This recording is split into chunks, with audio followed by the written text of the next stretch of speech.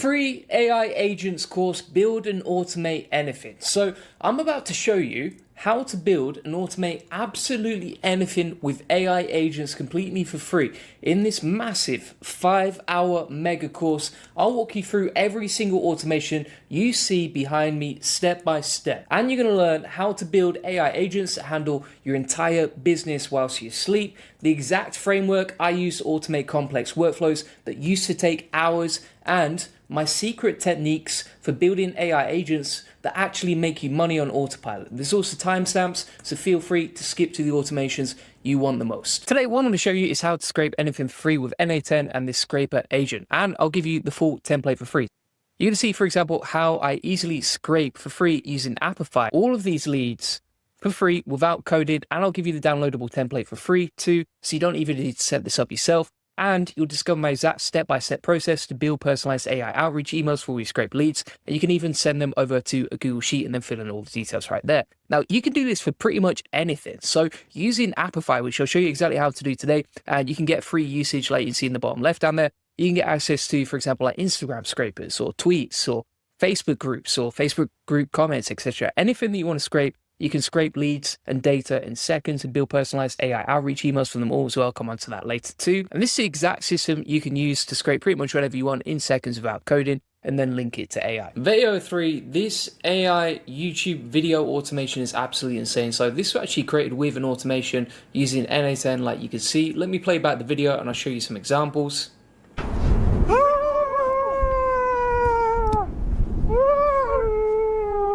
I can't believe I just did that. So it's super high quality. That is Yeti losing his selfie stick in the snow. This is Bigfoot making a squirrel smoothie. Out, folks. Totally organic, wild squirrel smoothie. Straight from my backyard. We've got the Yeti using chopsticks over here. How do people even do this? We also have... Can you believe this? They're actually dancing! Bigfoot dancing in the jungle with a vlogger annotating it, right?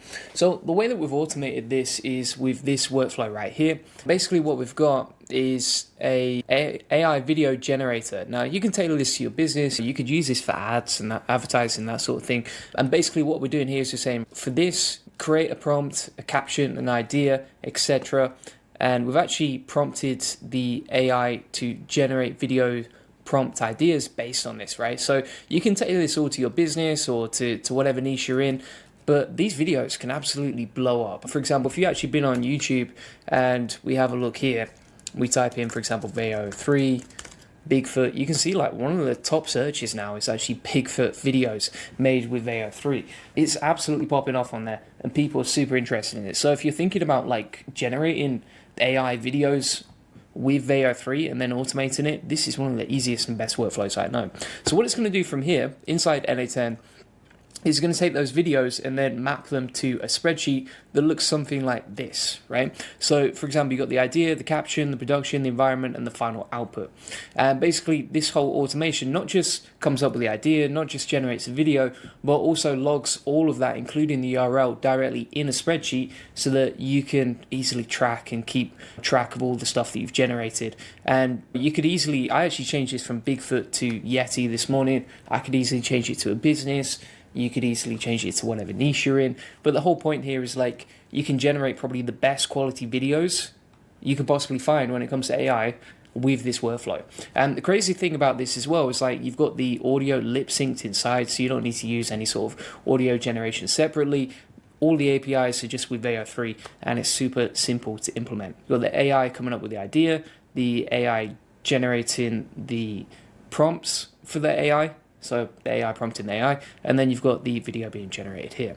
Now, if you want the workflow and the template for this, it's inside the AI Profit Boardroom, link in the comments description. You can just download this template from me and then import it into NA10 and it will literally look like this and you just customize it how you want, all right? So if we get back to this now, it's gonna generate the idea to sheets, so we've got the details of the caption, etc. And you can post this straight to Instagram with the caption and the hashtags and everything else. And then from here, with the NA10 agent, what it's actually going to do is take the caption, the idea, and the environment. And these are dynamic, so it changes every time you generate the outputs. And that is going to use Veo 3 to generate a prompt, right? So it's going to say, create a Veo 3 prompt based on this. Here's the environment, and in the prompt, explain like the situation, the environment, who's vlogging, etc. These are the outputs we get back. So in a bright neon lit cave, a giant yeti films himself clumsily trying to eat a bowl of cereal using oversized chopsticks, which is exactly what we got on this automation over here with a bunch of penguins in the background having a great time. All right, and then we also have the system message. So we have the prompt, which is going to be dynamic each time based on the ideas from the AI, and then we have the system message for the AI to just make sure that the prompt is actually good, and you want to refine it, because if you don't, sometimes AI is not going to give you full context, or the prompt that it generates is not going to be very good. And so that's why we have the system message and the prompt over here. Now this is where it gets interesting. So stage number 3 is actually creating the video, and we're using something called FAL to generate this, right? So you can see here I've set the HTTP request to post the URL as the FAL API over here. And using FAL is actually pretty cool because you get loads of different APIs. So like, for example, some people will be watching this and they'll be saying, oh, I can't afford to use Veo 3 API, etc., which is totally fine. And so what you can actually do if you go to the Explore section inside FAL is you can use other APIs. So for example, they have Kling, which is actually a lot cheaper, I believe.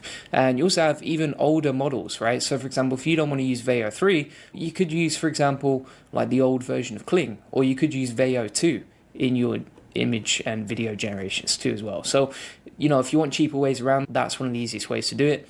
And then you can plug in the endpoint here.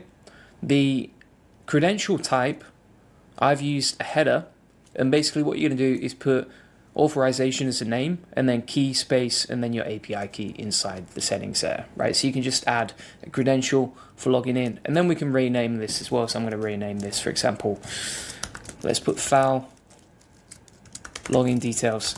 And then the good thing about that is, like, I've got those login details ready to go, the credentials are saved, and I can just generate outputs anytime I want, right? And then inside the body, we are taking the JSON using the body type prompt, and that's going to send the prompt from our spreadsheet over to FAL, which is then going to use Veo 3 to generate the video. Now, inside the batching section over here, we've got one item to batch, and we're going to wait 2,000 milliseconds to batch that in between batches, right? So if you're generating multiple videos at one time, this just gives the API enough time to generate outputs without getting overloaded. Okay, so far we've generated the idea, we've plugged that into a spreadsheet, the AI has come up with the prompt for Veo 3, and then we've plugged this into FAL. Now we've also got a wait section here, because the thing is, if you want the actual output, so this is the output from FAL for Veo 3's video, it's going to take a little while to load. It might take 3 minutes to generate that video. And so what we like to do here on this side is we're going to wait for 250 seconds before we actually try and pull out the outputs. And that just allows us to wait before we actually ask for the video. If you ask too early, if you have no wait, then it's not going to pull in the right URL. And then after this, we've got a HTTP request, which is get, right? We're using our FAL login details that we plugged in before, and we are taking the request ID, plugging that into the end of FAL's endpoint, right? So this is the endpoint for requests, and then we take the JSON request ID, which is dynamic each time, and then it automatically grabs the URL of the MP4 file that we can download, right? Why do we want to do that? Because otherwise you're going to lose a video and you won't be able to find it. So you want to keep these inside a spreadsheet so that it's neat, it's organized. And also, if you want to plug this into, say, YouTube or Instagram or TikTok automatically, which I'll show you how to do in a second, then this allows you to do that. And so we've got all these different videos generated with AI, and we can just keep a track. Also, you could schedule loads of content and then come back to it later as well, which is pretty cool.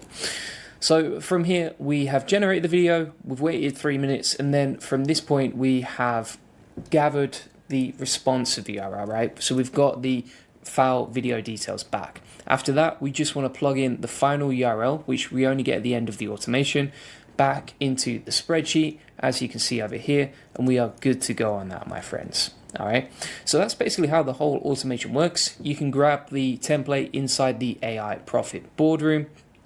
Feel free to get it, link in the comments description. If you're wondering, okay, how much does this cost you each time? Let me show you an example. So if we go to usage over here, we can see how much it costs us each time to generate the outputs. And you can see I've spent $26 on Veo 3 just testing this out. And that was me trying to figure out how to do this workflow. So for you, it's going to be even cheaper. And then if we click on this, we can see our recent requests over here, right?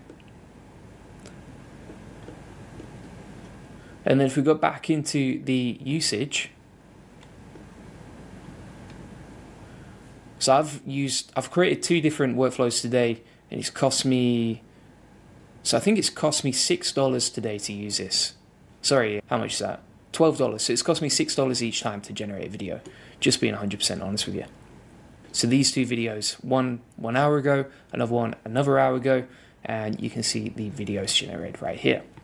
Now, also, what I'd recommend here is inside the idea generator,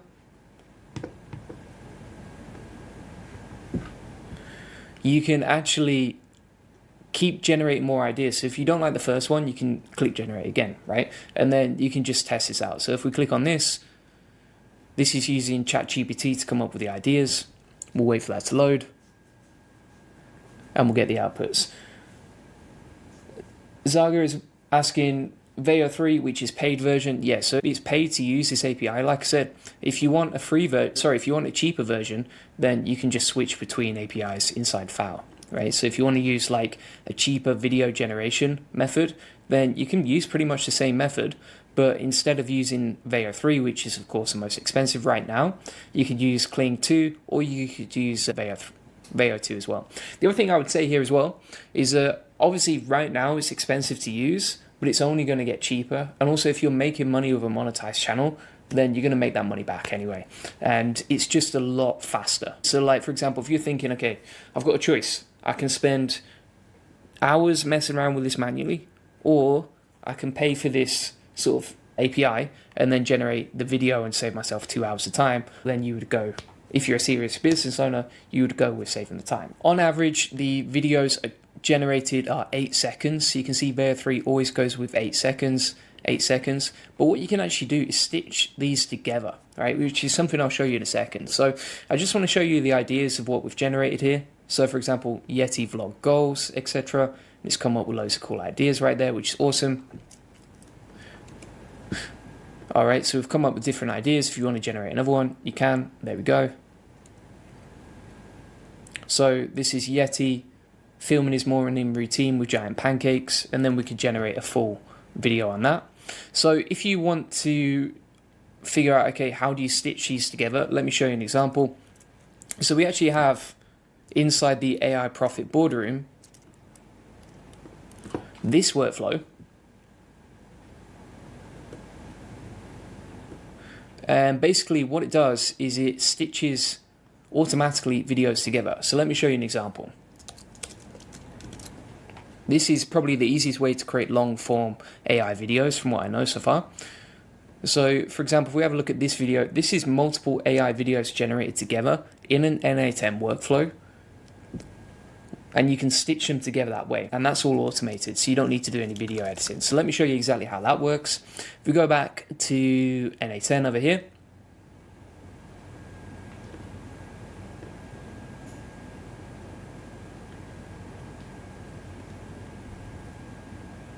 All right, inside N8N, what we can do is click on Create Workflow. And then inside Create Workflow, we're going to grab that short workflow like this. We'll download that. Then we're going to go over to N8N.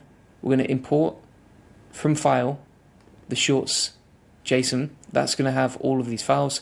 And then what you want to do is you can see this stitch video module right here.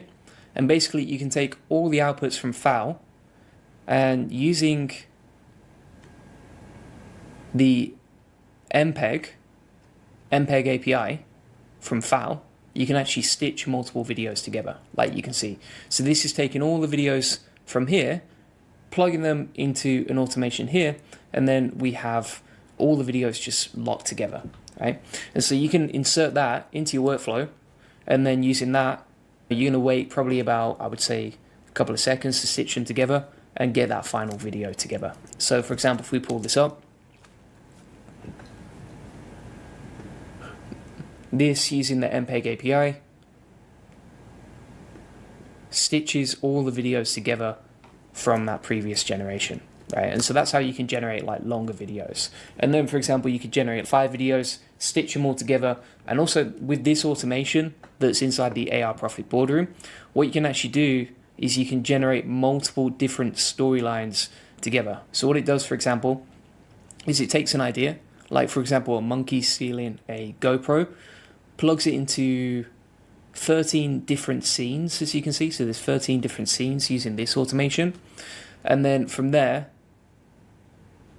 we can put that through file again, generate all the videos like you can see. So we've created 13 different videos, and then you can stitch them together with the file MPEG API.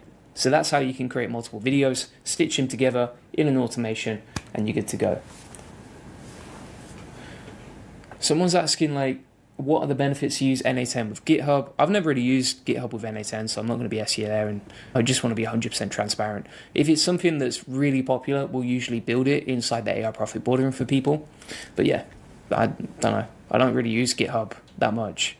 I just like to be proactive. So basically, that's how you can basically take the automation, generate the video, come up with ideas, stitch them together. And then for the auto posting, let me show you how auto posting works. So I'm just going to leave that. We'll create a workflow here. Inside the AI Profit Boardroom, you can grab this template, and I'll walk you through it in a second. But essentially, you can automate content across YouTube, TikTok, Facebook, Threads, Twitter, etc. So if we take this blueprint, then we're going to go back into NA10, and we'll import this blueprint. Here we go. And now inside NA10, what you can do is you can actually schedule the automation to check your spreadsheet like once a day. It will check the NA10 automation with all the URLs, etc. So you can see, for example, here it's pulled in the information from the spreadsheet, and on the outputs, you've got all the details of the caption and everything else. That's going to send it over to Blotato, as you can see. And Blotato, using its API, can then post to TikTok. And that's how we automated that post to TikTok that I showed you earlier, right? And so you can take the videos from your spreadsheet, which are logged right here, run it through Blotato, and then you could plug that through, for example, Instagram, YouTube, TikTok, Facebook, etc. And so using this, you can automate the whole creation of the video, automate stitching the videos together so you don't need a video editor. And then from there, you can actually use this automation inside the AI Profit Boardroom to automate posting it to social media as well. And so you can see that with NA10, you save time. All you're doing is clicking a button. It saves hours on like video editing, uploading the content manually, and also like you can scale this, right? So for example, you can imagine that if you were trying to build 5 or 10 different TikTok accounts or even more, like you're not going to use a manual process where you have to rely on humans to upload the caption and the video and everything else. What would be much smarter as a business owner is to use automations like these, where you can just save a lot of time. And that's a benefit, really. Also, the other benefit of using NA10 as a workflow is that it automates the idea generation as well as the prompt generation, and you've saved yourself clicking about 100 buttons, which would be totally pointless when you can automate it with NA10. So that's a benefit. And also, you can just log this all in a spreadsheet. You can imagine how annoying that would be to plug this all in manually. So you save yourself, if you scale this up, you save yourself dozens of hours, really. So that's how the whole process works. If you want the workflow, it's inside the AI Profit Boardroom. You can see, for example, we have inside here the NA10 automation. We also have the Reels automation and everything else. If you want to see an example of a TikTok account that's doing this and absolutely smashing it, you can see an example of Bigfoot Boys TikTok account. 3.1 million, 36,000 views. Like, it's insane how well this works. And the videos are really cool, and you can automate that with NA10. I've included the Google Sheet template as well in here, and the auto poster link as well. So you can just steal this stuff from me, along with the viral reels workflow too, if you want to stitch this stuff up. So feel free to get that inside the AI Profit Boardroom. What we also do inside here, and this is what inspired me to actually create this automation, is we post and basically ask you what do you want us to create, and then we create that automation for you, right? So whatever automations you want, we can build them within reason inside the AI Profit Boardroom. You can also ask any questions you have. This is where I hang out, so if you want to ask me questions personally, you can. And also, on top of that, you don't just get automations built for you, you don't just get all the automations I've shown you, you don't just get the community access, but also you get 3 live coaching calls per week. And if you can't access them, or if you can't make the live calls, then you can watch them back inside the AI automation examples inside here. We also have a YouTube AI video course here. So if you want to learn about how to make money with YouTube, based on how I've got over 22 million views on YouTube and made hundreds of thousands of dollars, if not millions of dollars from YouTube, then you can get that inside the AI Profit Boardroom, right? And if you're just like, okay, Julian, I want you to automate all this stuff for me and just implement it for my business, we can do that. So feel free to book in an AI discovery session, link in the comments description. We can jump on that call, look at your business, and then show you exactly what you need to do, all right, step by step. Also, if you're wondering, okay, what are some cheaper alternatives? Because I know some people will be asking, like, is this free? Blah, blah, blah. So we actually have some free alternatives inside the AI Profit Boardroom. This new AI avatar automation is absolutely insane using HeyGen and NA10. So this video actually that I created right here actually generated, and you can do it all in one click using NA10 and this workflow that I'll show you how to access today. Let's play it back and see exactly how it works. Hey everyone, it's Julian Goldie here. Today, let's dive into some fascinating AI news. First up, UK courts are... So the actual script was fully generated with NA10. The video then went through to HeyGen.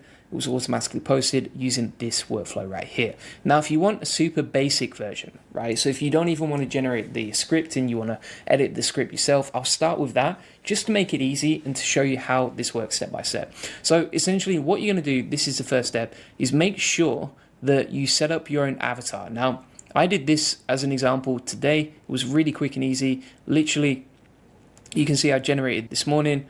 It's a video of me. Hey, Julian Goldie SEO. And you can also change your voice. So if we go inside here, we can select this voice right here. Let's play that back. Hey there, here's how I sound. Hope you like it.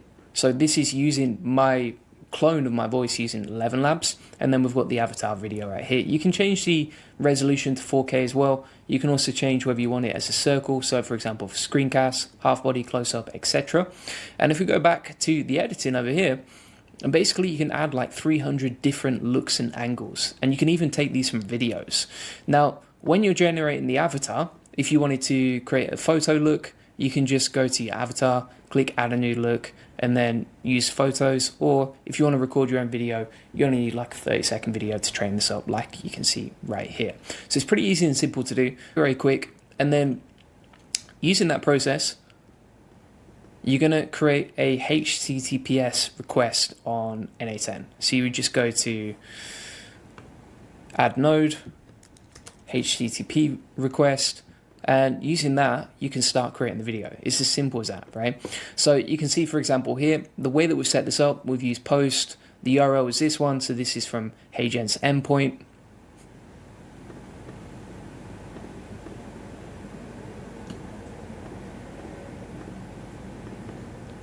Which you can get the documentation for right here. By the way, if you want all this stuff, it's inside the AI Success Lab has all the links to everything that I'm talking about. And then if you want to get the actual template, it's inside the AI Profit Boardroom. So you can just download this and import it directly yourself. But if we go back to HeyGen now, basically what we're doing is we're uploading these details into NA10.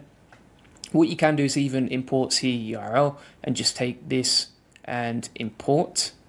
But basically we've got method as post, URL is this. The credential type, I've put header and auth, and then I've saved my HeyGen login details.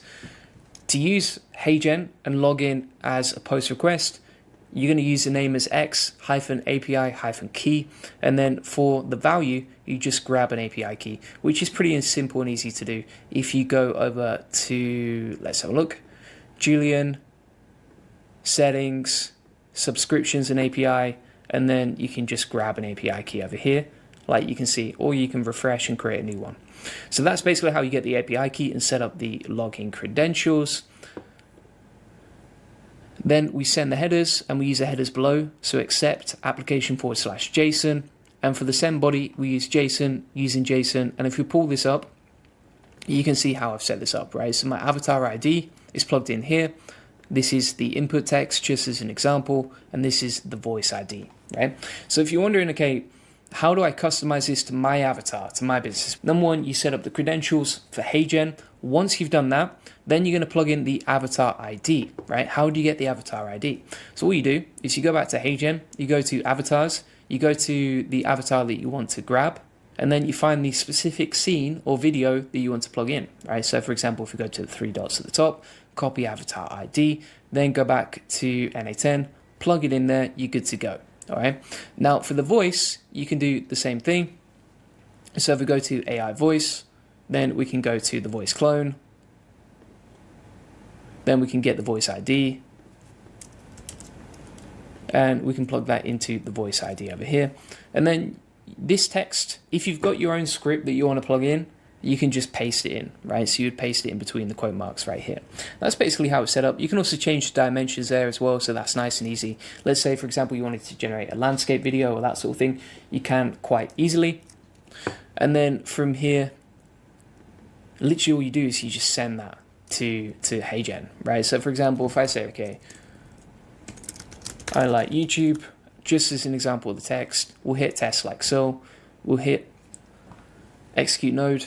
And then you can see that's generating, right? Now, if we go back to home, inside inside HeyGen, you can see the HeyGen avatar being generated in the top left. In the bottom left over here. So that's taking the API and then plugging this through HeyGen. Pretty simple and easy. And then all you need to do is just grab the URL of the video you want to retrieve, right? So for example, if we go to this HTTP request, you can change the method to get URL as this, credential type as this, and then using fields below video ID, and we take the video ID, right? And then we send the headers, accept application JSON, and that's pretty much it. And then just make sure you got the credentials set up. So that's it for the very simplified method, right? So we've got that video generated using the API over here. Let's click play on this. I like YouTube. It's not bad, right? It's not bad at all. It's pretty convincing. I think if you look at that versus the video you're looking at now, pretty similar, to be honest with you. And then if we go to test over here, so let's click on test step. What that's going to do is it's going to take the video URL, like you can see over here.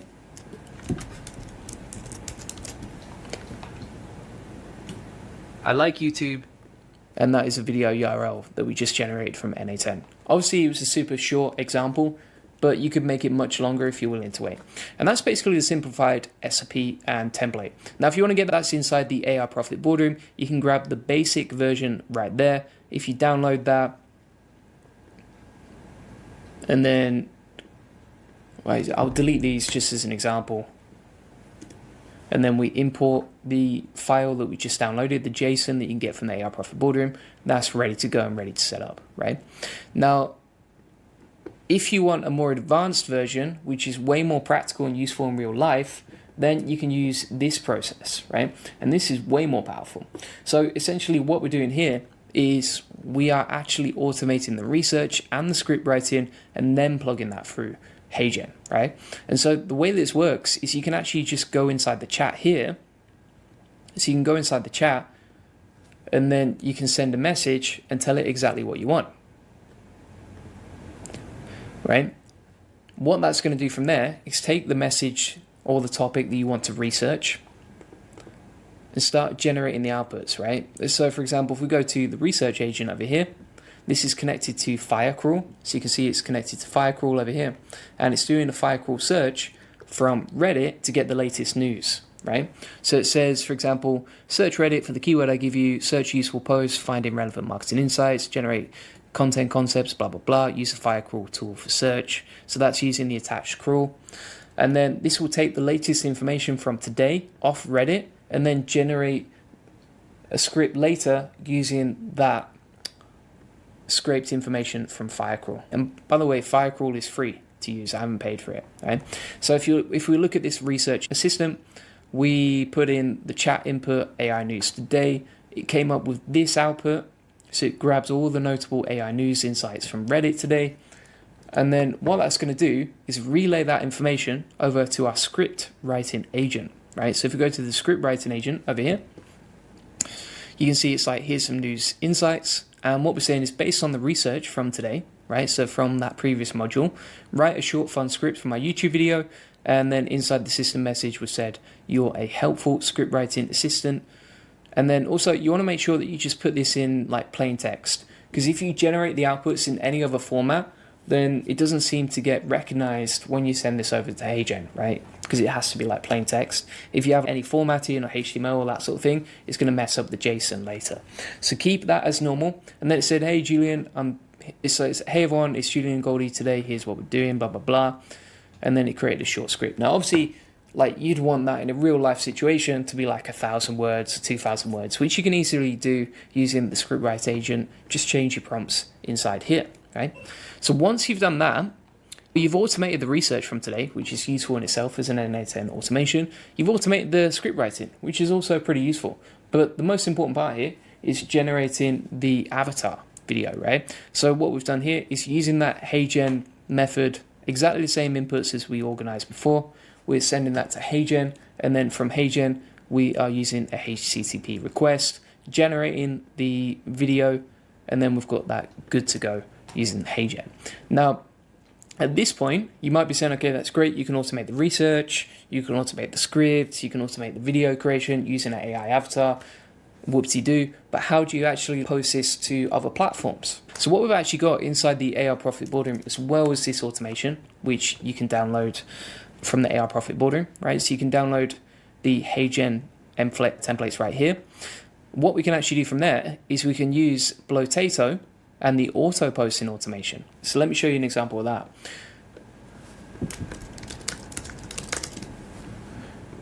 So using this N8N auto posting workflow, we can actually post directly to whatever platform we want, right? Using Blotato. And Blotato basically takes the URLs from your previous workflow and plugs that through TikTok or YouTube or Instagram, whatever, right? So you can see, for example, here, you can use this on Instagram, YouTube, TikTok, Facebook, Threads, Twitter, LinkedIn, Pinterest, etc. And essentially what you're doing is you are going to take the URL, put that into Blotato, upload the video, and then send it over, right? Pretty simple and easy. If you want an example of that in practice, let me show you. You can go to the profile and then grab that video over here. So just to be very clear here, you can get this from the AI Profit Boardroom, link in the comments description. You've got the auto posting workflow that you can import right here. You have the HeyGen N8N automation that you can import right here. If you like video automation, stuff like this, then I would also recommend checking out the Beo 3 automation. You can do some really cool stuff with that as well. And this is all available to download inside the AI Profit Boardroom, right? So you can just grab these JSON files, you can upload those into N8N, and you can automate video creation very easily, right? And I think, to be honest, that's the future of social media, to be honest with you. Like, how are people going to compete with videos of Bigfoot or Yeti? For example, if Bigfoot was presenting this video as a screencast and you had a choice between that and me, you're probably going to watch the Bigfoot screencast because it's way more interesting and attention grabbing.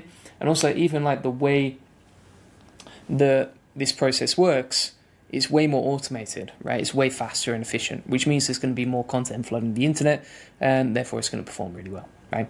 So I think that's something that you definitely want to start thinking about now, whether it is for your business, whether you're trying to make money with video, whether you're trying to get more customers, etc. We're going to be implementing it into our own business. It's pretty simple and easy to do. And I've shown you exactly how using this step-by-step process, right? You can do this with HeyGen. You can do this with Beo 3. The outputs are really good. You can also, for example, create your own films and stuff like that as well. So let me show you an example of that. If we go back to HeyGen over here, You can even create avatars of, like, here's an example of Yeti, right? So this is Yeti vlogging. The audio was synced as well to the photo, and that can be automated using HeyGen as well. You've got another example of a Roman soldier, so you can create like films out of this, as you can see. And also even UGC, and what I mean by that is like ads, right? So for example, if we have a look at this video. Do you want high quality backlinks? Click the link below to get started. You can see how easy that is to do right there. Carlos asks, why did you decide to use Reddit? Can this also crawl X? Yes, it can crawl Twitter as well. So for example, if you wanted to use Twitter instead, let me show you how that would work in reality.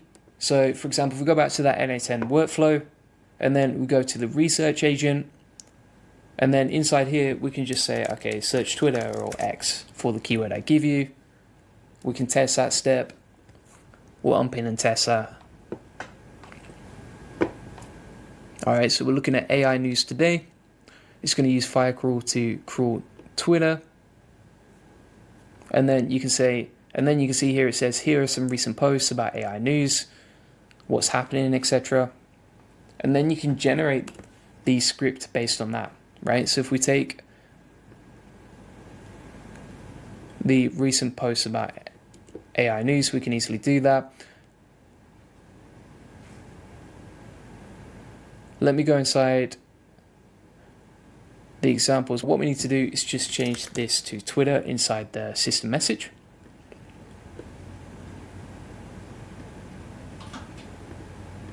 Let's click test on that.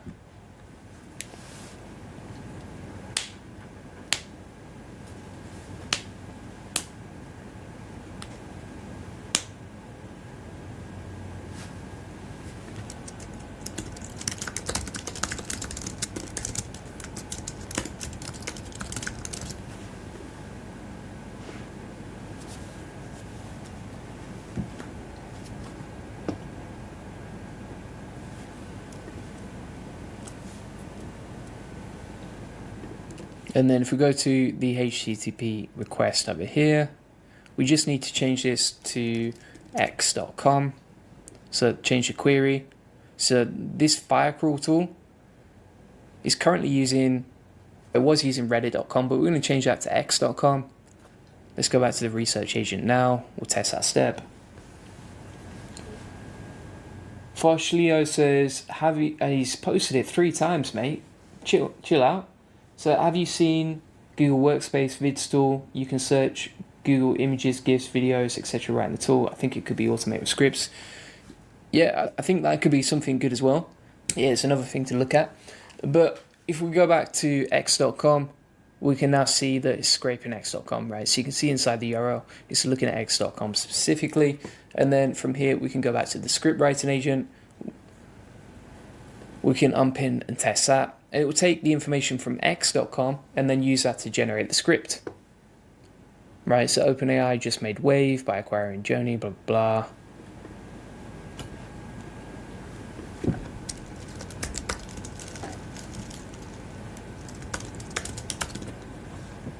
And if we go to the news, just to clarify and make sure that's correct. So this is saying about Joni and OpenAI's AI company acquisition from OpenAI. If we go here, you can see that news was just announced a day ago. So it is literally scraping the latest news from X and then using that to generate the outputs. Now, this in itself, these 2 modules right here are amazing, right? Like these 2 modules you could use pretty much every single day for any business that you're in because you want to stay up to date. So you could literally, if you wanted to, you could just delete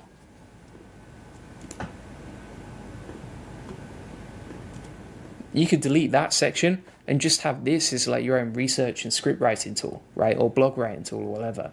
But if you want to automate AI videos on top of that, then it's quite easy to add this stage 3, as you can see, and you can get all of this automation inside the AI Profit Boardroom. Just go to the HeyGen NA10 automation. You can see all the other stuff that we've built here. So for example, like a Firecrawl Reddit bot that could be used for X or anything else. We've got a Veo 3 NA10 automator, HeyGen automator, translation bot, like even a social media post as well. So you can see this crazy social media post right here. So all these workflows are inside the AI Profit Boardroom. Feel free to get it. Link in the comments description. And you can download these workflows and then just import them into NA10. We also do 3 weekly live coaching calls per week. So you can see here, Tuesday, Wednesday, and Saturday. Tuesday, Wednesday, and Friday, we do coaching calls live that you can jump on. If you have any questions in between, you can post in the community, ask me anything. What we also do is each week, we ask you, like, what automations do you want us to build for you? And we'll just go off and build them. So whatever you want to see, we're going to build those automations and we're going to share them with the community as well so that everyone gets access, and the value of this community just improves every single day. We pretty much add in new automations and new cool stuff based on what people want to see, and we just listen to you and your ideas, right? So feel free to get that inside the AI Profit Boardroom. And then also you can post in the community, you can connect with me, loads of benefits for being in there. And also you get all the systems that work for me right now. So all the stuff that's allowed me to scale my business and make money, I've actually inserted as templates inside the AI Profit Boardroom. So feel free to get that link in the comment description. And if you want to get a done for you service where we just implement AI for you, we can look at your business and figure out, okay, what do you need to automate, and then how can we do that? We can do that for you fully hands-free, and you can just book in a call, link in the comments description. We're happy to do that for you. We call it the AI time machine method because we're saving you hundreds of hours using this process. For example, if your time is worth like $100 to $500 per hour and you free up 100 hours per month, you're saving $10,000 to $50,000 per month. It's a great investment. So feel free to get that link in the comments description and you can book that in directly. Appreciate you watching, and I will see you on the next one, peeps. Cheers, bye-bye. Today, I'm going to show you how I automated with Veo 3 this video using an NA10 workflow. I'll show you exactly how to get the template today as well. Let's play back this video. I'll show you exactly what we've got here. Folks, totally organic, wild squirrel smoothie, straight from my backyard. So that is Bigfoot vlogging, and this was actually inspired by a TikTok account that's absolutely blowing up. You can see using a similar sort of process, they're creating videos with Bigfoot vlogging, but I actually turned it into an automated workflow like you can see right here, where you can just click a button and generate these sort of videos as you want. Now, step by step, let me run you through exactly how it works and how to use this automation. By the way, if you want to steal this from me, you can get it inside the AI Profit Boardroom, link in the comments description. Veo 3 automation, you can see all the templates right here, plus the importable JSON file, so that you can just steal this stuff from me, all right? You don't have to even set it up yourself. So, as we can see right here, we have the trigger for the automation, and so basically you can just schedule this to run like every 24 hours, or if you automated this to a TikTok account or Instagram account, which I'll show you how to do later, then you can use this process to just automatically schedule the content that you create directly to TikTok or wherever, right? As an example of that, here is a video I actually automatically posted using AI to my TikTok account. It was pretty easy and simple to do using the processes that I'll show you today. So as we get into this, we've got the schedule trigger. This is going to run every 24 hours. Then we have the ideas generator, right? And basically what we're doing here is we're saying, like, give me a funny idea related to Bigfoot vlogging in the jungle. Here you can just customize this to whatever you want. For example, let's say you wanted to have, I don't know, aliens doing like an MTV crib style video. You could just change the prompts right here step by step, pretty easy and simple. And then we also have a system message down below which shows exactly how to create the caption, how to generate the idea, how to set up the environment, so that we create really nice outputs from the videos that we generate. Okay, so we've got ChatGPT generating the prompt based on our niche. You can change the niche to whatever you want. This could actually be really good for ads as well. I was thinking, for example, for generating like UGC, I don't know, for our SEO agency, maybe Bigfoot promoting SEO backlinks. Using this process, we could easily generate that like this. Not even difficult at this point. So it's absolutely mind-blowing. You can see the outputs right here. So it's generated the caption, Bigfoot vlogs, the idea, Bigfoot shares his breakfast, totally organic, a squirrel smoothie, environment in a vibrant jungle, Bigfoot holds his camera with furry hands, right? Now, you can actually check this step by step. So if you're like, oh, I don't really like this, right? I want something new. So if you click test step again, what they'll actually do is redo the automation, and then you can generate another idea, right? And just generate whatever you want. So for example, here's another one. it said Bigfoot's wild adventures. Bigfoot shows off his breakfast, tree bark and mushroom smoothies. In a vibrant jungle, Bigfoot spins around with a selfie stick, chaos ensues, right? And it's got all the captions, the ideas, etc. So that is stage number 1 of the process. What I've actually done is broken it down into 4 stages, just so it's easy to understand. So you can see this is the idea generation section, and you also want to add a structured output parser so that you can generate the JSON from the text that you generate, right? So the AI agent creates this text, and then the output parser from JSON actually separates that into caption, idea, environment, everything else. Pretty simple and easy. Now, what that's going to do from here, once you've generated the ideas, is it's going to move on to the video prompts. For example, if we check this out, this is our ideas. This is generated via a Google Sheet. So we'll log in all the ideas that we generate and everything else into a nice little spreadsheet with the idea, the caption, the production, the environment, the final output, and also the ID of the video. And then the good thing about this is, for example, these long URLs, which you might want to chop up or edit before you post, those long URLs, they're captured inside a spreadsheet, which is great because then when you need to come back to this, or if you need to share this with your team, etc., you can just use this nice little spreadsheet. And also it just counts up how many automations you've run, as you can see. Okay, so what you can see, for example, here is that it maps out in the settings the caption, the idea, the environment, etc. And it maps that to a Google Sheet. So if we check this out, we've set up an idea to sheet, Google Sheet within a document. I've actually created this template that you can steal from me. It's inside the AI Profit Boardroom, so you can just grab that Google Sheet template if you want. And inside here, we've got the ID, and usually I just set that as like equals row, brackets, -1, so that it captures and counts each row. We've got the caption, which is pretty easy to generate with Bigfoot's Wild Adventures. The production, so like that's the actual status, is it ready to be produced or not? And then the environment. The production bit here is quite interesting because actually when it comes to auto posting to any sort of social media platform, that production section right there allows you to say this is ready to publish, and then your automation later can pick it up and filter those out, right? We have now generated the idea, plug that into a spreadsheet. Next up, what we need to do is start generating the video prompts based on the ideas, right? So you can see here we've got an AI agent that takes the caption, the idea, and the environment, and then plugs it into a prompt. So we've said create a Veo 3 prompt based on this, and it's taken the dynamic JSON idea, and then we've said this is the environment, and basically it's taking the environment, right? So when you're generating a video, this is really good because you're taking not just the idea of the video, but you're also painting the scene in the background in terms of how it could be, right? So for example, it could be Bigfoot on a mountain in the middle of the Ice Age, vlogging about drinking a cup of tea and how good that is, right? Whatever. And then inside here we've said in the prompt explain the situation and who's vlogging. The main reason for that is because Veo 3 needs context over what it is, etc. And if you don't have context or enough context, your outputs won't be that great. So you can see, for example, here it's created the output based on the idea. So it said in the heart of a vibrant jungle, thick greenery surrounds an unexpected creature, a friendly Bigfoot. His furry hands gripping the camera as he captures a moment like no other, blah, blah, blah, right? And then also in this section, we have the system prompt. So let me pull this up. Inside the system prompt, we said, right, you're an AI agent that use this format. We've got these details, prompt rules, etc. Here's what to do, blah, blah, blah, right? Nice and easy. So what that's going to do is it's going to take the ideas, plug it into Google Sheets, create a prompt out of that, and then we're going to send this over to Veo 3 using a powerful API, which I'll show you in a second, right? Now, inside the AI agent as well, what I would recommend is as you're going through each section, test it out step by step so you can test each section. And also, like, it can be expensive to generate the outputs. So, for example, with the API on Veo 3, it can be quite expensive because it's brand new.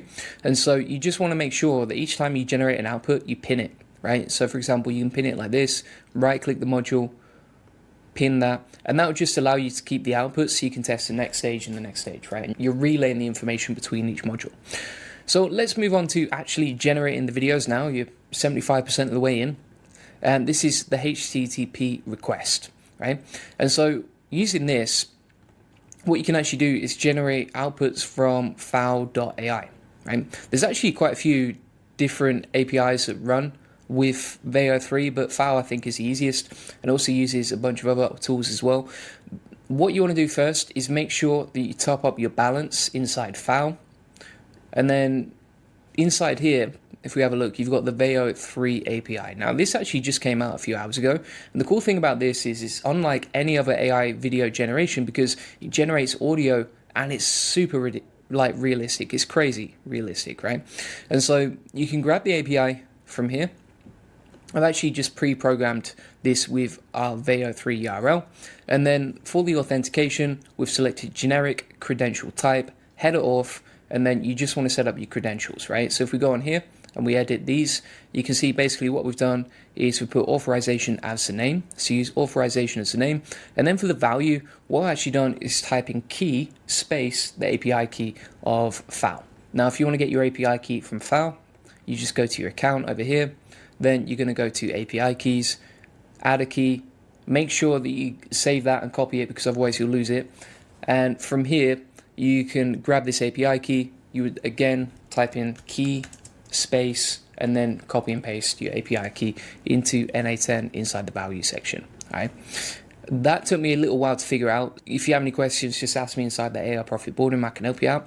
And then inside here as well, we've selected send body, JSON, using fields below, and then I've mapped this out, right? If you don't get this right, this can mess up as well. So you want to select JSON, using fields below, prompt, and then you're grabbing the JSON output, which is the prompt from the AI agent, right? And the reason that you're selecting name is so that FAL understands, okay, this is a prompt to generate the content with.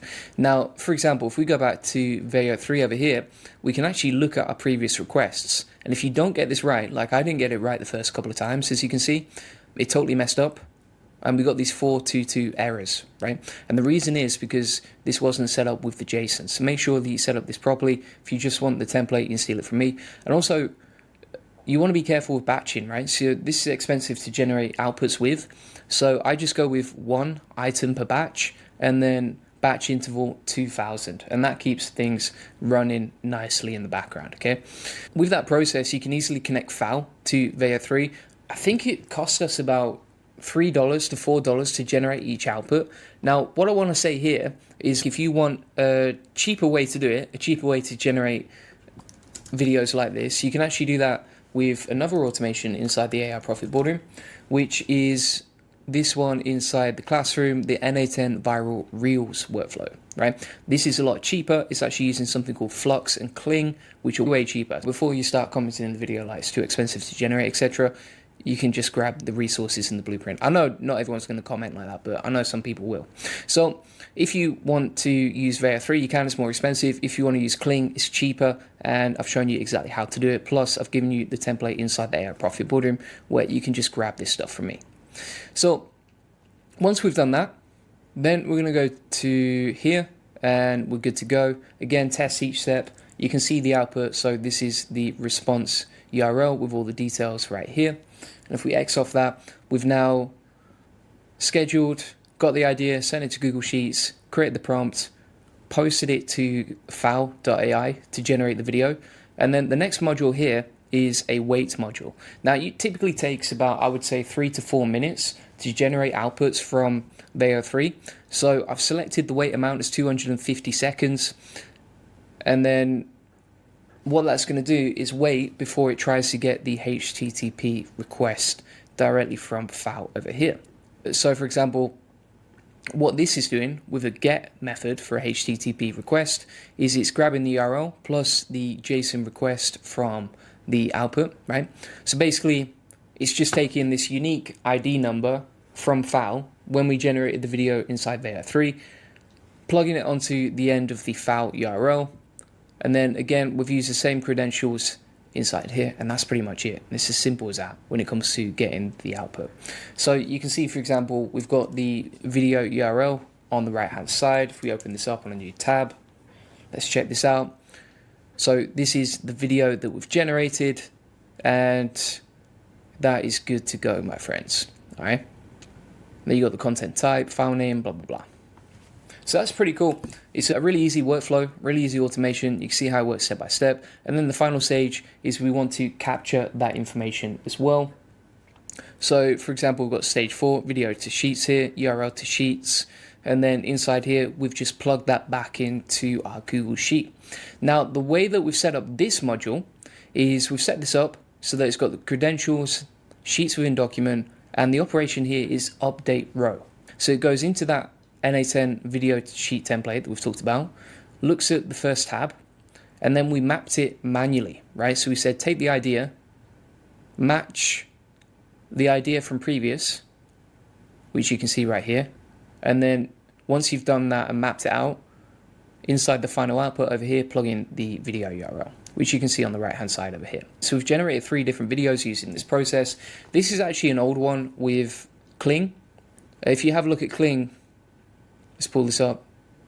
So Kling's output is okay, but it's only going to give you like music in the background. It's not going to give you dialogue, right? Whereas, for example, if we have a look at these 2 outputs from the NA10 Veo 3 automation. Check it out, folks! Totally organic, wild squirrel smoothie, straight from my backyard. Dancing! Right, so let's have a look at this one. Let's go full screen on this bad boy.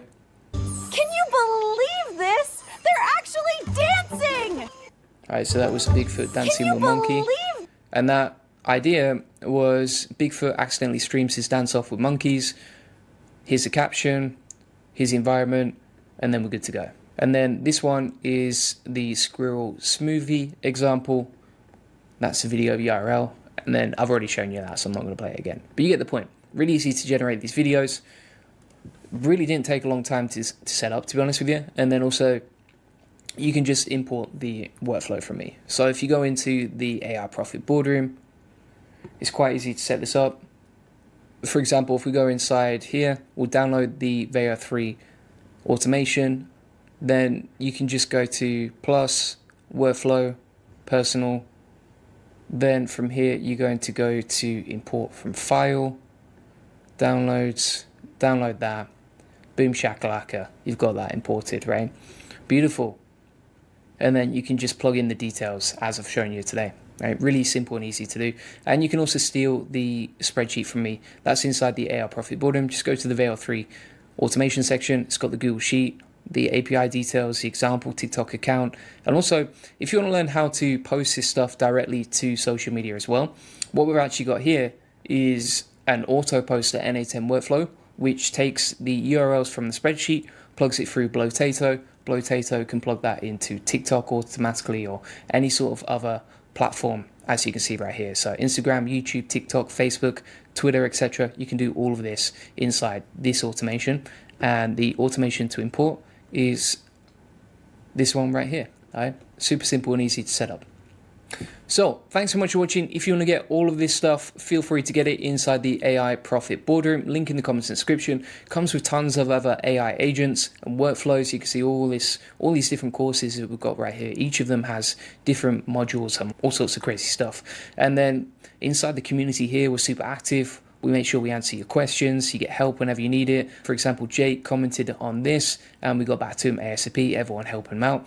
And then also we do 3 weekly live coaching calls. So if you join today, you get 3 coaching calls per week. And if you can't make them, you can actually watch them back inside the Q&A call recording section over here. And additionally, inside here, what we actually do once per week is we create automations based on what you want to see, right? So if you want to see something, just let us know what you want to see and we'll create the automations for you. So for example, you can see here we got 36 people commented on this thread for automations they wanted, and we just built them all out in a personalized video, as you can see right here. So feel free to get that link in the comments description. Massive value right there if you want to save time, make more money and scale with AI.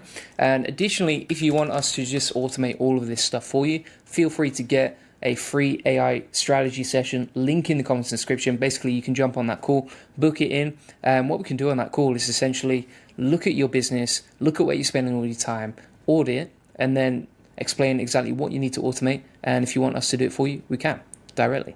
So feel free to book that in, link in the comments description. Appreciate you watching. Tyler's asking, how do you continue the same video into a scene with continuity? I don't think you can actually, unless you're using Kling. If you use Kling, then you probably could, but typically you can't. But if you use something like Bigfoot, for example, Bigfoot is quite like, it's a universal character, right? So it's going to look very similar and speak very similar each time. But right now, I think the best way to do that is probably with HeyGen. If you've got a HeyGen avatar, then you can just use that over and over again and you get the continuity. But Veo 3, I don't think it's very good for continuity, to be honest, from what I've seen. New NA10 Slack agent. Want your own customizable AI assistant right inside Slack? I'm going to show you exactly how to build this and connect it using NA10, and it's way easier than you think. Plus, I'll give you the free downloadable template, and I'll walk you through the entire setup process step by step. Plus, you'll get my free template, link in the comments description, and you'll discover how to connect NA10 to Slack in just minutes. You'll learn the exact API settings I'm using and how simple it is. Today, I'm going to show you how to link Slack to NA10 so that you can basically have your own AI agent directly inside Slack, and then you can customize it exactly how you want. So I'll show you exactly how to set this up. Plus, you're going to get the free template inside the AI Success Lab, link in the comments description. And so you can see Slack is connected over here. If you go to our Slack channel, you can see that it says here, hey, automated with this NA10 workflow, and then it links directly to our NA10 workflow that automated this process, right?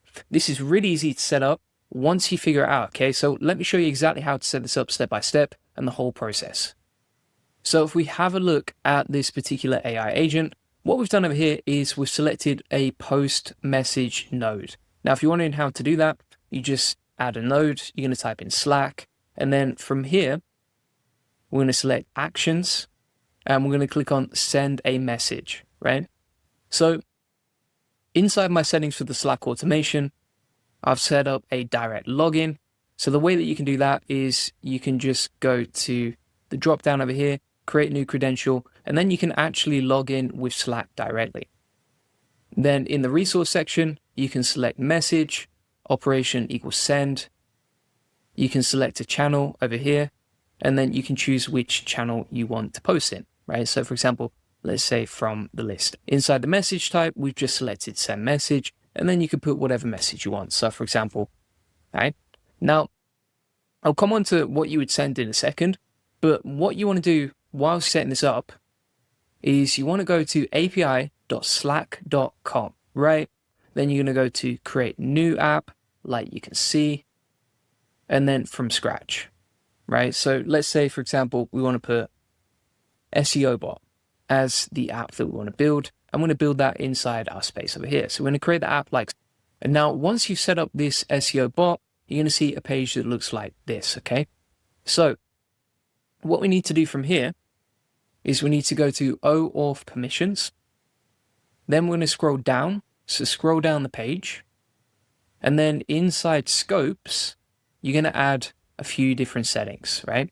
So for example, for my example, the scopes that we added previously, apps mentions channels, join, channels, chat groups, all right? And this basically just allows the agent to interact directly inside your Slack. So you can just select the options that you want, as you can see right here.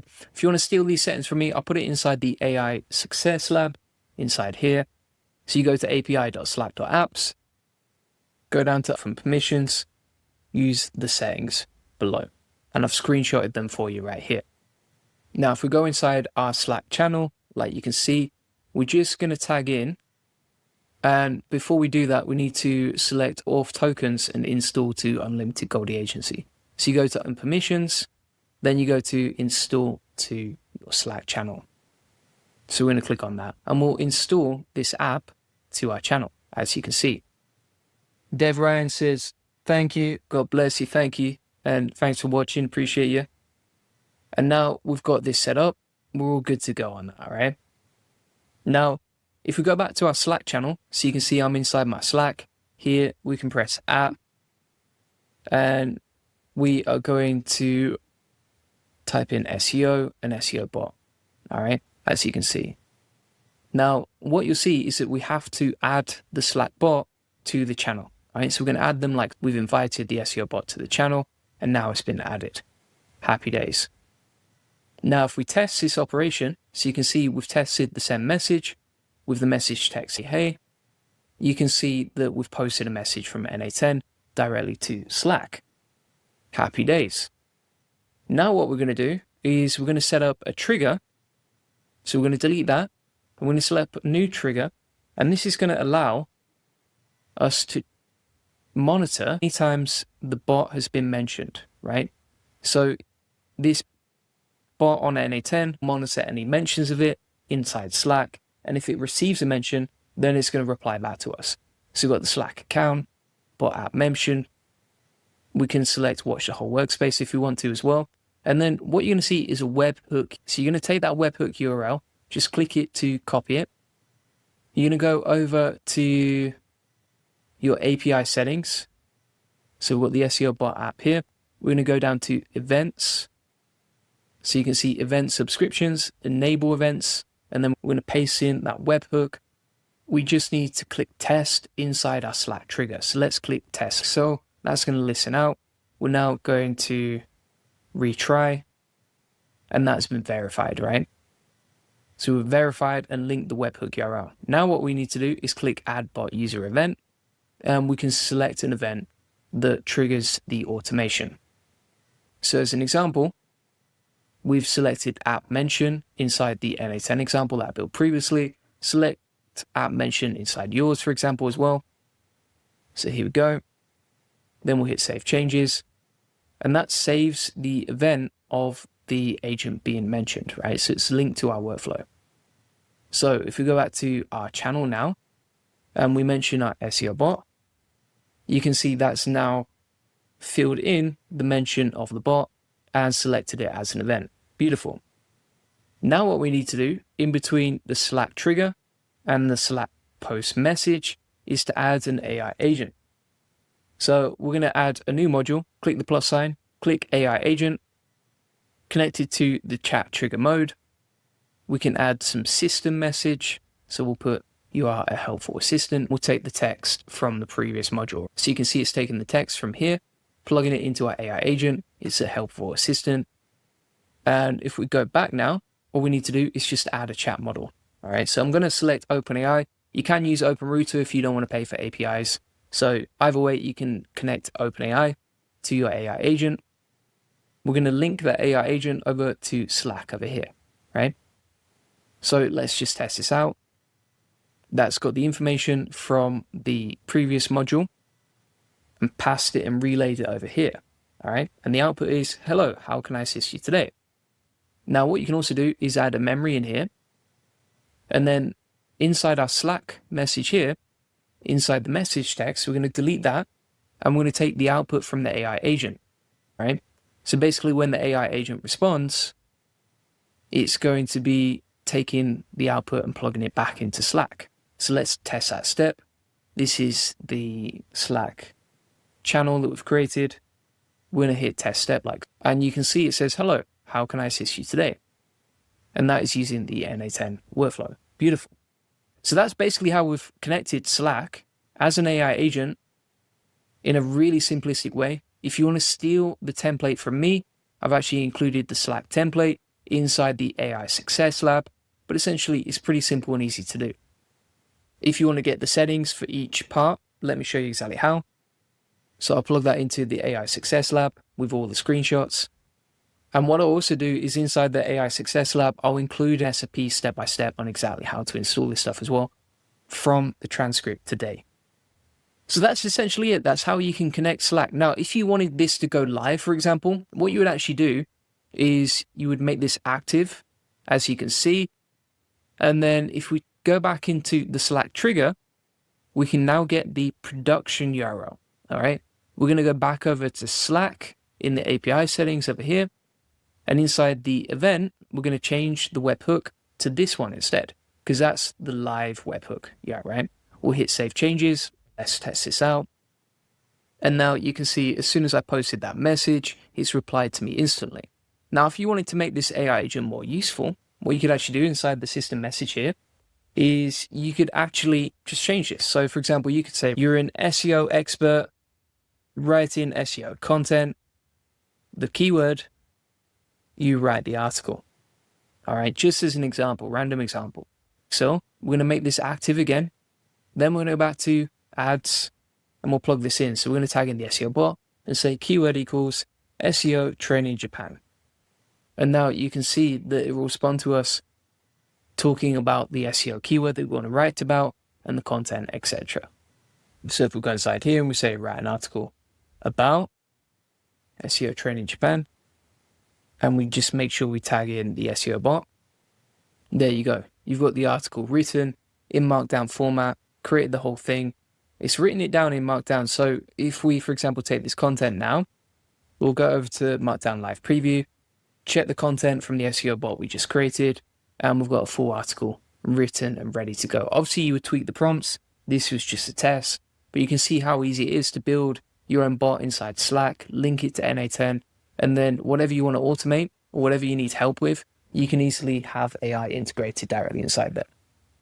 NA10 as well, it does have a Discord feature, so you can do the same thing inside Discord, but essentially that's how it works step by step. So you can easily see how to build Slack bots, how to create them, how to set them up inside NA10. If you want the template, go to the AI Success Lab. It's got all my settings, plus a step-by-step tutorial on how to build all this stuff, what settings to use. And if you just want to import the Slack template, you can actually download it here. And then if we, for example, created a new workflow inside NA10, we can upload the JSON file that we just created for Slack, AI agent, just imported automatically, and you just customize it based on the settings for your own app, right? But you know exactly how to do that today. Now, if you need help setting this up, if you want all my best automations, and if you want to make more money with AI and basically automate and save time, you can see how much time you would save with that one single app, then feel free to get the AI Profit Boardroom. It comes with tons of automations like this. It's a community focused on making more money and saving time with AI. And not just that, but it's got an awesome community of people serious about growing with AI. It's got an awesome classroom with all of my best automations, and also weekly coaching calls. So you can jump on the weekly coaching calls, get support. You can also DM us if you have any questions, and you can post inside the community if you need more help. But the main thing here is you get everything you need to implement and learn how to build your own workflows and automations based on what's working for us, and you can see how powerful this stuff is. So thanks so much for watching. Feel free to check that out and the AI Success Lab inside the link to the comments and description. Cheers. NA10 and AI agents automate your sales calls. If you want an AI assistant to call leads and book appointments whilst you're sleeping, then I'm about to show you the exact NA10 workflow that automatically checks your calendar, calls upcoming appointments and pre-qualifies them all autopilot in this video. And you'll learn how to build an AI voice agent that confirms appointments and does discovery calls for you. You'll discover the step-by-step process to connect your calendar to an outbound dialer and how to get faster responses with GPT-4 Mini real-time. Plus, I'm going to give you the whole template completely for free. Let's get into it. Today, we're going to be testing out and building out some NA10 AI agents live. So the first thing that I'm going to show you here is an AI voice agent. So if we, for example, test this outbound dial, and I'll just show you exactly how it works in a minute, but we're going to test this out and just make sure it works. So what this is going to do is take the details from my appointments and then give me a cheeky call on my number, as you can see right here. Boom. Let's answer it right now. Hey, this is Julian Goldie's AI assistant. I was just calling about your call. What's your biggest challenge with SEO right now? Right now, we need to get more leads, more traffic, more sales. Got it.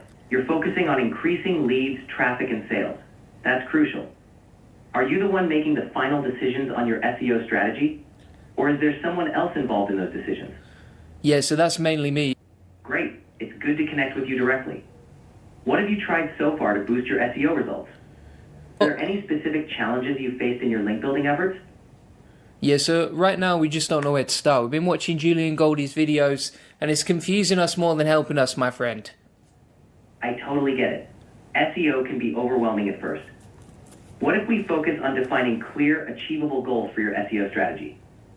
So you get the point. Easy to automate, and this is all based on the custom criteria that we put inside this report. It can work for you whether you're doing outbound calls for appointment setting, whether you're doing outbound calls, for example, for, let's say you are trying to get clients in, or let's say you've even got a call funnel where you just need to reach out to leads and that sort of thing. This is quite easy to set up, pretty simple automation. If you actually just want to skip ahead and just steal it from me, then you can get it from the AI Success Lab, which is completely free. Let me pull that up for you as an example. So if we go to the AI Success Lab, link in the comments description, go to the classroom, AI course, and then boom, we have the NA10 appointment setter, and you can just download the resources directly from me. All right. So let me show you exactly how this works step by step and exactly how to set it up. All right. So first thing that you want is to have a schedule. Right. So you can see here, for example, every day, 9 a.m., we can schedule this workflow to run. And what it's going to do is check my calendar. So it's going to run through my calendar over here. It's going to say, right, over the next sort of 24 hours, what have we got going on? Who are we going to need to contact? So for example, we've got Julian Goldie's NA10 party. He's booked in a call. Let's call him. So it's going to take all the calendar information and plug it in. So in terms of the settings here, if we pull this up, we've got days between triggers, 1 day, trigger hour, 9 a.m., trigger minute, don't worry about that. And that is just a schedule for a trigger. So the first thing that you want to do is just add a node, right click here, add node, and then just a scheduled trigger. That's the one you're going to select, and then use these settings like so. If you want to steal these settings from me, what I can actually do is just screenshot those and plug them into the AI Success Lab so you can get the details completely for free, right? You don't need to pay for this, it's completely free. You can just steal the schedule trigger settings from me down here, right, folks? Now, the other thing you can do as well is you can actually use your 11 Labs custom-made Pro Voice as well. So if you want your voice to be more lifelike, then all you do is you use 11 Labs, create a custom voice using the Pro package, and then your voice can be exactly like a clone of yours, pretty much. Now, John asks, did you set your schedule by your timing or the key customer country? So this is just based on our timing. You can do it however you want. You could set up a trigger based on the country and that sort of thing as well. So now what we've done is we've set up this appointments trigger. All right. So you can see here for new appointments, basically what we're doing is we're taking the daily schedule and the details of the appointment, and then we're saying, right, after now and before 24 hours later, get all the calendar invites from this particular list, right, from this email address. And so it's logging in with my Google Calendar. It's quite easy to add a credential. You just click on create new credential and then sign in with Google. And then using this, you can easily just log in with your Google, set up a resource, get the latest calendar appointments from your calendar. That's going to say, okay, within the next 24-hour window, let's get all the calendar appointments like you see over here. And then we can use those to plug them into our NA10 agent. All right. So if we were setting this up from scratch, you're going to add a node with the details of the daily schedule. Then you're going to add a new node called Get Appointments. All right. So to do that, you can just click the plus sign over here. You would add a schedule trigger using that. And then after that, you're going to link that to a calendar invite, right? You just select Google Calendar and then get many events, and then you're good to go on that as well, right? We'll just delete that for now, but you see the point. And then if you want the settings for this, let me pull that up for you, and we can plug that into the AI Success Lab as well. All right, so if you want to steal these from me. Also, one thing to note here is we've selected return all, so that returns all the appointments in the calendar for that specific window. And for all the settings, I'll put these inside the AI Success Lab. Just go to the NA10 Appointment Setter 2.0, and then you can get the details. The reason it's called 2.0 is because I did previously set this up a few days ago, but I didn't like the prompts that much. I didn't think it was that good, whereas now I actually think the prompts are 10 times better, and the resources and the results you get from this are a lot better than they've ever been, all right? So from here, we've set up the daily schedule. We've set up the appointment collector. Then that's going to go to this AI agent. Okay? And essentially inside this AI agent, we've got this prompt, which basically takes the information from the appointment. So for example, it's collecting the event name, the date and time, the time zone, and the description. And then it's saying, here's what you're going to do when you connect. Be patient, slow down, wait for the appointment details, etc. So that's the user message that we use. We selected define below as the AI agent, plugged in this prompt, and then require specific format.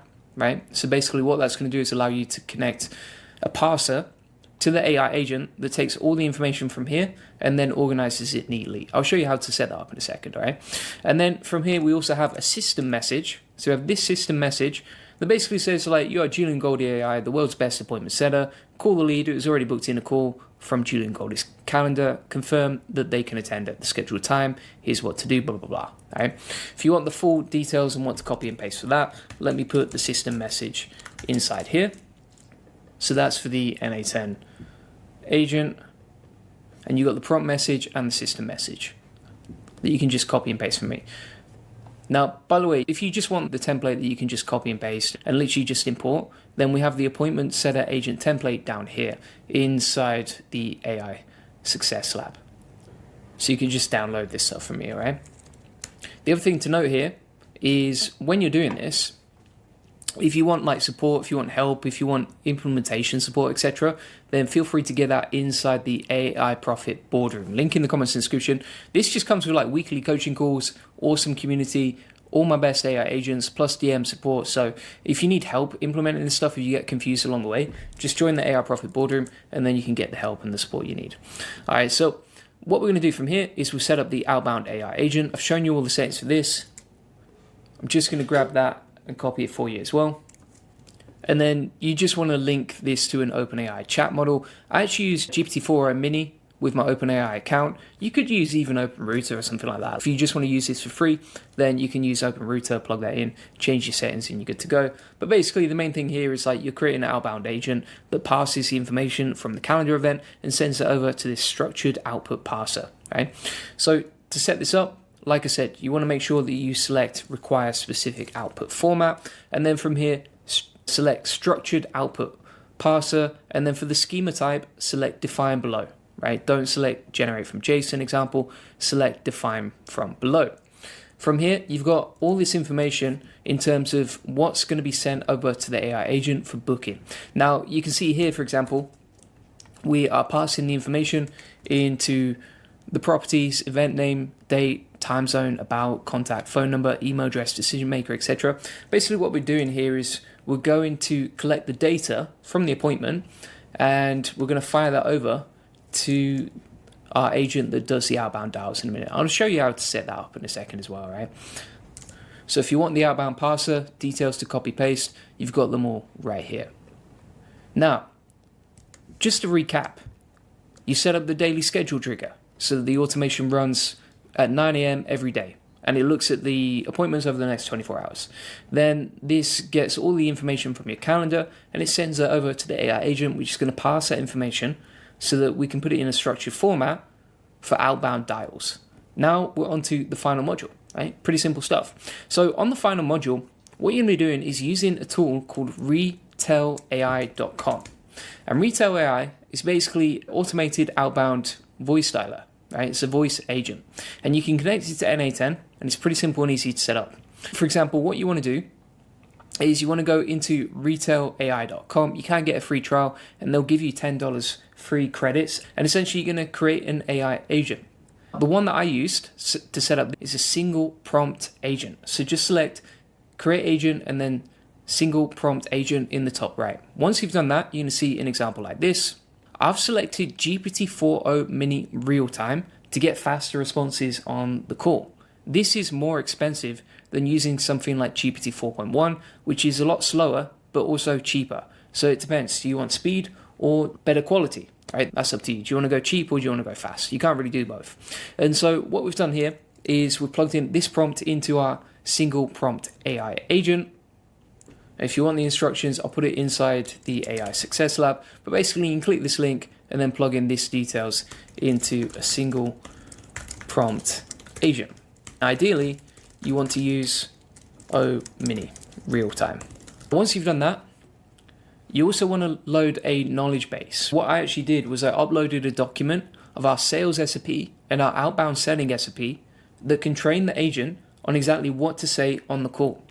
We do it because we want to make sure that the agent knows what type of questions to ask and what our process is on getting those calls confirmed. And bear in mind, like, this is a massive win. If you're running Facebook ads, if you're running any sort of booking appointment funnel, which I know a lot of you guys are out there and girls, right? Then this is an easy way to reconfirm the bookings, make sure they actually show up, qualify them, and even get the call recordings so that you can make sure, you know, these are qualified leads and you can get warmed up. You could also get the details of the call from your AI agent, and then with that transcript and the notes, you're more warmed up and you're more ready for the call because the discovery process has already been done inside the sales process. So just to be clear here, we've set up the knowledge base. In terms of the functions, you just want to make sure you add end call as a function there. Then you've got the knowledge base set up. Speech settings, these are the speech settings. I just went with the default ones. Call settings, these are the call settings that I've set up. And it's important to put inside the instructions here, like, just be patient and wait to connect. And also only ask one question at a time. This is important too, because otherwise what it does is it blasts like 10 questions to your client as soon as they answer the call, which you don't want, right? Now, the other thing to note here is when you're doing this, if you're going to call them with AI, as far as I'm aware, due to compliance, you need to be careful, right? So you need to make sure you have a disclaimer if you're going to call anyone with AI before they opt in and book the appointment.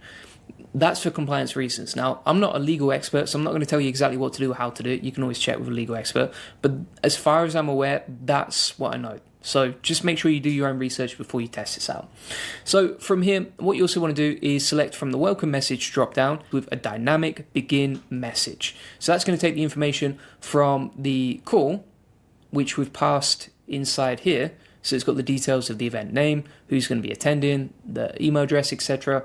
And then it's going to personalize the information to that person, right? And the good thing about this is faster than human appointment setter, and it's easier to set up. Honestly, it's way faster to train this AI agent to do outbound calls for you than it is to train an appointment setter. I can tell you that for free. All right, so we've run through all the settings right here, and then you just want to click on publish. So you can see an example here and select an outbound phone number. So you can see we can select our outbound phone number here, right? Now when you're setting this up, you also want to make sure inside the phone number section here, you add a new phone number. So you can click on buy a new number. You can buy it for $2. You get $10 of free credits. So it's basically free. And then you just need to verify it, which you'll see the top settings in the right? So you verify it on your mobile phone, take a picture of your ID, it verifies in about 60 seconds from my own experience, and then you're going to assign that outbound agent to the information. So these are my settings for the phone number, right? So we've got the outbound call agent, that's taking the agent from our agent section over here, as you can see, and then inside the phone number section as well, that's basically it. Right, we didn't select an inbound call agent or anything like that. I actually disabled the inbound, but you can see how easy it is to set that up. If you need the settings, let me grab the settings for you and I'll plug that inside the AI Success Lab. And by the way, I'm not the genius to set this up. I learned this stuff from AI Workshop on YouTube. Would recommend checking out his channel. He's very good at NA10 workflows. So from here, we've got the agent set up, we've got the phone number set up. The thing that we also need to do is create the API key. So you need to grab an API key like you can see, and then we're going to plug that into NA10 in a second. Right? So just to be clear here, inside Retail AI, you've created the agent, you've set up the phone number, and you've also set up the API key. And from there, you're good to go. So once you've done all of this, then what you're going to do is go back to NA10, and you're going to select HTTPS request. So you're going to add a node that says HTTP request, and then the method is going to be post. That is the method because you're posting outbound. You're just going to delete that, right? So you can see this is our HTTP request module, and inside here we've got the outbound dial section. So what we're doing is we're taking the information from the AI agent. So for example, the phone number, the time zone, what the appointment is about, the contact phone number, etc. Then we've got this URL as the URL. Okay, so if you need that URL, let me plug that in right here. So that's the URL you're going to plug in. And then in terms of the generic credential type, select custom auth account, and then you're going to take your API key and plug it inside JSON code like this. So this is an example, right? So you got the headers, the authorization, the content type, and you just put your API key in this section right here. All right, obviously I'm going to delete my API key after this video, but I just want to show you exactly how it's set up to help you, and that's why I'm exposing it to everyone on the video right now. Then from here, you're going to scroll down once you've set up the custom auth account, and you're going to select send body JSON using JSON, and then you're going to take this JSON information like. Now this is the dynamic information from the appointment information right here that's been passed. So you can see an example right here. If you want to take that code from me, let me show you exactly how to do it. So this is the JSON body on the HTTP request as an example. You can customize this as much as you want. You can also take this information and just ask ChatGPT like what's the best way to format it, or I want to add this field or that field, etc. if you want to customize the JSON without actually being a coder. Right? But basically what we're doing here is we're taking the phone number from Retail A, and we're plugging that inside the JSON, right? To get the phone number, you just go to phone numbers over here. You're going to find that phone number you created and then just copy it and plug it into your settings like you can see. The to number is going to be the number from the calendar event, which is right down there, and it's dynamic. The name is going to be the event name that you can see from the calendar event. Same for the phone number, the reason, start time, that's all taken from the event. And then the final thing here is that you need to get the agent ID. Now, if you want to get the agent ID, you just go back to agents, then you're going to click on single prompt agent. And then from here, you're going to copy this agent ID in the top left. That allows you to grab the agent ID and then plug it inside the JSON file like you can see over here. So once you've done that, you are good to go, my friends. That was basically it. You selected the URL, the authentication, added the custom authentication, sent the body, JSON, using JSON, plugged in the JSON from the AI Success Lab, and then you are good to go.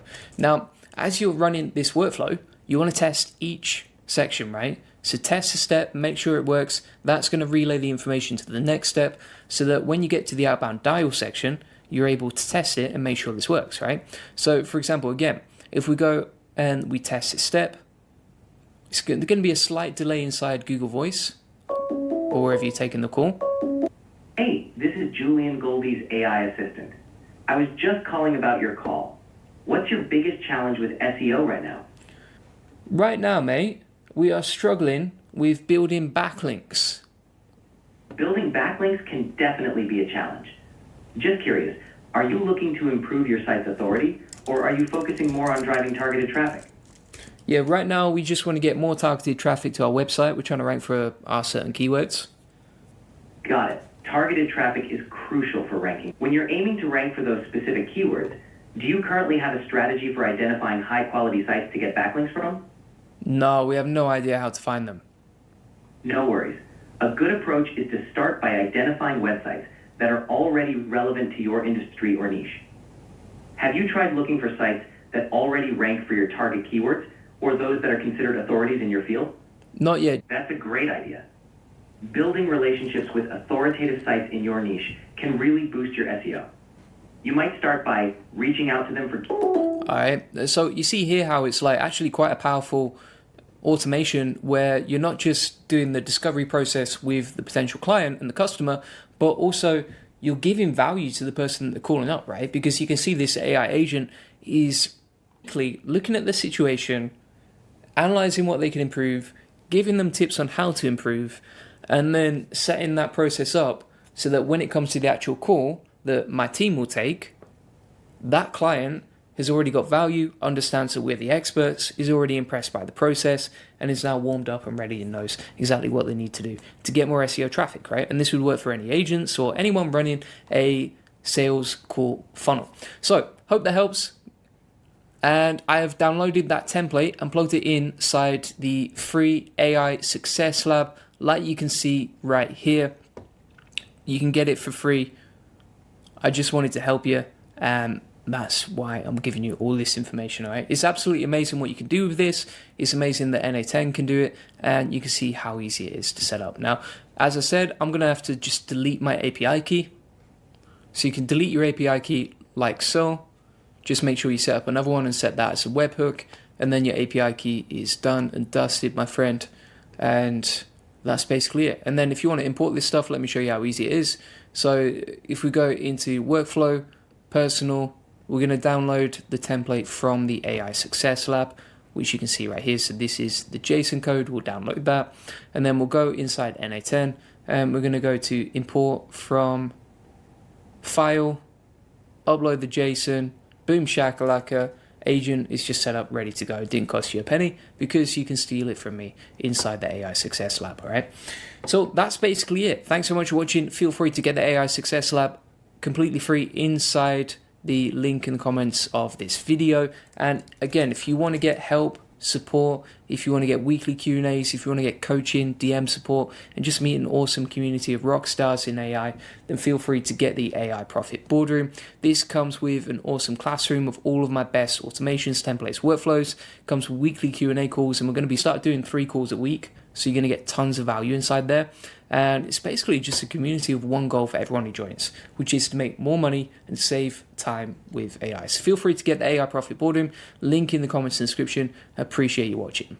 Here's how to build and replicate any NA10 AI agent in one click using Claude. So you can see, for example, here, we actually screenshotted the workflow we wanted to replicate. Then we create the JSON inside Claude. I'll show you how in a second. If we paste that into NA10, you can see that has come out perfectly. And today I'm going to show you exactly how to do it. Now, I just discovered how to build NA10 AI agents in seconds using Claude, so you can basically take a screenshot of any NA10 workflow. I'm going to show you exactly how to build up a custom built project like you can see right here. So you'll get basically awesome copy-paste JSON that instantly creates the entire automation. And in this video, I'm going to show you how to set up Claude with the custom built instructions like you can see right here. You'll learn the exact prompt template that makes Claude an NA10 expert basically instantly. You'll get all of this for free, and I'll show you how to replicate any workflow with just a screenshot, even adding custom modules. And you'll get the free resource I created so you can steal this entire system from me. So I'm going to show you how to basically get Claude to create and copy almost any template you can find. So basically what Claude can now do using this process I'll show you is very specific, and I'm going to show you step by step exactly how to set it up. It can now create agents like you can see right here that are basically copy and paste, and then you can paste those directly into NA10, right? So as an example, this is one I actually built earlier, and if you want to build this out yourself, let me show you how. So we'll just delete that. And this agent is custom trained on NA10's documentation to be able to build and copy paste NA10 templates, right? So for example, I actually took a screenshot of this NA10 workflow that I wanted to replicate. Then I said recreate this workflow, and if we copy this information right here and then paste it directly into NA10, you can see that it basically creates a really simple workflow based on our screenshot, right? So this was the original screenshot, and this is the whole workflow. And you can see it's even added the same sticky notes inside the workflow, so we can easily just copy, paste, and replicate any NA10 workflow using this custom trained Claude project. Here's another example. So if we grab this one, let's copy this, and then you can see this is one that you can easily build out. And yeah, it's a simple but powerful workflow, right? I want to show you another one as well. So if we say, for example, create a AI voice agent for NA10 inside the NA10 JSON builder, it's now going to start coding that out, right? So you can see it's thinking about it, and it can basically produce like copy paste JSON code, right? So the way that this works is we've actually got this custom trained prompt over here. I'll put it inside the AI Success Lab so you can get the prompt for free if you want to just steal this stuff from me. But basically we've said you are an NA10 expert NA10 workflow generator. Your job is to create fully functional NA10 workflow JSON that can be directly pasted into NA10 to create working automations. JSON should be complete, valid, ready to use, blah, blah, blah. Then we've included instructions on how to do that, what to set up, etc., the output format, and the goal. That is directly inside the project details of this agent, right? Now, what you can also see here is that we've attached information on the JSON, cheat sheet for NA10, and also a bunch of other NA10 templates that it can learn from, right? The way that this works is, let's take, for example, this information right here. Basically has documentation on exactly how to build out AI agents. Now, I've attached that all inside the AI Success Lab, so you can just upload this knowledge if you want to. Essentially, to set this up, if you want to create a new project inside Claude that can build stuff like this, you just click on projects in the left-hand side. Then you're going to click on new project. From here, create project. And then from here, you're going to name your project, right? So for example, Claude NA10 assistant, right? We'll create that project like. Then from here, inside the project knowledge, we're going to upload from a device. And I'm going to take that information that's inside the AI Success Lab and just upload that. So what I also like to do is just upload a few NA10 template projects. So I've actually got some of those inside the AI Success Lab. But if you want to see an example of how I do it, we can type in JSON here. Scroll down, get the web scraper agent that I've previously done, grab the appointment setter agent, upload those, and we're good to go. All right. Now, if we go back inside here, and let's say we want to replicate this particular agent, we can just take a screenshot of any NA10 workflow that we want to replicate. Then we're going to go back into Claude, and using the project and the project knowledge we've set up, we'll paste in that screenshot, and we'll say replicate this. into a JSON format for NA10. Crypto White Hat just tipped $5. Thank you very much, sir. Appreciate that. And Nicholas says, this is scary, reminds me of malware. I think you're referring to the MCPs I showed earlier. If that's the case, yeah, just use that stuff at your own risk. But you do need to be careful what you install. I show this stuff as a guinea pig, but obviously you do need to be careful in terms of what you build, how you build it, what you install, etc. And that's down to you and what you want to do. But I take the risk for you. Now we're going to wait for this to load. And you can see it's basically building out the JSON format, right? Which is pretty cool because then you can copy and paste this stuff directly into NA10. So we're waiting for that to load right now. And then do is just copy and paste that in, right? So for example, this is the original template we took a screenshot of. As you can see inside Claude, here's the screenshot. And then if we go to overview, we'll leave without saving that. We'll create a new workflow. And then all we're going to do is take this information, like copy it, paste in that information, and boom shakalaka. We've got the AI agent fully replicated, right? So we've got the outbound dial, the structured output parser, the open AI chat. You saw the original a second ago, which is this screenshot right here. And this is the workflow automation that's created, right? Nice and simple. We could say as well, if we just want to add an extra option to that, we could say, okay, add a Google Sheets node to this too. So I can output the agent workflows to Sheets, whatever.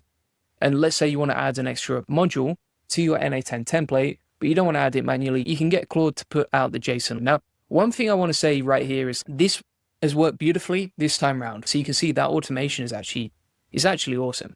Like, it looks really good. I don't want to BS you though, because sometimes it doesn't go that well. And if that's the case, you just need to tidy up. But what I will say is that typically it will give you the 80-20, right? So it will give you like the 80-20 of the format, and then you just need to make a few changes before you finally go live and test out. But in terms of adding the modules, setting it all up, etc., it is quite easy to set up with this Claude AI assistant. And if you're wondering how do you set up, you create a new project, you insert the custom instructions from the AI Success Lab, you upload the knowledge inside the resources section, as you can see down here, and then from there, you are good to go with your NA10 agent. And what I'd recommend is that you don't necessarily describe what you want. Instead, what I'd recommend is that you actually take a screenshot of what you want and then replicate it that way. That seems to work a lot better, right? Because then it's got a visual understanding of what you want, right? So if we have a look, this is the new workflow from NA10, the Claude assistant. And then you can see here it's taken exactly the same workflow, but this time it's added the Google Sheet module as we requested, right? So we've just literally copied and pasted that in. It's taken the Google Sheet section, like you can see, that's all plugged in, ready to go. And then we just need to map this out and connect it to a Google Sheet. But essentially, that's how you can set up the whole process. Really easy to just copy, paste, and replicate almost anything that you want. If we go back to NA10 over here, all right, and then inside NA10, we're just going to go to templates and find like a template that we could actually set up as an example. Then we're going to take this template, like we'll copy that image, as you can see. Then we're going to go back to Claude, start a new chat inside the project section. So let's find the NA10 assistant, we'll put that in, and then we'll say recreate this. And literally, I would say in about 60 seconds, you're going to have your full JSON ready to go. Now, you might need to say in your instructions as well, just recreate this in JSON for NA10, etc. That's essentially it, right? Just going to go back to the original JSON builder. So here we go, in, and then it's going straight into JSON, as you can see, right? So it saves a lot of time, automates, replicates, copies and pastes for you. And to be honest, like what you could even do is you could link this to something like the MCP browser agent. So I've got browser MCP there. I could go inside Claude, and I could say, create that JSON file inside the project section, and then go to NA10 and paste it in as a new workflow. You could probably fully automate that if you wanted to. I'm not going to do that in this video, but I just want to give you some ideas of what you could build, etc. So if we just copy this JSON format from the JSON builder, then we're going to go over to NA10, we'll paste that in, and there we go. Crazy thing as well is if you actually compare them side by side, so this is the original, and this is the version that we created. This version actually looks a lot neater and nicer, right? Super neat, super tidy. It's got nice sticky notes there as well. The automation is fully linked together as well. And it was so easy to build that just using this custom NA10 project builder. Now, it actually took me a few hours to figure this stuff out. But essentially, if you want to just steal it from me, take the custom instructions, take the custom knowledge inside the AI Success Lab. It is completely free, link in the comments description, and then you can just grab this stuff from me. The other idea that I had as well was that what you could actually do is you could go to NA10 JSON Builder, like you can see. You can go to Claude Projects, then go to New Project, type in all the details you want, right? And then we can actually take the official NA10 docs from GitHub and load that as knowledge inside Claude, right? So if we click on the plus sign under Project Knowledge over here, then we'll click on Link, hit the copy and pastable GitHub URL, paste that in there, and then you can select which official documents from NA GitHub you want to custom train that project on, right? And then you're probably going to get even better outputs because you're using the official documentation from NA10 to build out your copy and paste machine, right? But either way, you can now get your AI agents to build other AI agents and replicate any NA10 workflow that you want in a copy and pastable format, and it's completely free. It's crazy. So feel free to get all my notes inside the AI Success Lab if you want to steal this stuff from me. Again, you really do need the knowledge, so you need to download that. Make sure you've got that plugged in as well. And that is free inside the AI Success Lab. If you want support and help and you want an amazing community of people all interested in scaling and growing their business with AI, including using NA10 automations, then feel free to get the AI Profit Boardroom. This is an awesome community where you get DM support, you get weekly Q&A calls, you get a community you can post in and ask questions to, and there's 584 serious entrepreneurs trying to scale their business with AI. So feel free to get that. Link in the comments and the description. What I'm going to show you is a way to automate outbound calls, right? And you can basically get an AI agent to call your appointments or your sales leads or anything like that automatically as soon as they opt in. So here's an example right here. This using NA10 is an amazing workflow, absolutely beautiful. And if we click on the outbound dial section, we can just run a test call. So let's test this out right here. We're going to click on test step. That's going to execute the node. As you can see, phone call type. And then you can see the phone call coming through here. Let's answer that. No worries at all. Take your time. I'm here whenever you're ready. If you need a moment to get settled, that's absolutely fine. Just let me know when you're ready to continue. Hey, how's it going?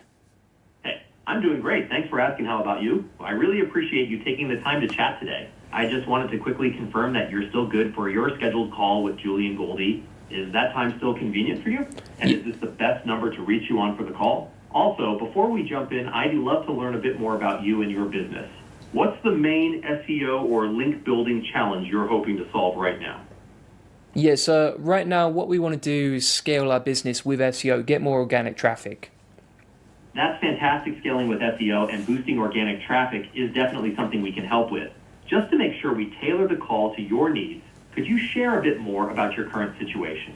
For example, what's your main goal for the next 3-6 months when it comes to SEO or organic growth? Are you the main decision maker for SEO investments, or is there anyone else involved in the process? And out of curiosity, what would make this upcoming call a big win for you? Is there a specific result or outcome you're hoping for? No rush, take your time. And if there is anything you'd... All right, so we're going to end that call right there, but you get an example of exactly what we've done, how we've done it, etc. So the way that we've done this, creating this AI agent that can basically call your sales appointments, reconfirm them, is really simple and easy, right? So what you can see here is we have an NA10 automation. It's completely free to get access to if you go inside the AI Success Lab, link in the comments description, and then go to the NA10 outbound calls agent. You'll find the template that you can just import straight into NA10 right there. But essentially what we're doing here is we're taking appointments. For example, you can see this calendar is linked to new appointments that come in. And then from here, we have an AI agent that basically responds and figures out, okay, what to say, etc. And that sends the information over to a tool that can make outbound calls absolutely amazing. And you can sync this to a sales calendar, or it could be to appointments, or it could be whatever you want, lead generation. You have to be careful, of course, because if you're making calls with AI, you want to make sure that it's all compliant. I'm not a legal expert. This is not legal advice. You can figure that stuff out and research it, do your own research, but you get the point. This is how powerful it is and how it works, right? So, for example, the way that this works is it's taking appointments. So I'm going to just set this up in a new tab as a new automation just to show you how easy it is, right? So if we go inside NA10, you're then going to go to create workflow, and then inside NA10, from here, what you're going to do is add a first step. Now, I would recommend that you have this running on a schedule. So it could be like, okay, 9 a.m. each day, we're going to run this automatically based on my new appointments, right, from the day before. Just reconfirm everyone, make sure everyone's going to join the appointment, right? Then from here, what we could do is we're going to add a new section called calendar, and we're going to select inside here, get many events. Now, with get many events, basically you just want to connect to your Google Calendar. Like you can see, you just sign in, it's pretty simple, allow access to NA10. And then from here, you can actually get access to your emails. So for example, this random email address that I've used for the process. And what this is going to do is it's going to take appointments from this email address. So here's an example calendar with appointments. So you can see we've got an NA10 party happening tomorrow within the next 24 hours. It's going to take that information and send it over to the AI agent. Now, the way that you can do this is you're going to have the settings as Google Calendar account, resource, and then you can click on return all. So just select return all, toggle that on. And then from here, we can just select, okay, anything after right now, but before 24 hours time. All right, so we'll plug that in. And basically what that's going to do is take all the appointments within the next 24 hours. So from here, we can just test that step. And basically what that's doing is taking all the information from the appointment and sending it over here. So you can see this is all the information about the appointment, when it's going to start, when it's going to end, etc. So just to recap here, we've scheduled a trigger to run every 24 hours, and then we've set up Google Calendar to grab all the latest events. From here, what we're going to do now is set up an AI agent. So you can see we've got the outbound AI agent. The way that we set this up, we just click on this, and we need to link this to a model. Now, you could use OpenRouter for free, something like that. I'm just going to use OpenAI because it's easier. So I've got this connected. If you don't know how to connect this, you just edit the credentials and plug in your API key from OpenAI, and then you're good to go. All right. So we've got schedule the trigger, Google Calendar, AI agent. That's got the information right there. And then you just need to program this AI agent to be able to run your instructions. So here's an example, right? So it's got the source for the prompt. We're going to select define below, right? And then we're going to plug in a prompt, as you can see right here. So we've pasted that in. Now, if we open this up, what you can see is we are taking in the information from the event, the date, the time, and the description of the event, right? And also, you want to add some new instructions here. So, for example, wait, be patient, might take a while to connect, whatever. And you just give them some information to the agent. Now, I think, honestly, this could be improved, but I just want to give you an example of how it works, right? And then if you want to drag in the date and the time, or select random stuff from the account, you can just, for example, drag and drop this information that's been taken previously. So what this is doing is taking the JSON information from the Google Calendar event and then telling the AI exactly what our appointment's about so that it can figure that stuff out, right? Now, also, we've got a system message, right? So what we're going to do is click on require specific output format. We're going to add a system message like you can see. So let's add that in, plug that in. If you're wondering what the system message is, basically, as you can see, it's your Julian Goldie AI, the world's best appointment setter. Call the lead who's already booked in a call from Julian Goldie's calendar, confirm that they can attend the scheduled time, blah, blah, blah. Now, one thing I'd actually change, if it was me doing this again, then I would highly recommend that you actually change this so essentially it only asks like one question at a time. Because if you don't do that, the AI agent might talk too much, it might ask too many questions, etc. It can get messy. I wouldn't recommend that. So you can see it's got the output, the notes, all the information about the appointment, etc. So we've configured that. set up the specific output format, we're good to go on that. Now, what we also need to do is set up a structured output parser, right? Now, the way that you do that inside your workflow is you would go over here, and then you're going to select output parser, structured output parser, and then you just take the information from your appointment. Now, you can rewrite this inside ChatGPT and ask it to rewrite something unique based on the specific details that you take, but this is just what I'm using for the JSON. It's pretty easy to set up and simple to do, right? And by the way, all the instructions with the importable template are inside the AI Success Lab. You've got the agent prompt example here. You've got the instructions for the system message, the structure output example as well. So you can just copy and paste this stuff from me if you want to steal it, and then customize it to you, your business, your API keys, etc. So we've plugged that in now. And basically what this is doing is you can see it's taking the event name, the date, the time zone, about, contact, etc. So we're good to go on that. Now we're just going to test this, make sure it actually works.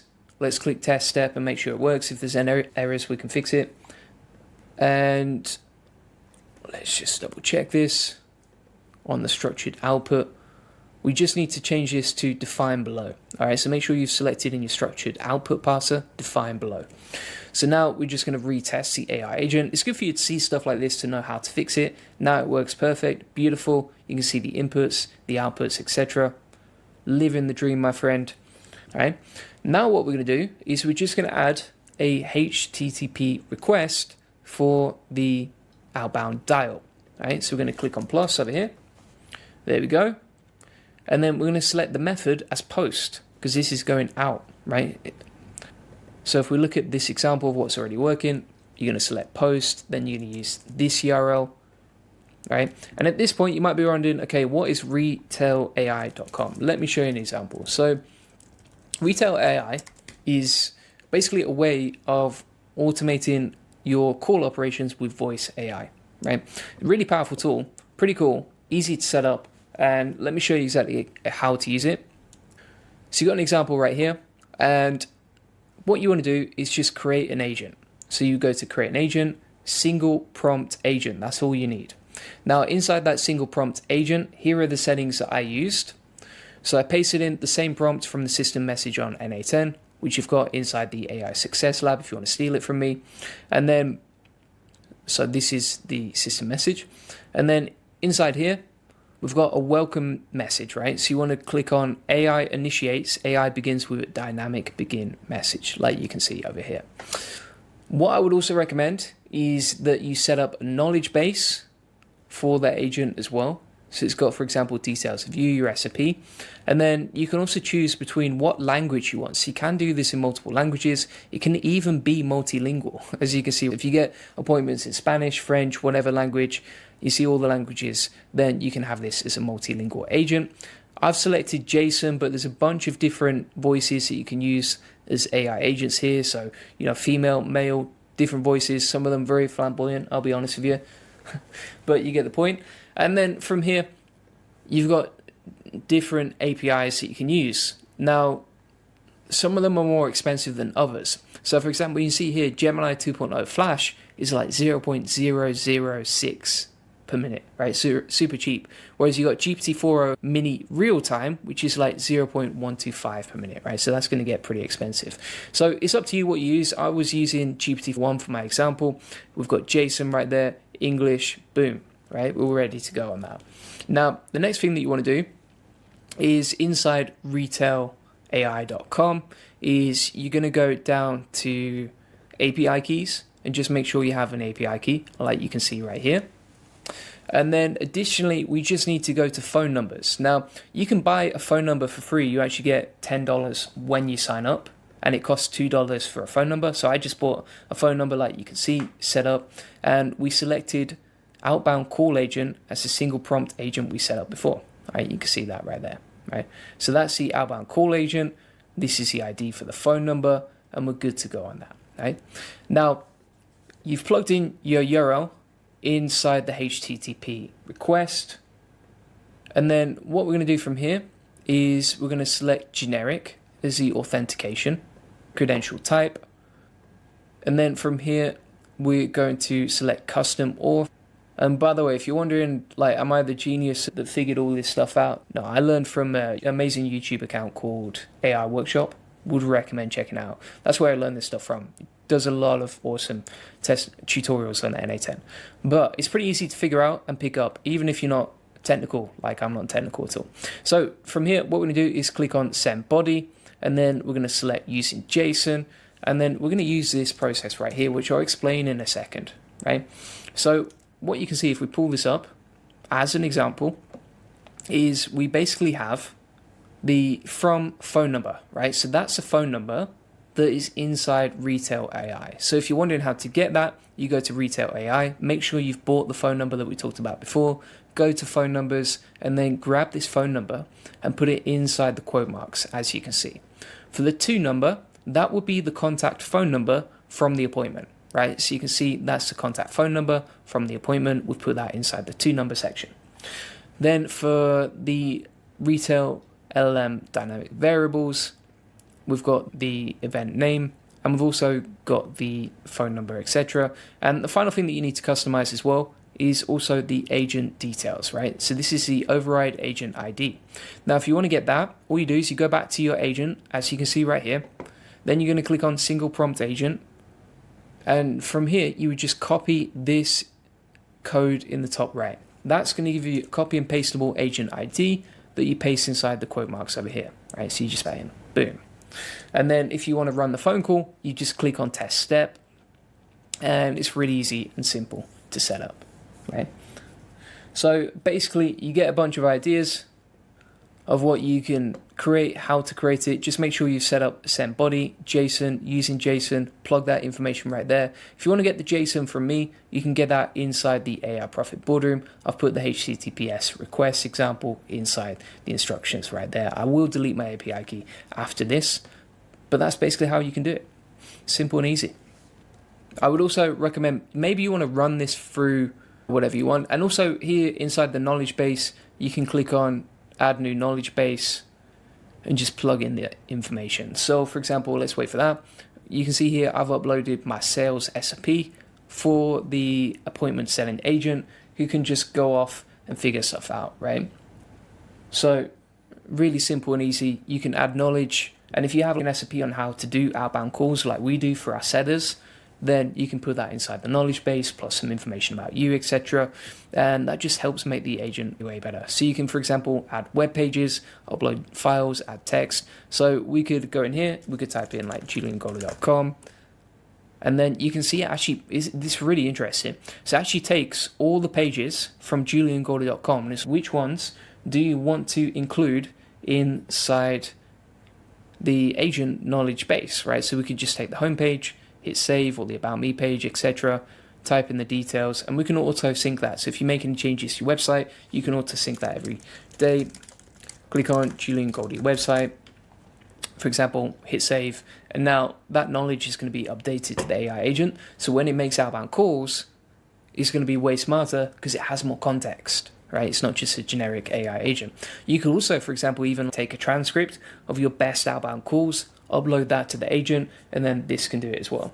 So it's absolutely amazing what you can do. Easy to set up a phone number. The only thing with the phone number is like you can't make outbound calls until this is fully verified, which literally takes 1 minute, but you have to open up your phone app, take a picture of your ID, plug in your face, etc., and then it's all verified, and then you can start doing calls, right? So you'll see a little button in the top right that says verify your call, and then you've got the phone number, you've got the agent, you've got the knowledge base, etc., all set up inside this bad boy, and then you got the API key over here.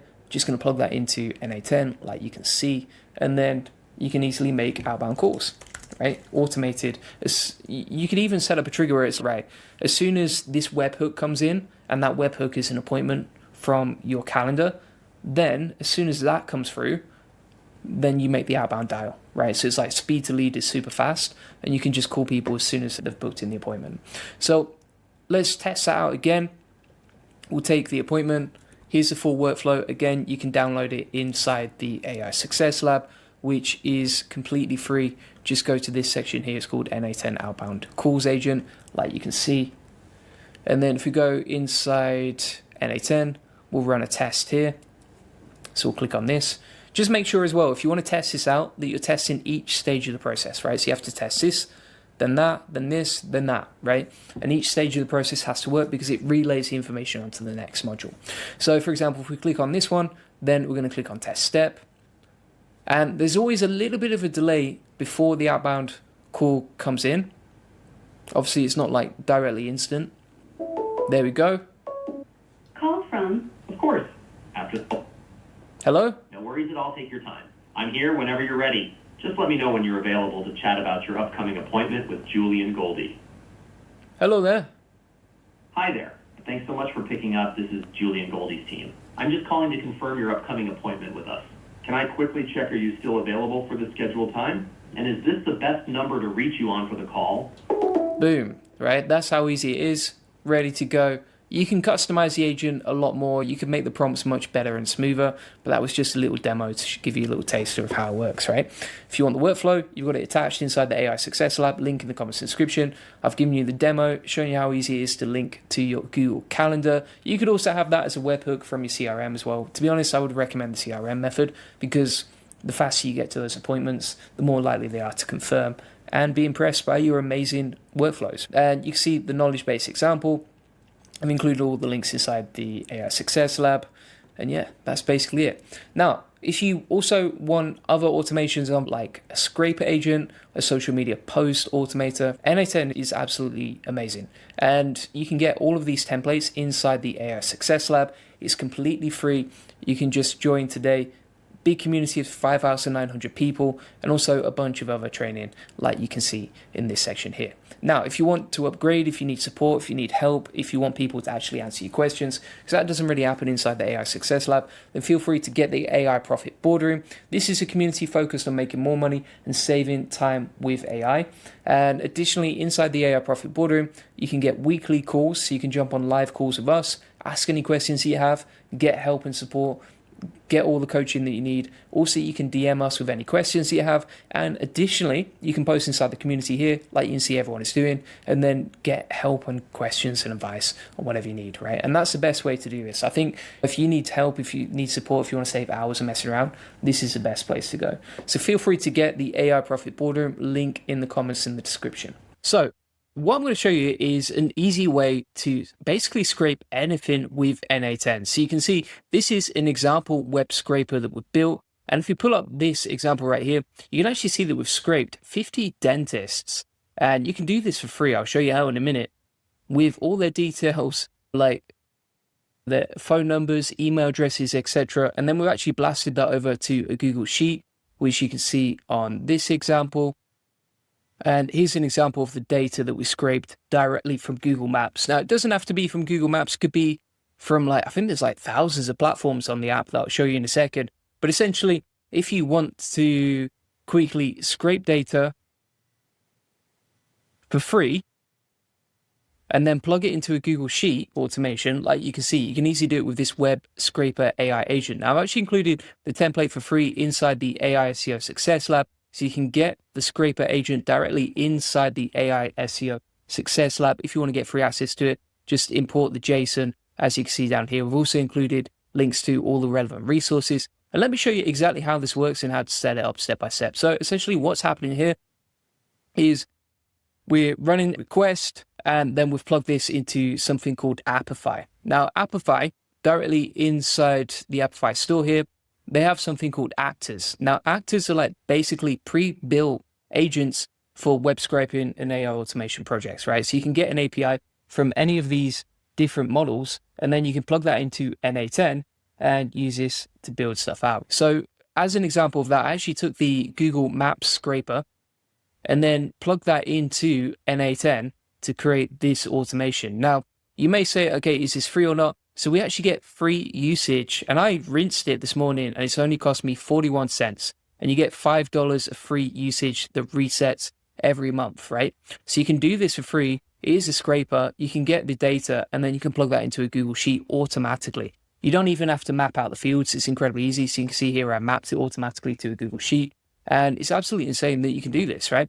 So if you want to see exactly how to set this up, let me show you. So I'm just going to zoom out here and I'll set it up from scratch as an example. So let's say we want to set up the scraper. So we're going to click on HTTP request over here. Then from here, we're going to select post. And what we need to do is select whatever we want to scrape from these actors inside the Appify store. Now, if you're wondering, okay, which one do you want to use? It depends on your use case, right? So for example, if you wanted to just get some details of local leads, then Google Maps would be great. If you wanted to, for example, scrape Instagram and get like the latest viral posts, you could use the Instagram scraper. There's so many different apps inside here. It's absolutely wild. Facebook comment scraper, even like LinkedIn profile scrapers.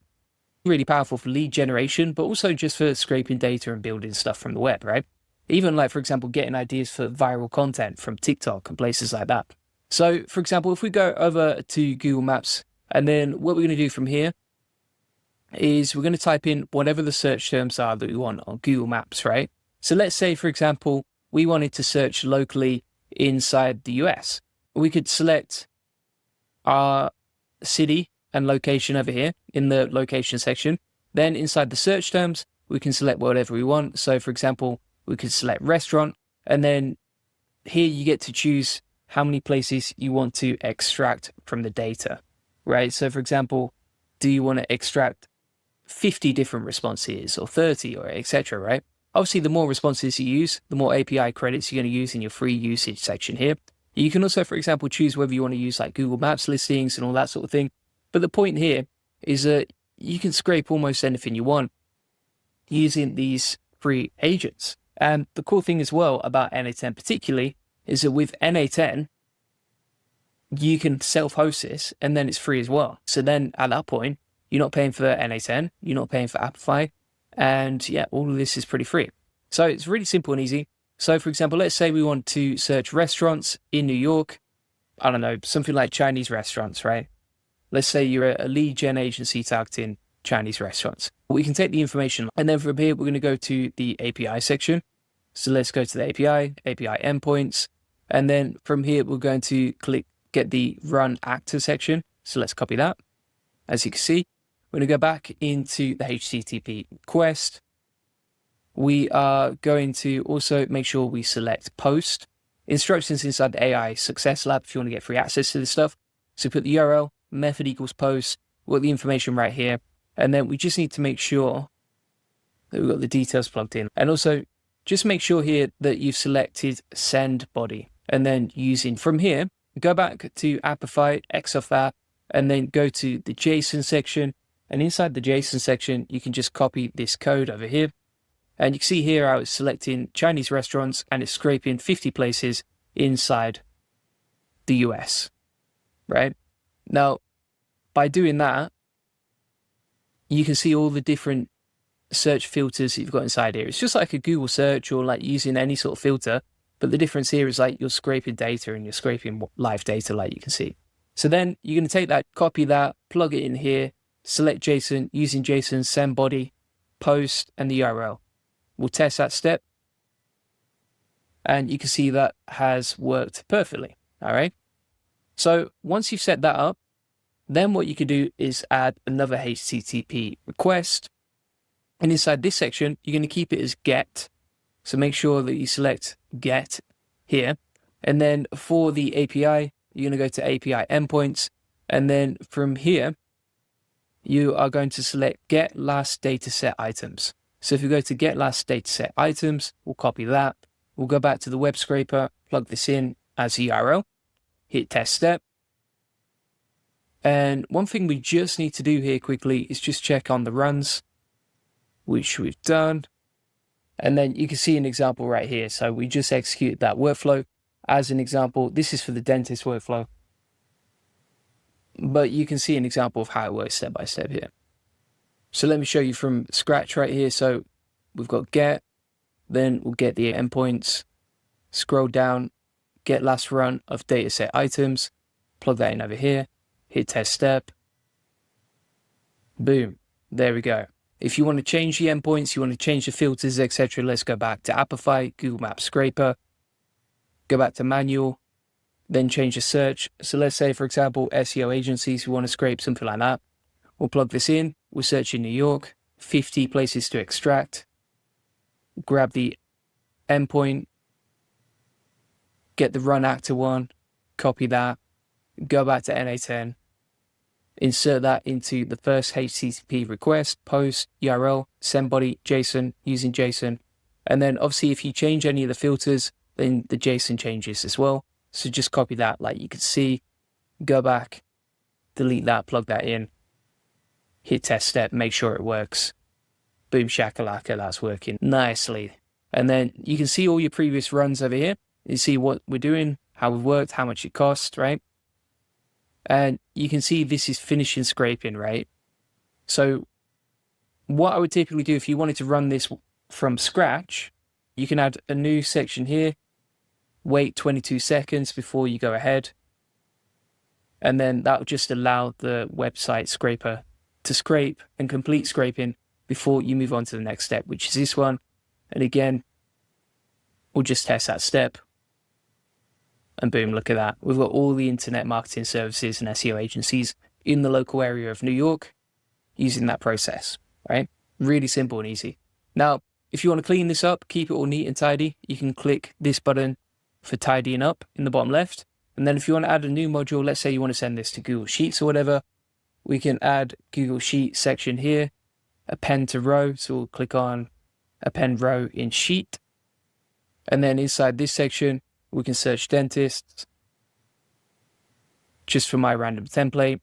Then inside here, we'll update that sheet. And you get an option here, which is map each column manually or map automatically. So I'm going to map automatically, just save a bit of time.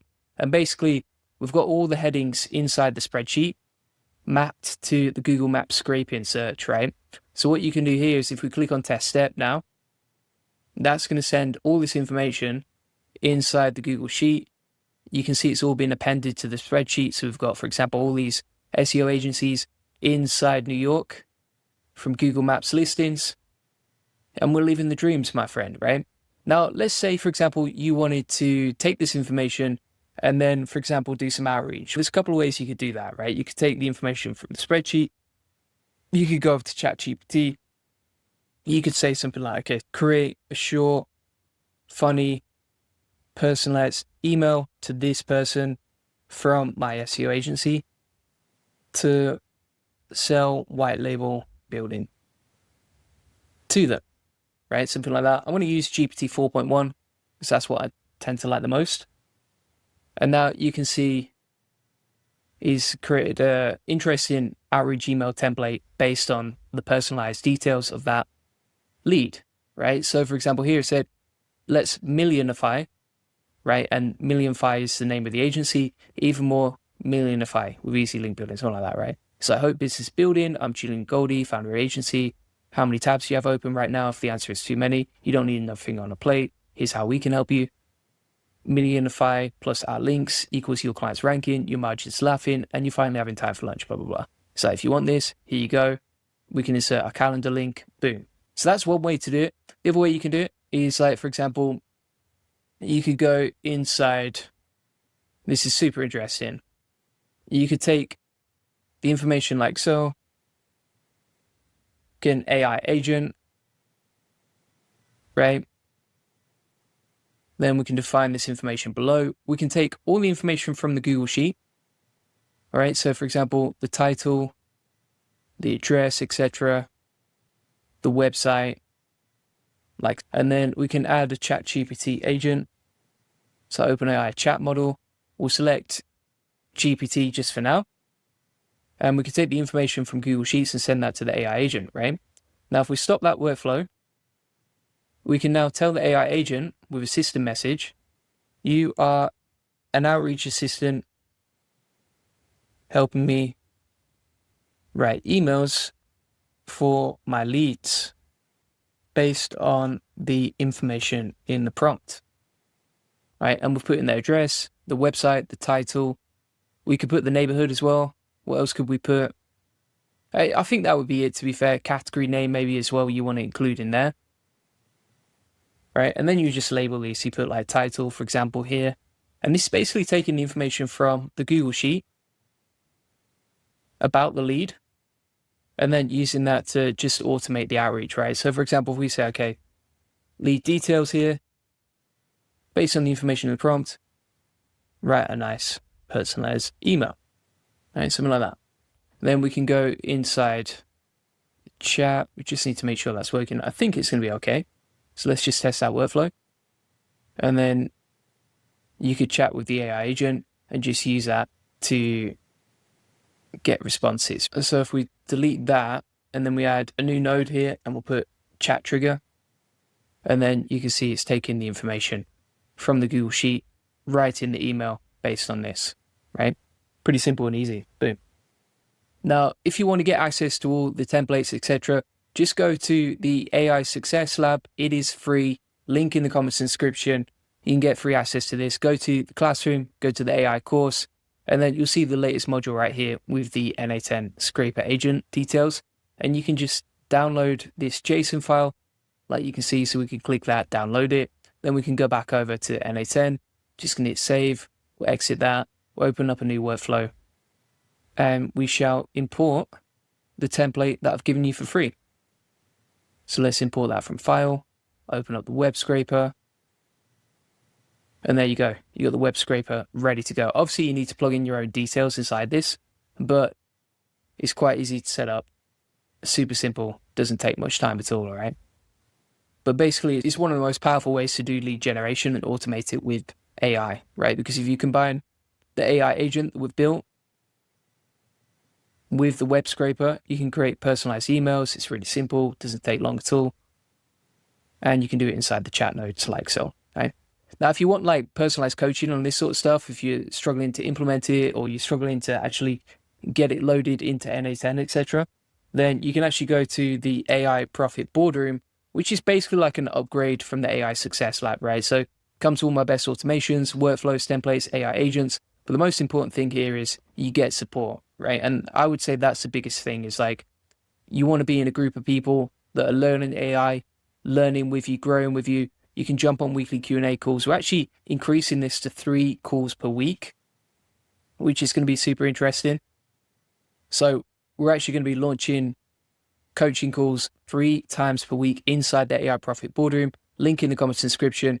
And you can get all the support you need from the DMs, from the community, from the weekly coaching calls, and the classroom modules inside here. So if you really want to learn and implement this stuff, I would recommend the AI Profit Boardroom. But if you want to get it for free, you can get it inside here. Feel free to get it. Let's try another one now. So we're going to try and build something with, for example, TikTok. So let's put in a HTTP request here. We can do that. In fact, let's try Twitter just to mix it up. So let's say we're targeting like content around AI agents. We want the latest content, maybe like the top 10 tweets.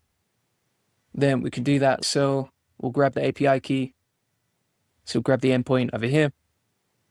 We'll copy that. Go back in here. Post URL here. Then inside the send body, we'll select using JSON. Then we'll grab the JSON over here. I'm flying through it now because I've already shown you how to do this stuff. We'll copy this, go back in here, plug this in, hit test step. That's running now. And then, for example, what we could do here is we can add a new HTTP request. We're going to link that in. We'll just select it on get. Then we're going to take the URL from the API. So let's grab that. We'll get the endpoint, as you can see. We'll scroll down. We'll get the last run dataset items. Copy that. Then we're going to go back to NA10, paste in the URL over here. You don't need to do anything else. And you can see the node is executed perfectly. And we're good to go on that. Happy days. All right, so it's really easy to set this up. Once you get the hang of it, once you get your head around it, it's super simple stuff. And as promised, inside the AI Success Lab, link in the comments and description, if you go down to the NA10 scraper agent, like you can see, you can download the template in the resources section. You've got all the links over here. You've even got the template for the spreadsheet that I used, as you can see. And this is completely free along with all of my best agents. If you also like, for example, social media post automations and shorts, you can get that inside the AI Success Lab along with a community here. And if you want to upgrade, you can upgrade to the AI Profit Boardroom, link in the comments description. This is a much more supportive community where you're going to get coaching, DM help. You can ask questions inside the community, get support whenever you need it. You can jump on weekly coaching calls as well. You also get access to tons more training templates, etc. And you connect with like-minded serious entrepreneurs who are serious about scaling and learning how to use AI automation to make more money and save time. Feel free to get that link in the comments description. Today, I'm going to show you how to automate posting reels to social media automatically. And this works with TikTok, Instagram, Twitter, basically any platform you can post to. You can automate the posting of social media content easily to any platform, right? Using this NA10 workflow. And you can see an example over here. So here's an example. This is an automated post to social media with AI. The whole video was actually generated with AI, and it's very easy to actually post that directly to social media as well, right? So for example, this was actually posted through this NA10 workflow, and you can see an example. So we actually took the video from a platform called Blotato, sent it over, and then posted it directly to TikTok on autopilot, along with the captions and everything else. Again, you can set this up for Instagram or any other platform, and it's very easy to do with this AI agent. So if you want to do this super simple workflow, and you can automate this so you can generate videos, say every hour, and then post those automatically every hour to social media, like you can see in this example. So what we're doing here, for example, is we're scheduling the trigger, which is going to be every hour. So if you want to set this up, let me show you exactly how it works. I'll start up a new workflow inside NA10 for you, just to build it from scratch. All right, so you're going to click on create a new workflow in the top. Then from here, we can just add a new step, and we'll call this schedule trigger. Like you can see, now you can schedule this hourly or every 20 minutes, however often you create content. But essentially what we're doing here is we're going to schedule this to run on autopilot so that we don't need to post ourselves. And this is going to take URLs from a spreadsheet, read them, and then post them directly to social media. So let me add another module like you can see right here. And basically what this is doing is reading our spreadsheet and then putting the outputs over here. So if you want to set this up, you would just click on the plus sign, type in Google Sheets as a module. And then from here, you're going to select Get Rows. So if we type in Get Rows in a sheet, this will take the data from our pre-formatted sheet. Now, if you need a template for the sheet, let me give you an example. So you can see an example right here. And if you need to steal that sheet from me, link in the comments description to the free community where you can get all of these templates for free. All right.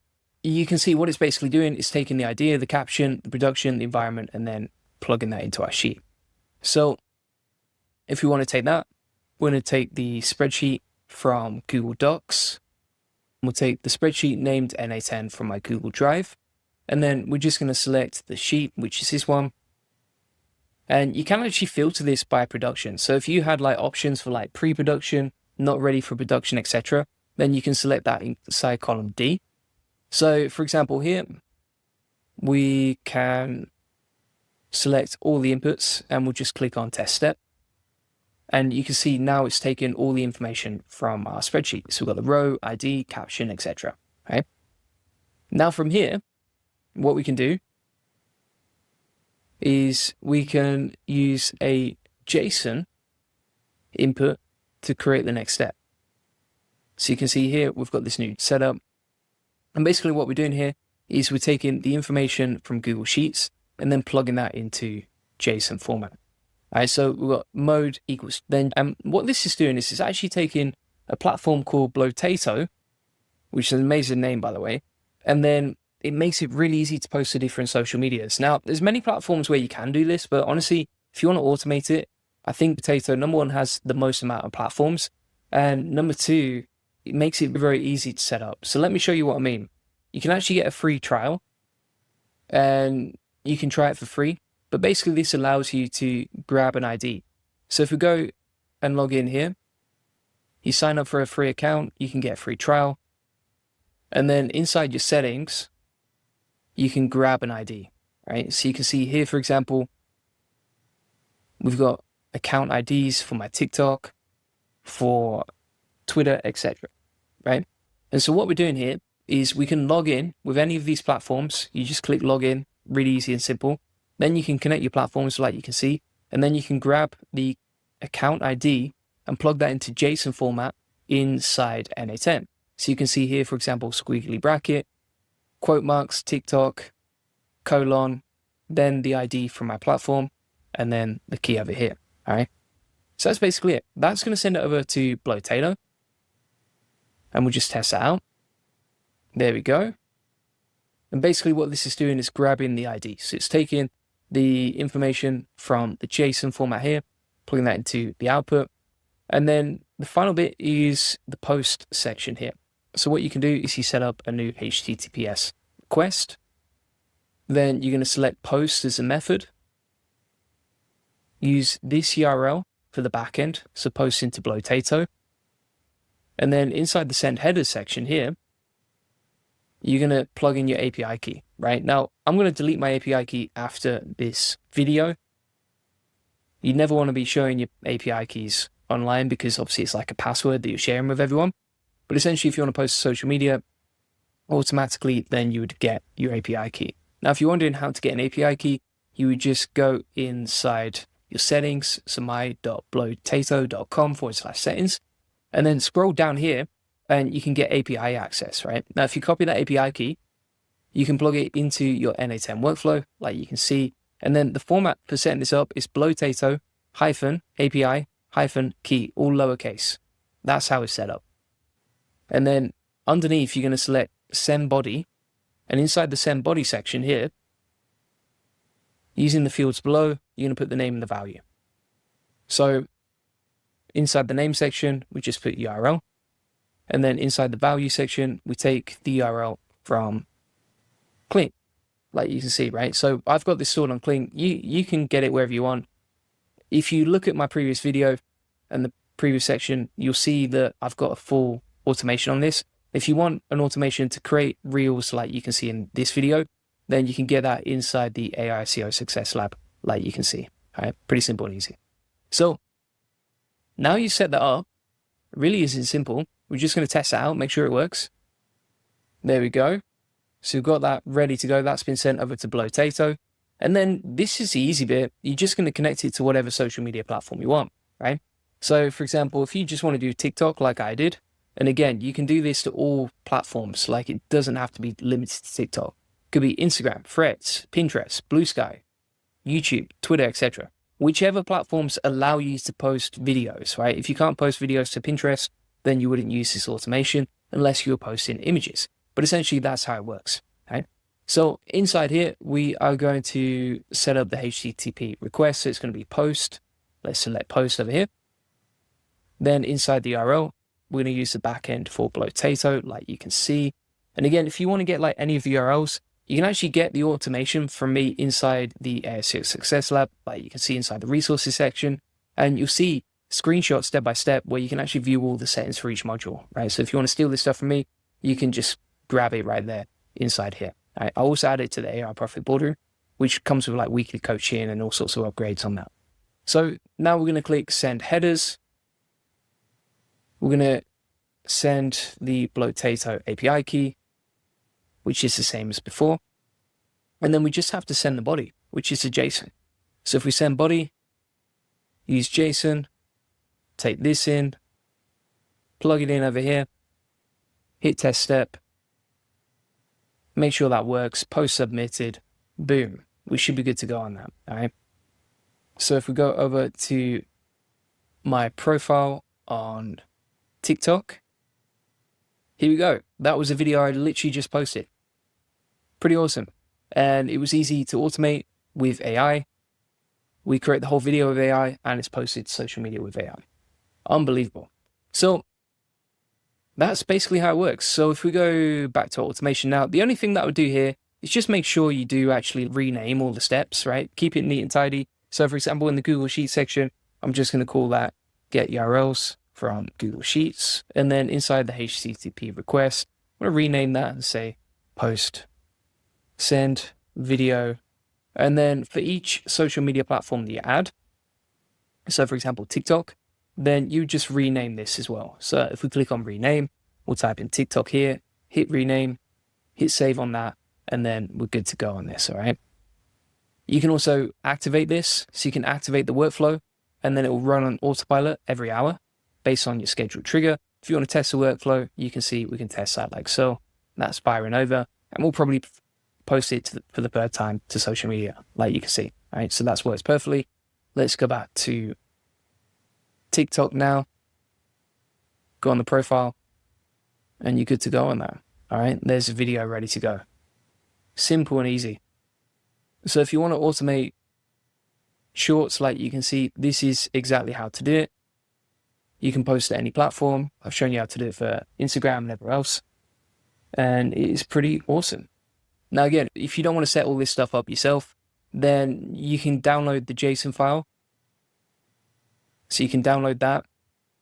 And then if you go to N8N, click on import. I'm just going to save on that before I overwrite it. Import from file. Here we go. Insert the JSON. We've just literally just popped in that JSON file right there, right? So if you just want the template to easily import, you can do it like so. No problem at all. And that's probably the easiest and fastest way to do it, to be fair. So it's absolutely amazing what you can do. Again, if you haven't seen it already, let's go back to the AICO Success Lab. So inside here as well, you've got the N8N Shorts automation, right? And you can get the JSON file to import here. And basically inside here, you can actually automate the full video itself. And it was really easy to do with this N8N workflow, right? So if you want to learn how to actually automate the workflow, how to create videos, etc., you can see step by step, this is exactly how, from stage 1 down to stage 6, we automated the images, the video itself, the audio for the image, and even the idea and the prompts for the video as well. And then stitched it all together down here and then sent it over to Google Sheets. So it's a beautiful automation. And if you combine the power of posting to social media automatically, like you can see, and you combine that with the power of automating shorts, then you've basically got something that can automate shorts, post them 24/7, and it's incredibly easy to do. Plus, if you are too lazy to set this up, or you're like, I just can't be bothered, then you can grab the JSONs and import them directly inside N8N, right? So link in the comments description to this. Just go to the Classroom AI course, and you can see all of these automations on the left-hand side that you can download and use, etc.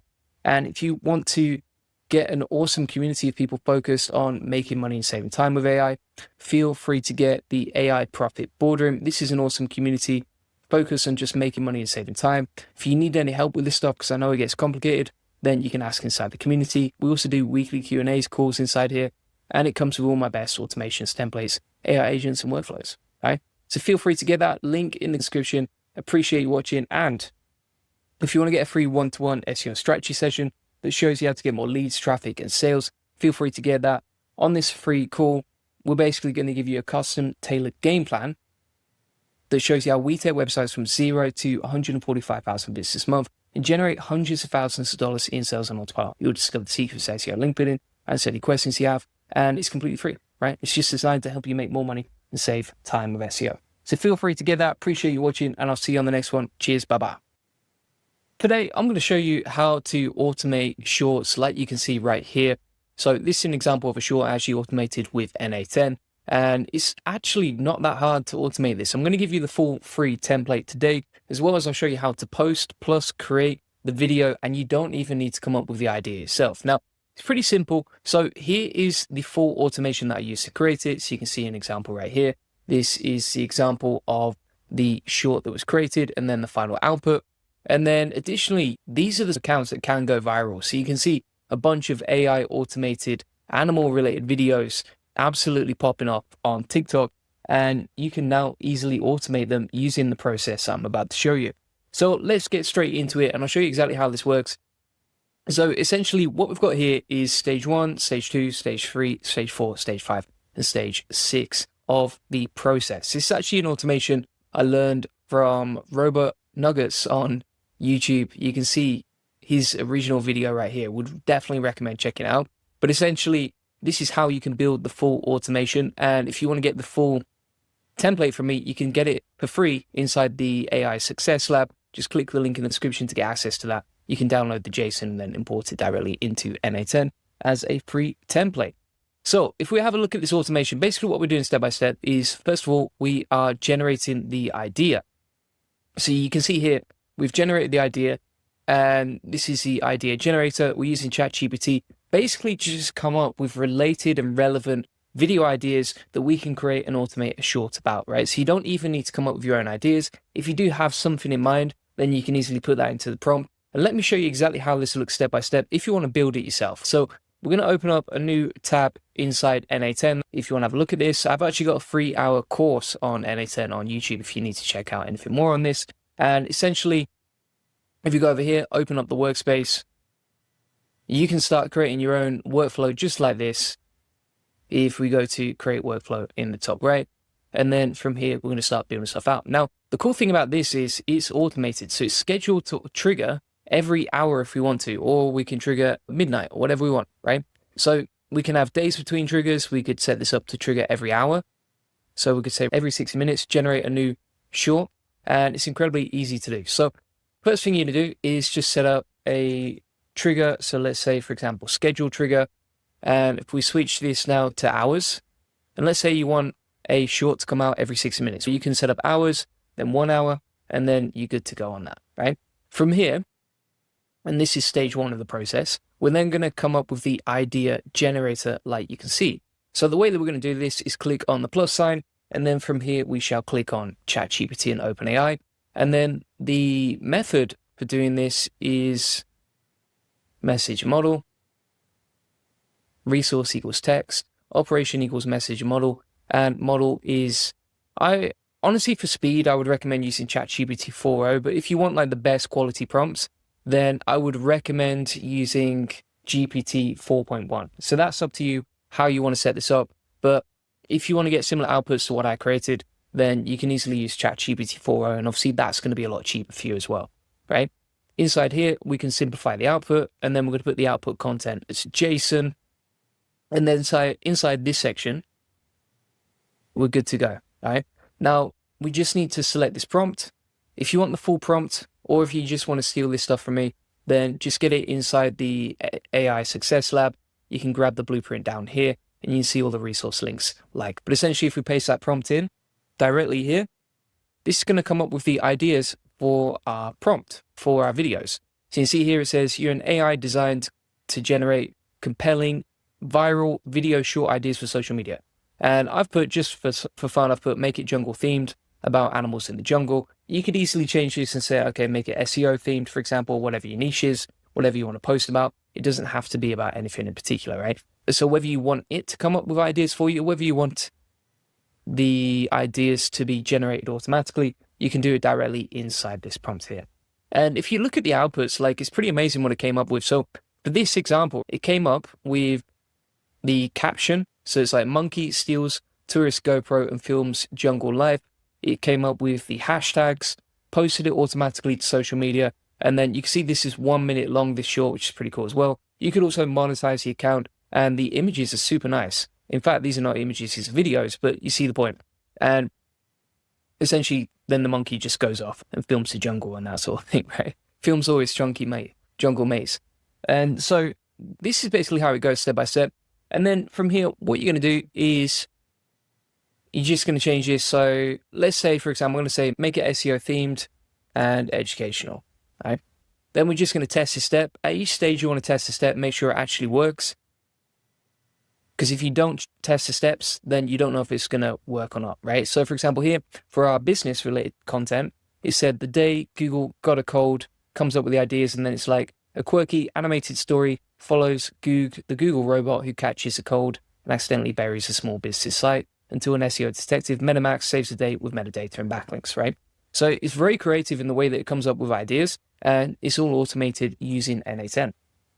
So once you've set this up, you've now got the idea generator, right? And that is stage 1. Stage 1 is complete, my friends, and that was really easy, right? Now, stage 2 is actually taking the video prompts. So taking the ideas and then generating video prompts. Now, if you want an example of this, and you want to know how to set it up and just set it up nice and clean, like you can see, so you've got stage 1, stage 2, etc., then that's pretty simple as well. And so all you do is you can press Shift and S, and that will generate a sticky note for you, and then you can annotate that. All right, so for example, here we'll put stage 1, idea generation, we're good to go. All right. So stage 1, idea generating. Here's a schedule trigger. Here it is step by step. Boom. Now we're going to do stage 2, and I'm just going to resize that so it looks nice and neat. And here we're going to duplicate and take this down. And this will be stage 2. We shall call this idea to prompts. So now if you want to change the color of the sticky note, just keep it nice and organized. So you can do it like so. So you can select different colors right here. And then we can keep going along. So the next stage is to take the idea and plug it into a Google Sheet. And this just keeps everything organized. Plus you can see what's ready for production, etc. So if we type in Google Sheets over here, then from this section, we shall select, if we click on this, just double check, sheet within document. All right, so the operation is going to be append row. We're going to select append row, and then I'm just going to choose a spreadsheet from my Google Drive. Let's take that one. Then we're going to take the sheet here. Second. Here we go. And we'll take the sheet. And then we're going to map each column manually inside the spreadsheet. And essentially, just so you understand what's going on here. So at this point, we are creating a nice Google Sheet template. Like you can see, we've got the idea, the caption, the production environment, and the final output, which is actually the video file, right? So if we click on, that'll actually take us to the video file to download. We've got the video file downloaded and ready to post to social media. And you can actually automate the posting of social media as well, which I'll come on to. So you can see the idea, the caption, production, environment, final output, and the ID as well. What you would do is you would just map out the document. By the way, this is inside the school group. You can just grab the NA10 workflow and then make a copy of it. So you just go to File, Make Copy of the spreadsheet. And from here, the ID, we're going to put row -1. All right, that's basically going to label the IDs. So video 1, video 2, etc. -1 because obviously we're not starting from row 1, we're starting from row 2. Row 1 has the headers inside it. Then from here, we're going to take the idea, which is generated by ChatGPT. We then have the title, the environment, etc. All right, so the caption we can take as the title. The production, we can just type in like for production, for example. Environment, we can just drag and drop that. And that's going to be dynamic each time this workflow generates. And then final output, we keep blank because we're going to generate that later with the URL, which I'll come on to in a minute. All right. So this is basically how you can map out the content of your videos into an NA10 workflow. Pretty simple and easy. So we've got stage 1, idea generation, stage 2, idea prompts. And then what we're going to do from here is we're going to set up the prompt generator. All right. So this is a message model. We'll click on plus, we'll type in message, type in ChatGPT, then message a model. And if you want to save time here, you can just duplicate this, right? So we can right click this, click on duplicate. And then from here, we've got the AI model duplicated, right? Just saves you time when you're setting this up. Now you can also rename each module just to keep it clean and organized. So for example, here we can put video idea generator.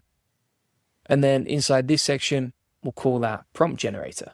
And if you have any questions as we go along, feel free to comment, happy to help, or post inside the AI community link in the comments and we can help you out. All right.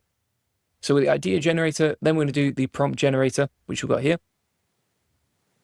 And we're going to start setting this up. Now, the way that we're going to set this up is we're going to just copy the original prompt.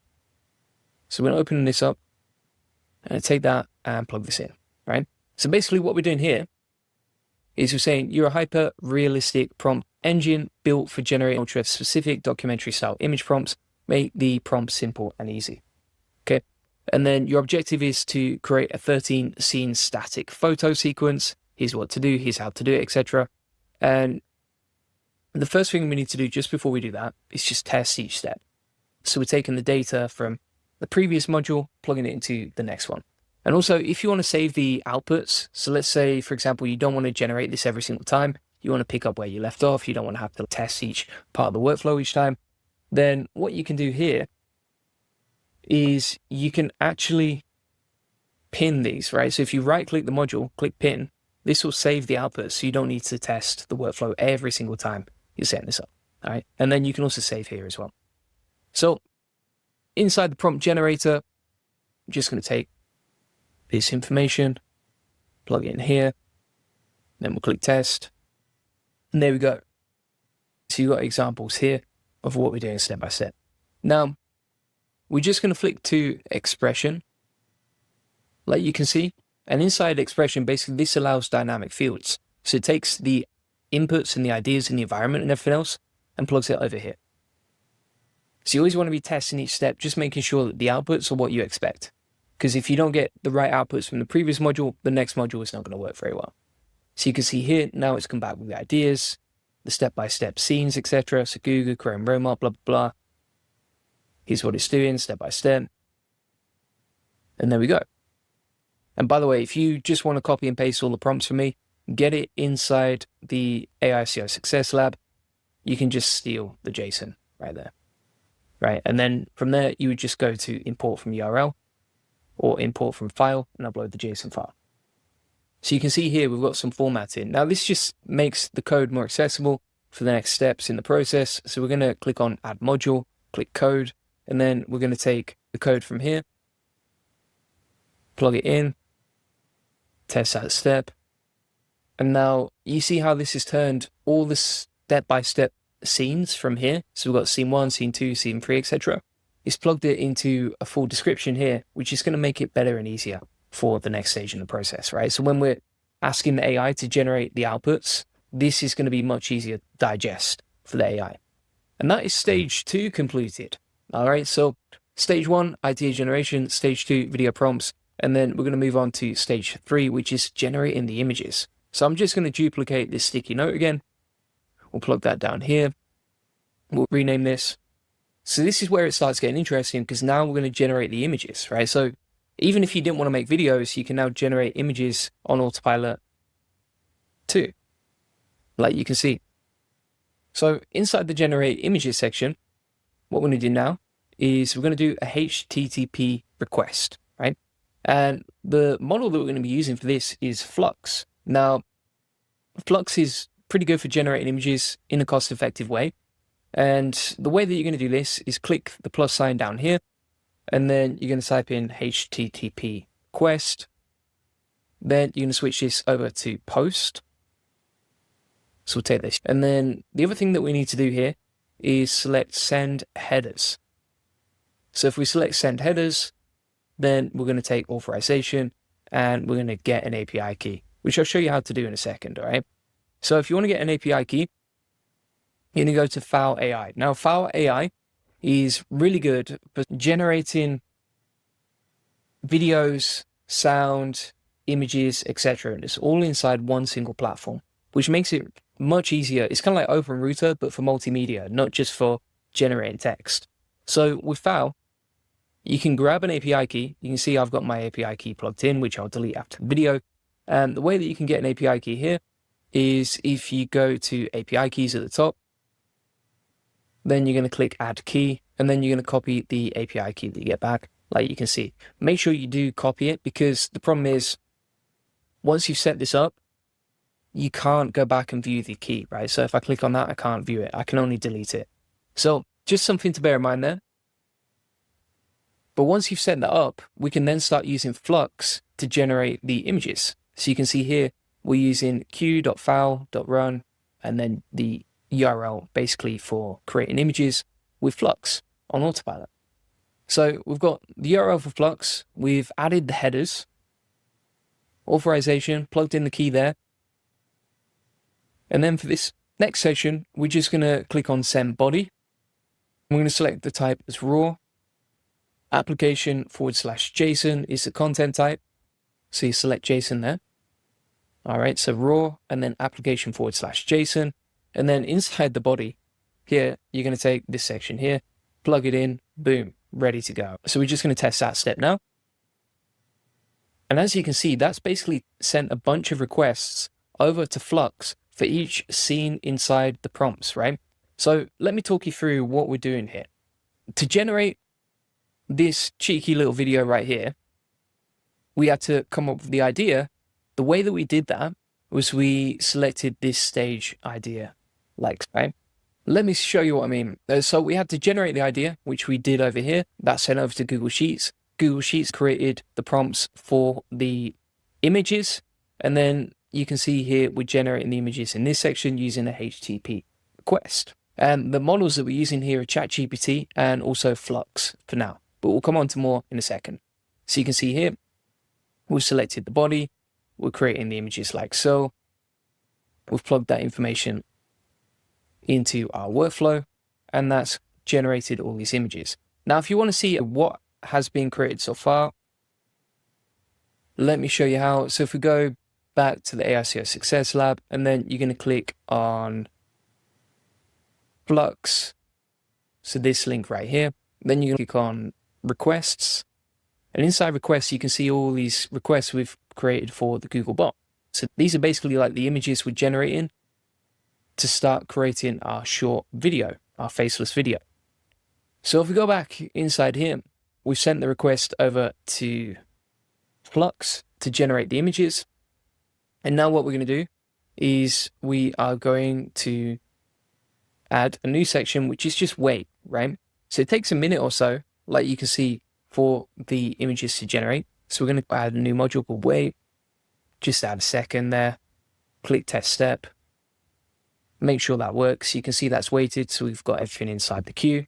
And then from here, we're going to click on Get Images. So if we click on Get Images, which is another request, type that in. And then from here, we're going to copy the URL, plug that in. All right, so this is the request for taking the images from Flux. So what you can see here is we're doing the request.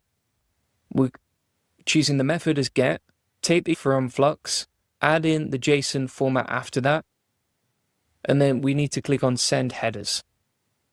Inside the Send Headers section here, we've got authorization, and we're just going to plug in our API key again. Okay. And then we also need to send body type, so let's click on that. And then from here, we'll type in this into body section and just double check that. All right, so we've got the files ready to go. So what you can see here is these are the actual files generated by Flux that we've literally just generated a second ago, which is pretty cool. So we can not just generate the images with a HTTP request, but we can also get those images directly from Flux. And now we're automating and we're getting pretty close towards generating the videos and that sort of thing. Now, another thing you can do here at the bottom is you can select options and then batching, and this will just help you avoid some errors. So if you select options here, and then from this section, you can just select 2000 milliseconds, click test step, and that will just stop it from having any errors, right? So if there's any errors or if you overload the server, etc., then you can batch the URLs and it will just help you avoid any errors along the way. So there we go. We've got the files back now. Boom. And you can see there's multiple pages here at the bottom. And we've completed stage 3. So just to recap here, we've created the idea, we've generated the video prompts, we've generated the images, and now it's time to start generating the videos. So what we can do from this section is if we click on create video prompts, let me show you how. So we're going to duplicate this. We'll call this stage 4 is create video prompts. Now we're going to click the plus sign, just drag that down there, type in ChatGPT, hit OpenAI, and then from this section, what we can do is we can click on analyze image. So what this is going to do is going to analyze the images that we've generated just a second ago. So you've got the images generated from the URLs, which you can see over here. We're going to drag that over. So drag that over to image URL section. We're going to select the model as ChatGPT 4 latest. There we go. And then what's in the image, we're going to take that, right? So this basically analyzes the images from our prompts and also the image URLs, which we've got down here. So I'm just going to grab the prompt from the previous part of the workflow and we'll cut that and plug it inside here. There we go. All right. So again, this is a dynamic JSON prompt based on the prompts from before and the URLs from the images we generated. We'll just test that. And as an example, you can see for the GoPro monkey image that we generated, the video, it's broken it down step by step. So it's like a young monkey grips a black GoPro with both hands, crouched low on a lichen-covered rock. A soft sunlight brushes the tips of his orange fur, right? So simple prompts, easy to generate, and we're automating it with this process. So if we go back to the example prompt and we compare that versus the output, so a young monkey, you can see it's quite a small monkey right there, grabs a black GoPro, which we've got over here, crouched on a rock. There's a rock, and the sunlight is grazing its fur, which you've got over here, right? So it's basically mapping out exactly what we want inside the image. Now, it can take a while for that to generate, but you can see now we've got that generated. The reason it takes a little bit longer than usual is because you're analyzing these images, which does take time. So from here, we've created the video prompts, and we're now going to do an HTTP request for video generation. And the model that we're going to use inside here is Cling. So if we click on HTTP request, then we're going to select post as the method, like so. Then we're going to use this URL as the URL for generating the outputs. By the way, any part of this video, if you need the prompts, if you just want to steal them from me, I'm showing them on the screen. You can pause the video, take a screenshot, and just ask ChatGPT to type them out if you need to, right? Or you can just download the template from school and then plug that in, and this school is free, right? So inside the authentication section, we're good to go. And then inside the send header section here, we are now going to select authorization. And again, we'll take that value for the API key, like you can see. Inside the send body section, we're going to select raw, application JSON, and then we'll copy the body. Like so. If we test that step now, and one thing you should do as you go along here is just make sure that you label everything, right? So for example, you see how we've got get images on stage 3 rows over here. Just going to do that now. Change this to get images. We'll hit rename, like escape off that. And then if we go inside the get images section, we're now going to plug in the prompt that we found before. We'll keep going through. Xiao says hi, shout out to you. And let's just wait for this to load. There we go. All right. Then we're just going to test this again. Just waiting for this to load. So bear with me. There we go. So now this should work. Let's just hit test step, make sure this works okay. Yeah, there we go. Good to go on that. And I'm just going to rename this video creator, so I know exactly what it does, etc. And then we're going to wait again. So I'm just going to add a wait section here. We'll wait a second. But again, if you were like generating the outputs here, it might take 4 minutes for Cling to actually come up with outputs. So that's what we're doing step by step. And also in this section, you can see we're using Cling video, right? Cling video, that's what we're using. Now I'm using the standard version. You can use the pro version, which is even better, to be honest. So if you want like better quality images or something like that, like this was just a test run. The images still look good, to be fair, the videos. But if you want even better responses, then you can switch your models, right? So for example, if we go inside the course again, then we're going to go to requests. Inside the request section here, you can see the inputs for the video and what we've created so far. But if we actually go back here, we can switch on the drop down to Pro, right? Image to video Pro. And that will just make sure that the images you're using are even better quality. So if you want the creme de la creme, but you're willing to pay more, then you would use Video Pro. If you want like the standard sort of usage, then you're going to switch to image to video. From here, we've done that. We've worked our magic. We're just going to wait a second here, generate the outputs. There we go. We're good to go. And then what we're going to do is click on get video, right? So we're going to add another HTTP request. Click get. Type in the URL to get requests, which you can see right here. Now, important thing to note here is if you have a space after the request URL, it's not going to work, all right? So make sure that you use the exact same format that we've got right here. And then we've attached a dynamic JSON request from the previous responses, which is going to get the Kling video step by step, right? Now, just to recap here, you've got get, you've got URL. Inside the settings as well, you would send headers using fields below.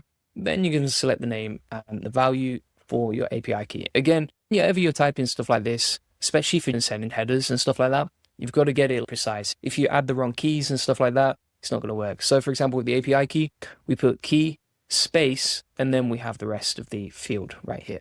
And then for sending the body, we'll select that. You can just duplicate it from the last one, but I just want to make sure it's super clear what we're doing here and how we're doing it. If we're sending the body, we're going to take the description from the prompt, and then we're going to put the batch in as 1 and 2000 as the interval time. Just test how it works. Some people are asking, like, how do you get access to the templates, etc. So let me show you how this works step by step. So let's say you are watching the live stream. You can click on the video, find the description down here, click on that. And then inside here, go to Classroom AI course. And then you can find the template and all the resources down here. So go to Classroom and then AI course. Hope that makes sense. So just going to double check this, make sure we've got it all right. And also, it does take a while for the outputs to generate on Kling, right? So if you want to see where you're up to in terms of generating the outputs from Kling, then we can go out to Kling over here. We're going to go into requests, and you can see, for example, the videos ready to go over here. Pretty cool. Charles says, good to see your show. You seem to be doing good work. Thank you very much, sir. And then I'm just going to change this as well to video. And there we go. Just one thing to bear in mind here. When you're doing this, make sure you got everything set up correctly. Otherwise, it can break. It is temperamental. So you want to make sure everything's matching nicely. Now, once you've done that, you'll see an example like this. So you just test step at each stage. Here's an example. And then you're going to move on to the next stage, all right? So we get the video, like so. Here's an example. You're good to go on that. Then you got stage 5. So stage 5 is where you start generating the sound. Now, I'm using GPT 4.1 for this. Again, it is a little bit slow, so if you don't want to use it, you can just test something else. You can see an example of the output right here. And then this, again, is a ChatGPT message and model. We've got the prompt, like basically it's just a prompt to generate the music. So for example, it looks at the image, it's a lively symphony of rainforest life unfurls, leaves whisper overhead as a humid breeze stirs through the treetops. Beautiful and poetic. And it's got descriptions for each scene. Then from there, it's going to start creating the sound. Now this is another HTTPS request, post. We're using audio for generating this. Plug in your API key again, and then send body, select raw, JSON, and here's the example of the prompt that we're using. Then you're going to wait a second, and then from there, get the sounds. So what this does is it takes the audio from audio, you send the headers, you send the body, there's the descriptions, etc., and you're good to go on that. And that leaves us with stage 6. Now, stage 6, you're basically stitching everything together.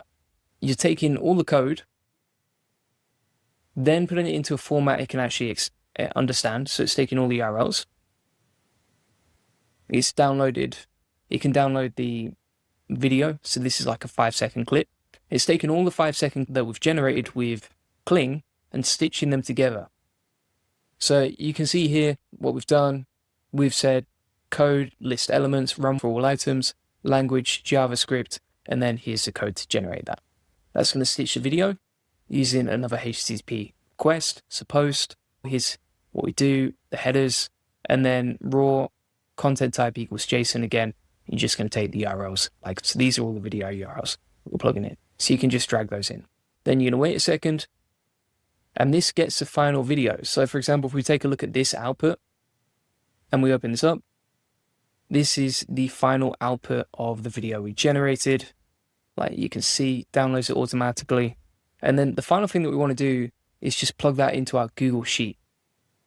So here's an example of all the settings we're using, the idea, etc. Here's the code that we plugged in. And basically what that's going to do with the final output is it's going to match the column based on the idea. We're mapping it manually. Then it's going to look up that idea and plug it into our Google Sheet. So if we go back to the Google Sheet template, which you've got free access to, it will plug it directly into the sheet, as you can see right here. So this will plug directly into the Google Sheet and have the URL. So that's basically it for automating Reels. The next part that I'll come on to later is how to actually automate the posting of all of this directly to social media. So just to recap here, we've come up with the idea, the video prompts, generated the images, generated the videos, create the sound, stitched it all together, then plug that URL into a Google Sheet. And with the Google Sheet, we can actually take the outputs and then automate posting that directly to social media as well. So here's an example, right? So if we look at this one, you can see that for the idea of a monkey, we've got the caption, production, the environment, and then the final output of the URL, which takes us to this video that we've just downloaded, right? And you can automate posting that directly to social media, like you can see, which I'll come on to in the next video. So that's basically it. That's how to automate and create Reels with just one idea. You don't even need to come up with the idea yourself, and it's super powerful using this whole spreadsheet. So thanks so much for watching. If you want to get free access to all the templates, workflows, etc., you can get that inside the AI SEO Success Lab. Link in the comments in the description. And inside this community, we post a bunch of like notes from the courses and the videos that we do, so you can see like client and stuff like that. And then if you want to upgrade and get, for example, like coaching, weekly calls, etc., feel free to get that inside the AI Profit Boardroom. Link in the comments and description. So you just click on that, and then that'll take you to the AI Profit Boardroom, and you can sign up and get coaching, an awesome community of people focused on really scaling with AI, and also all of our best courses, agents and workflows and that sort of thing. So feel free to get that link in the comments description. If you want us to build this out for you or any sort of SEO automations as well, feel free to book in a free SEO strategy session, link in the comments description, and we can help you out with that too. So thanks so much for watching, appreciate it, and I'll see you on the next one. In this free AI agents course, you're going to learn how to basically automate anything using AI agents. Now, one of the first tools that we're going to kick this off with is N8N. This can build seriously powerful AI agents. In fact, your only limit is your imagination. Let me show you exactly what I've worked on, and we'll start with the basics, and then we'll get more and more advanced as we go through. We're going to be talking about how to use Gemini, DeepSeek, ChatGPT agents, how to insert feedback loops, human approval loops, even how to, for example, browse the web and scrape the web with AI agents, and even some of my best workflows, including AI avatars, web scraping, sales agents, etc. Super excited to show you everything that exists inside here. Now, if you just want to get started with the basics, and you can just go inside N8N, click Create Workflow, and from here you can add a step, which is an AI agent, right? And basically what you're doing inside N8N, you are essentially creating workflows that link AI APIs. Using these workflows, you can build all sorts of complex AI custom agents that you would have never found before. Now, I'll show you some example workflows in a minute, but this is how it works. Now, usually when you're building out these AI agents, you want to have a trigger. So this could be, for example, like a Telegram message. It could be a WhatsApp message. It could be just adding a chat inside the chat down here so you can talk with your AI agent directly. All right. Now, once you've done that, you're going to add a row to an AI agent like you can see. And inside this AI agent, you can just give different directions. Now, you've got two choices here. You can, number one, take the prompt from the chat trigger, or you can define the prompt that you want, right? So if I go into the chat, I can set that as a trigger, and that could be the prompt for the AI agent. Or what I can do is I can click on Define Below and take the input inside the chat over here, plug that into the text, or just change it to something like "You are a friendly assistant." Right? And then what you can also do is you can have a system message. So a system message is like, giving instructions on who that agent is. And this way it knows exactly what its role is, how it's using its AI, what is basically its main priority. All right. So once you set up your AI agent, then you can go inside the chat model here, and you've got all these choices of AI. So you can use, for example, Anthropic, Azure, DeepSeek, Google Gemini. Gemini is actually free. You can grab an API from aistudio.com and then plug that for free directly into Google Gemini. You could use Grok. That's also got some free options. Mistral, Llama is free. That's hosted locally. OpenRouter, OpenAI. Now, to keep things really simple, I'm going to use OpenRouter. And the reason for that is because you get access to all these different APIs directly inside it, right? So if you select OpenRouter and you plug in your credentials here, just click on the drop down, go to create new credential, then you can plug in your API key. Now, if you're wondering, okay, how do you get an API key from OpenRouter? Just go to openrouter. You're going to sign into your account or create one. And once you've done that, just go down to your settings in the top, so hover over your profile picture, click on keys, and then from here, you can create your API key that you're going to plug into NA10. And the good thing is, once this is set up, every workflow you create is already plugged in and ready to go.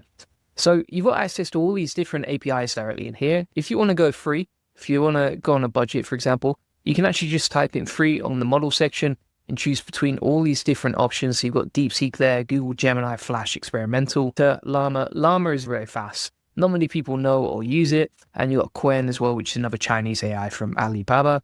So, for example, we can just go with DeepSeek Chat, for example, or Flashlight Preview, and then we're good to go on that. All right, so that's our AI plugged into the agent. Now, this agent won't work without adding a chat model. Of course, you've always got to add that. And inside the tool section over here, you can select between all the different apps and tools that you want to select, right? So, for example, you could insert a tool like HTTPS. This will basically scrape the internet, right? So it can scrape the internet based on the URLs you give it, and it can just read live web pages. You can also, for example, connect this to Gmail. So if we type in Gmail on the tools over here, we've got the Gmail tool. We could plug in an extra tool. You don't have to have one tool as well. You can plug this into multiple places. So you could, for example, link a Supabase database. We could add inside here LinkedIn, right? And look at our LinkedIn profile. And you can see all these different branches of tools that we can build in here. We could also add Twitter. And then we can link our AI agent to multiple different apps. I'll show you how to connect these later in the video. But essentially, that's what you can do with the power of this. Now, inside the memory section here, this basically gives the AI agent recognition of all the other stuff that you've created. So if we click on Window, Buffer, Memory, this is by far the easiest to set up. And once you've set that up, you can basically read previous interactions that you've had with the AI agents. The agent has a memory of your interactions with the chatbot.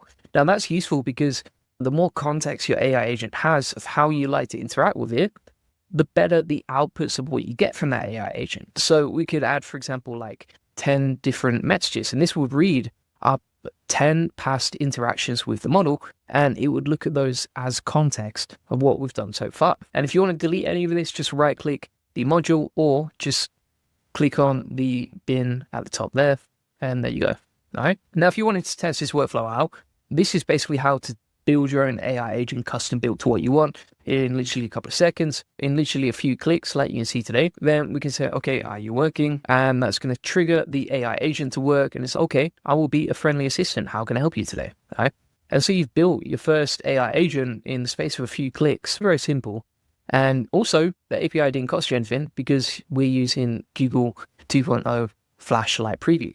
Bear in mind, like when you're using some of these APIs, if you're using a reasoning model, you're going to get slower responses. And I wouldn't recommend, if you need quick responses or you want a quick workflow, I would recommend just using an API, for example, Flashlight Preview, that seems to get much faster responses without the deep thinking mode, right? So that's something to bear in mind as well. Otherwise, what you're going to have is like a chain of thought in the reply, which is quite time consuming, quite annoying, etc. Now, if you want to, for example, turn this AI agent into a chatbot, right? So you don't want to use it inside NA10 directly, but you do want to use it as a chatbot you can just visit anytime, then you can click on active over here. So you can make your workflow active. And then inside the chat message, you can click on make chat publicly available. That will give you a URL that you can navigate to. Then we're going to go back over here. We'll hit save on this. And now we can navigate to our chat, right? So this is a URL we got from NA10. We've got our chatbot ready to go. We can say, are you working? And it's great. I'm ready to help in a friendly way. What can I do for you today? All right. That was so easy to set up an AI agent, custom built to whatever we want. Now, if we hide the chat, and then if you want to know how to like scroll, you can just press Command and that'll help you scroll to the left or to the right. Inside the chat here, you can also add a more complex system message. You can actually take the inputs from the previous workflow. For example, we can take the chat input and then put that as a prompt that it works with over here. So we've dragged that in. You see how it says JSON.chat input? That is the input from the previous workflow. And that previous step is the chat, like we can see. And then you can also choose whether you want like a conversational agent, a tools agent, all sorts of different agents there. And inside the settings as well, you can see all these different options you get as well, right? So you can say stop workflow on the error or continue and just pass a message on and carry on. And then for the next output, you can actually link the output to another AI. So you can have different AI agents with different roles.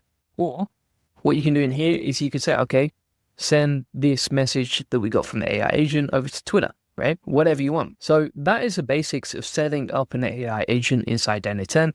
It's going to get a lot more complex all the way to the point where you're building stuff like this, where you've got positive feedback loops. You've got like 4 different agents in one single workflow. It's working with Gmail and it's got filters for the messages that you send, so whether stuff is approved or declined. And you've got multiple different AIs and APIs working together like you can see. We're going to cover that later in this course. But for now, if you want to know how to do web scraping inside, what you can do is you can connect a P request, and this will look at your live website. So for example, we've plugged in juliangoldie.com as the URL to get, and then that's going to send over to our AI agent. And you can see as the prompt inside this AI agent, we've said, rewrite the copy on this page, plus make it more interesting and fun, add some emojis, and write it in HTML as a beautifully designed landing page. All right. Now, if you wanted to test it out, we can go over to the chat here. We can say get started. And basically what this is going to do is it's going to scrape the web. So it's scrape my homepage, and it's taking that live data, and now it's using that to create the HTML. And the output that we get back from the AI agent is going to be available once the workflow is done. Right? And you can move the chat up or down like that. Just click on the arrows pointing up and down. So we'll wait for that to load, and I'll show you what you can do with this. So for example, you could take live data from the web, you could take headlines, you could use that as research. You could also, for example, use it to create your own website. Anything that you can do with a web scraper, you can now plug that straight into an AI agent and you are ready to go on that. And I think this is super powerful to know because a lot of people love these AI tools, but most of them are based on outdated data, right? You got stuff like, for example, Claude that's outdated. You got these other AI tools that are outdated, whereas this can plug live into the internet. So we've got the HTML here to preview. If you go onto liveweave.com, we can preview the HTML that's rewritten from our main homepage. So I'm just going to delete the previous stuff that was here, plug that in, and we've got our landing page recreated like, right? And that was based on the live page that we have over here, right? There's no CSS in this, but there is the HTML content, which is what we've rewritten with the AI on autopilot. When you're doing all this stuff, your only limit is your imagination. I've seen some absolutely mind-blowing workflows that I never actually thought was possible.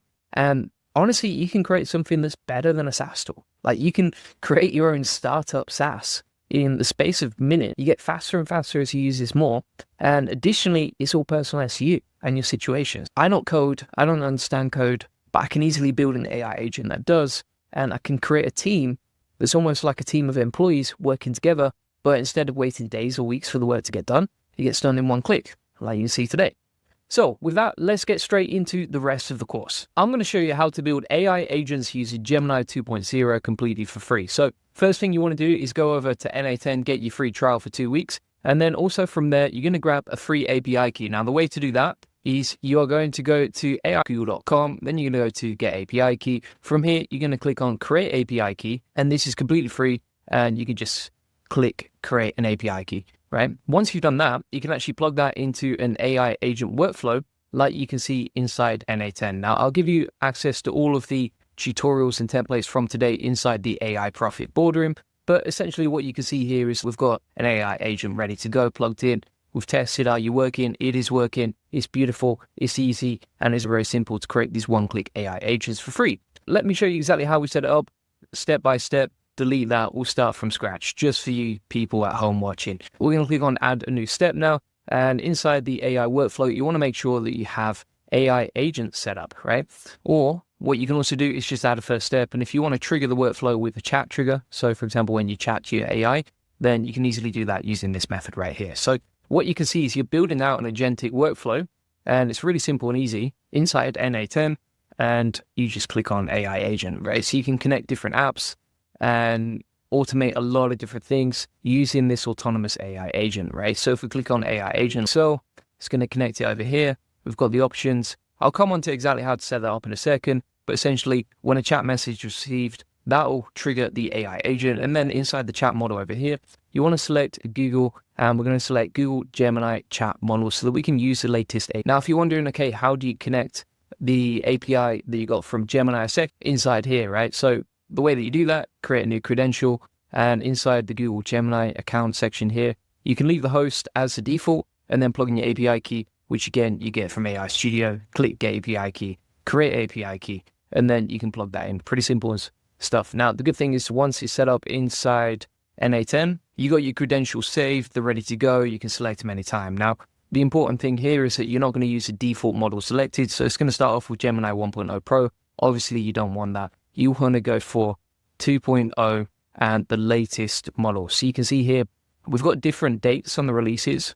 So if we look at the drop down, for example, we've got like 2.0 Flash Experimental, 2.0 Flash, which is great. But we want the ones that have just been updated on February the 5th. So for example, we've got Gemini 2.0 Flashlight Preview and Gemini 2.0 Flashlight Preview 5th of February. All right, so those are the two that you want to focus on.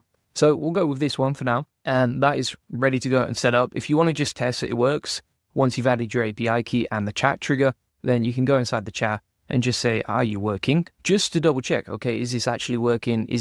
Have we got the AI assistant ready to go? And if it's set up correctly with the right API key and everything else, then it'll say, okay, yes, I'm working, I'm an AI and always ready to assist.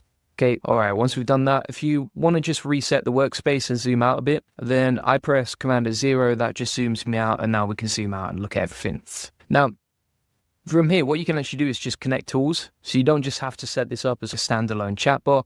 You can, for example, like connect different apps, different tools over here. And this is super useful because now the AI agent can take the data from whatever tools you connect, and then you can easily feed in that information. So let's say, for example, you want to create a AI content creator using Gemini. We can take this prompt right here that I use for creating content. I'm going to plug that into our AI agent. And inside the add option section down here, we're going to select systems message. And instead of having the default, which is you are a helpful assistant, we're going to switch that now to create an SEO optimized article for this. Keyword equals the keyword I give you. We're going to test that step now. So if we go inside the chat and we'll say keyword equals what is SEO, now going to write that content for us, right? So you see here, we've got the whole article ready to go. And this is all customized to the prompt we plugged in earlier. So you can see it's actually created a full article. How long is that? That's 1,000 words with one little prompt. We just give it the keyword and it does everything else. So it's like, why is this? And the content itself was written really nicely. You can see here how you can optimize blog content, SEO content, Twitter content, whatever you want, even YouTube scripts you could easily do. And it's written it really nicely. As you can see, it's also formatted it super nicely. And we've got bullet points, we've got SEO optimized content. And here's the other thing as well. It's actually personalized all the content. And bear in mind, this is free, right? This is not costing you anything because you're using the free API from Google and you're using the free trial from NA10. And if you don't like it, then you can get rid of it after 2 weeks if it doesn't get you the ROI, right? And you get expert help. Look, SEO can be complex. My agency has done this. If you want to join the SEO Elite Circle, go here. If you want to book in a call, go here. And if we click on that, it's created a personalized link to our funnels, right? So we've easily automated personalized content that's better than most humans can write, nicely formatted and ready to go into blog. And if we actually hide that chat now, we can select this to go out to a blog or a Shopify blog, right? So if we type in Shopify, you can connect this to your e-commerce store if you want to automate blog content, or if you want to automate content on WordPress, you can just click on WordPress right there. Let's have a look if it's got Webflow as well. I know a few people switched into that recently, including authority hackers, saw that recently. So yeah, you can connect this to Webflow as well, and then you can just automate really high quality content, personalized to you with all your internal links in, and boom shakalaka, you've done it for free using the free API from Google AI Studio. Crazy stuff. Now, if we type in WordPress over here, we're going to click WordPress, then we're going to click on create a post. And from here, we can select what we want to do. So we can say resource, post, operation, create, title we can put as what is SEO or whatever your keyword is. And then inside the add field section here, you're going to add your content and you can add a slug as well. So I'm just going to delete slug for now because I don't want to manually fill it in. And then for the content itself, you can just grab the output like so. And what I'm actually going to do inside the AI agent as well is I'm going to say, write this as boom, right? And what that's going to do using the chat feature is just create super personalized content with internal links, nicely written for free in literally a minute, and then send it over to WordPress. Super easy. Crazy how powerful this is, right? So let's just test this works. All right, I'm just going to log into WordPress, happy days. And then we need to link the chat message to the AI agent that was unlinked a second ago. I'm going to go over to the chat. I'm going to refresh the chat, just delete all that. And we'll say, okay, keyword equals SEO training Japan. That's going to write the content. If we just lower that slightly so we can see what's happening. So basically, just to explain the workflow in case you're unsure what's going on here, basically, we've taken the chat message, which is just plugging in our keyword. The AI agent, the SEO AI agent, is taking Google Gemini, taking our prompt, which is keyword equals, writing the content, and then creating a post over at WordPress. Now, if we go to WordPress, so we'll go into posts. We've got the title of the article we just created just here. And if we click on preview, boom, look at that. So easy, simple to do. How long did that take? Literally just one single prompt plus a keyword. We're ready to go off that. Super powerful and easy to do. And then it said to us, okay, SEO training Japan, you guys crushing it in the Japanese market. And the content itself is super nicely written. Additionally, what it's done is it's actually linked to our funnel pages where we want to send traffic and get clients. And it's personalized all the content to us as well. Obviously, you would edit it before you publish it. This is just a draft, which is the beauty of this. So you quality control it before you publish it. But you can create free AI SEO agents that can create blog content or create social media content, and you can do it using Gemini Pro, which is the latest model from Google. Absolutely amazing. So what we can also do here is if we move this over here, we'll move that over there, we'll move this over here. And what we're going to do from here is we're actually going to duplicate that AI agent, and I'm going to unlink this. So let's delete the link between the AI agent and that. And we're going to connect that to another AI agent, right? And so what this is doing now is we're going to have Google Gemini over here as well. Inside the Google Gemini chat model, we're going to select 2.0 and the February the 5th model, so the latest version of Gemini. And then we're going to say inside this AI agent, right, which is totally different from this one. This one's going to be for writing content, and this one's going to be for actually coming up with keywords. And so I'm going to say inside this AI agent, when I ask you for a keyword, give me a keyword that's related to my niche.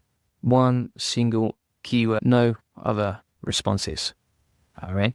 And what I'm looking for here is like long tail, localized, simple, e.g. SEO training Japan, SEO training in London. All right. And you can plug this prompt in however you want. I'm just doing this for speed. Obviously, it's a YouTube video. We're not going to go too in-depth on that. But basically, what we're trying to do here is we're going to ask for a keyword that's going to run through the keyword agent. And I'm just going to rename this agent SEO keyword agent. We'll rename that. And then inside this agent, this is actually going to be our SEO content writer agent, right?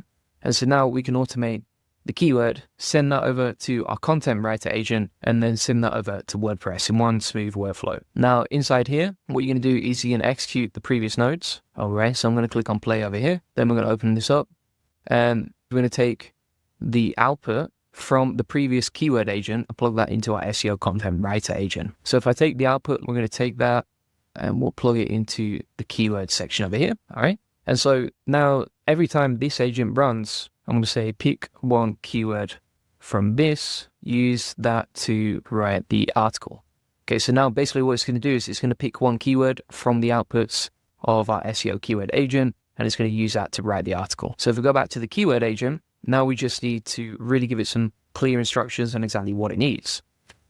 So I'm going to put that inside the chat input, which is our prompt into the chat, and say, based on this, when I ask you for a keyword, give me one single keyword that's relevant to my niche, one single keyword, no other keywords. This will be used for an AI agent to write an article. Okay, long tail, localized, simple, SEO training Japan, SEO training in London. And you can personalize this prompt to you, your niche, whatever. I want to show you how personalized you can make it. We'll say, okay, now SEO training Dubai. All right, we'll put examples of keywords equals this. Okay, so now we're going to test that step. And you can see here the output. So it's giving us an output here. And so if we go into our chat model, we'll refresh the chat cell, reset the session. I'm just going to hit save on that as well so we can save our progress. And if we run the whole workflow now, I'm going to run the chat. I'm going to say, okay, my niche equals SEO agency. And just going back to the SEO content writer agent. So if you want to edit that, click on that. You want to change the source for prompt from connected chat trigger mode to define below. And so now put keyword equals, and that's going to be the chat trigger for our SEO content writer agent. Right? So it's all linked together. And now we're going to test it. So I'm going to say my niche equals SEO agency. That's gone straight through the keyword agent, lightning fast. Now it's writing the content, and that should plug over to WordPress. So we'll just go back over to our posts inside WordPress now, and we've got the article ready to go. So let's click on preview, and boom, look at that. Right? The AI picked out the article for us, the keyword. All we had to do was tell it our niche, right? And it did everything else. Now, if we go over to WordPress and the output here, now that we've got the keywords from the keyword node, we can actually plug those into the title because that's picking the keyword for us, which is the title. And also if we add the field here, we can select slug. And then inside the slug, we can also put the keyword from the AI agent. So if we just grab that, we'll plug that in. And if you understand what we're doing here, I'm flying through it because obviously it's a YouTube video and this could be like an hour long. But essentially what we're doing here is we are literally automating our whole SEO strategy, not just the content, not just the publishing, not just the keyword research. Literally all we need to do is just go, here's my niche. The AI agent will figure out the keyword. Then the AI agent will figure out the content, and then it's going to send it to WordPress. So let's try that workflow again. I've already shown you it works, but I want to show you something else now. So we're going to click off that and we'll refresh the chat cell. We've reset that. And then inside here, I can say, for example, okay, niche equals SEO agency. We'll hit enter. So that's feeding into the keyword agent. Now it's feeding into the content writer agent. And boom, we've just sent that to WordPress. NA10 is by far the best platform, the easiest platform to use once you get your head around that. I started using this like 2 weeks ago properly. I actually started testing out about a year and a half ago, couldn't get my head around it. And now it is absolutely amazing. So you can see here, we've got a nicely formatted article. It's all personalized to us. We didn't even have to think about the keyword that we were going for. And the AI has come up with the keyword, come up with the content, personalized it to us, sent it to WordPress, created a draft, and that is absolutely amazing. Now, this could be an infinite workflow, right? So you don't just have to send this to WordPress. If you wanted, you could add another action in that. So if you click here, you can actually send this over to Twitter as well. And you could, for example, like create a tweet, right? And you could automate all your social media content, not just your SEO content.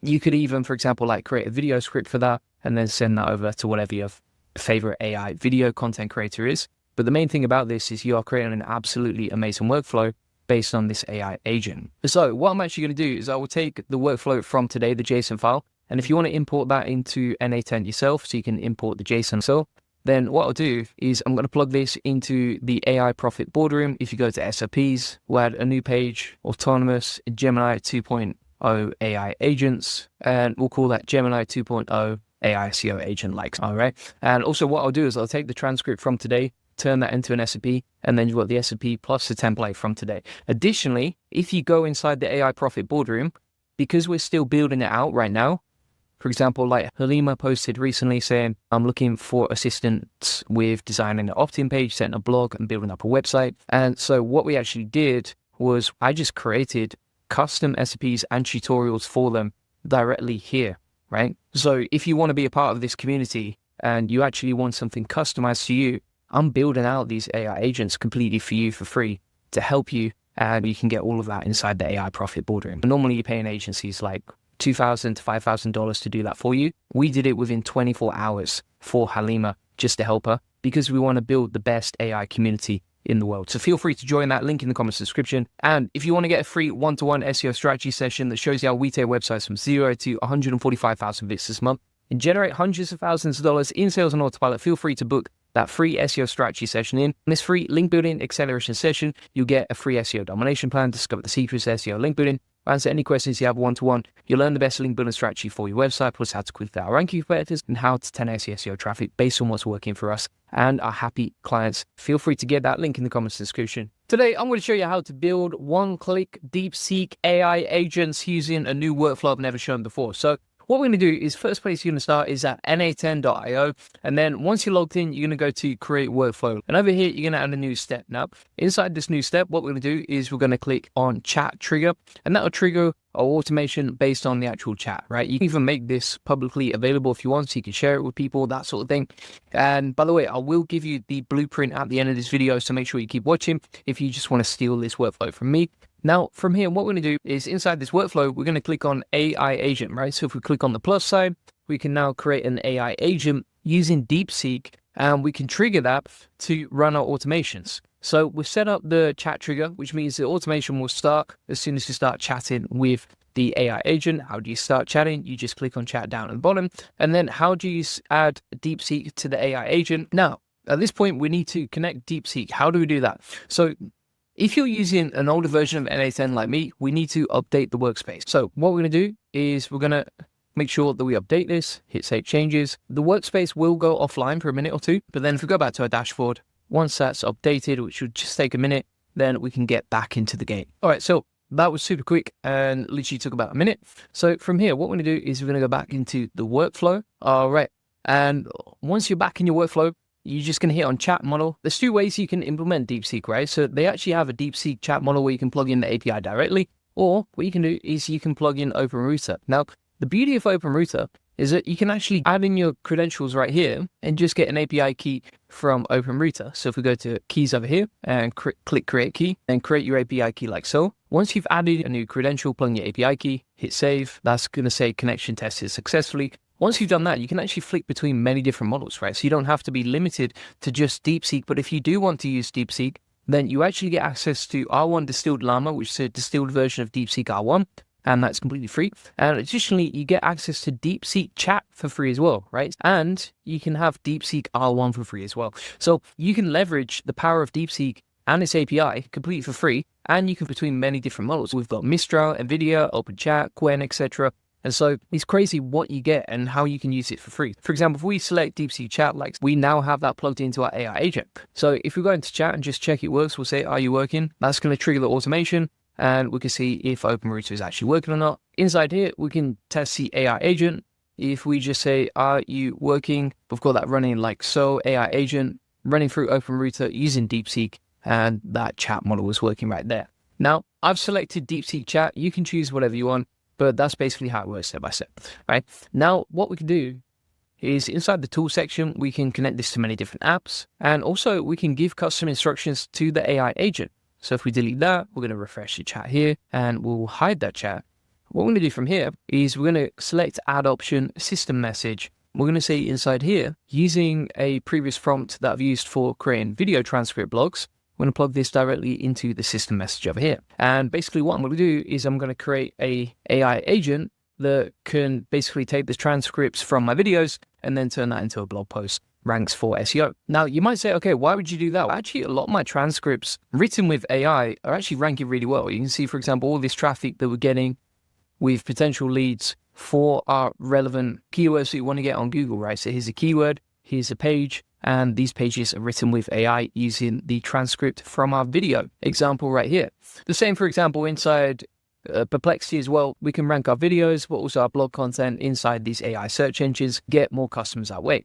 Now, what you can also do is we can delete this model right here. So let's delete that, and we can stop the whole workflow. And then we can actually add DeepSeek directly in here as well. So if we click on DeepSeek chat model, then we're going to add a credential from DeepSeek directly. So it's gone to DeepSeek, we went to the API platform. This is available at platform.deepseek.com. Then we're going to go over to API keys, create a new API key. And then inside the credentials here, we can just add those in. As you can see, hit save. That's connected. Nice and easy. Inside the AI agent, we've got the same prompt, same system message, etc. And we can take the chat input inside the system message section and plug that into the top. So now the system message is using this input, which is a video transcript. When I paste in my video transcript, write part 1 of the article. Right. Then we're going to test this step. And then you can see here, for example, I did simplify the prompt just to make it faster for the sake of this demo video.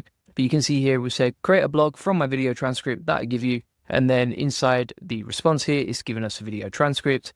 We plug that into a new document. We've got the blog ready to go right there. Let's have a look at that. So it's taken that transcript and then created a nice little blog. So really simple to create these AI agents. And then what we can actually do is we can actually create multiple different AI agents and feed them together. Okay. So if we click on AI agent over here, this is going to take the input from the source prompt. Then we're going to add the system message, write the second part of this article like so. This will just carry along in a long line. Now we're going to link this back to OpenRouter. Again, you can use DeepSeek if you want to. We'll select OpenRouter for now. Then we'll select DeepSeek Chat. DeepSeek Chat is a lot faster and it's better for writing content. You will get the output, but you will also get the thinking and reasoning behind that output, which is not very useful. So what's better to use is the DeepSeek version 3, which is the chat model right here. So what we've got over here is an AI agent that's programmed to create content, and then another AI agent, and you can link these both to DeepSeek inside these modules here so that you can write part 1 and part 2 of your article. Okay?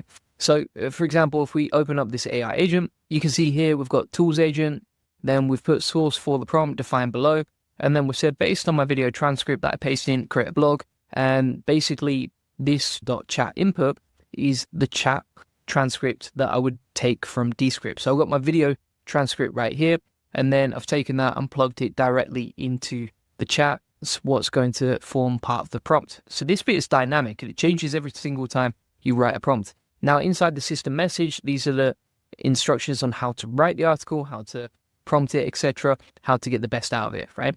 And so what we're going to do is we're going to call this transcript 1 part 1, and then we'll call this one part 2. So we've got part 1 and part 2, and then what we can actually do is, so we take the transcripts like so, and then we're going to link this to WordPress, create a post. I've already got my WordPress credentials plugged in right there. We'll just call this example 1 just so you can see how it works. And then inside the content section, we are going to take the transcript from part 1. Now, inside the WordPress section, what we're actually going to do is take the outputs, right, from the AI agents. So we've got transcript part 2, and you can just drag and drop that into the output section over here. And what that will do is actually take the outputs and plug them over into WordPress. So let's test this step, and you can see it's worked nicely. Now, if we refresh the page, we've got the preview ready to go. So if we click on preview, this is the example, and you can see we've got the content from the page. And actually, it's pretty long, right? That's all personalized to the transcript that we plugged in. If we check the word counter, it's 1,200 words. However, there's an issue here because what you can actually see is that it's written in Markdown, right? So you've got these hashtags and all that sort of thing. So what you would do inside the prompts earlier in the workflow, if we go back to N8N now, we'll press escape to get out of there. And inside here, we're going to say, okay, output HTML. So output in HTML. And we'll do the same inside part 2 as well. There we go. And that's just going to make it better formatting for when it goes over to WordPress. So if we go back inside the chat now and we'll test this out. So I'm going to grab this transcript. So plug that into the chat, hit enter. That's going to run the automation nicely.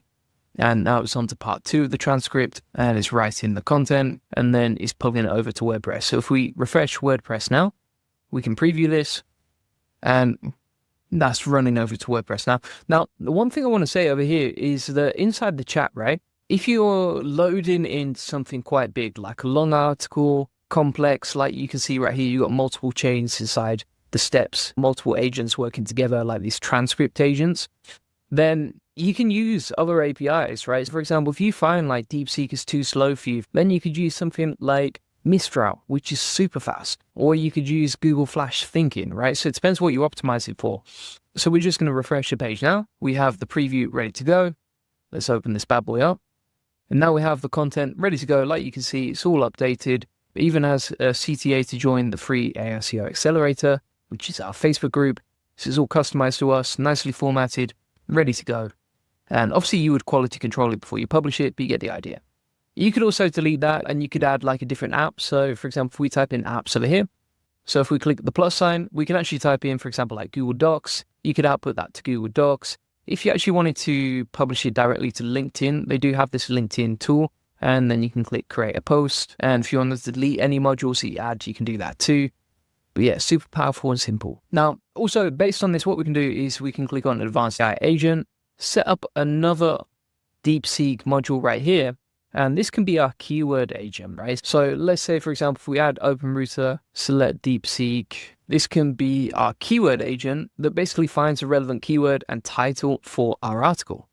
So we'll click on define below inside this module. Then we're going to grab the output from the transcript. And I'm going to say suggest a relevant SEO keyword for the article below. Should be short, relevant, plus SEO optimized. Okay, let's test that. And it's giving us the output, but you can see, and I think it's good for you to see this. So for example, like DeepSeek AI tutorial, but the problem with this is it's giving us multiple and it's giving us a lot of fluff around it. Whereas we just want the title, and I'll show you why in a second, because basically what we're going to do is plug this into WordPress. So I'm going to say, don't give me anything else but the keyword. And it should be one single keyword idea. All right.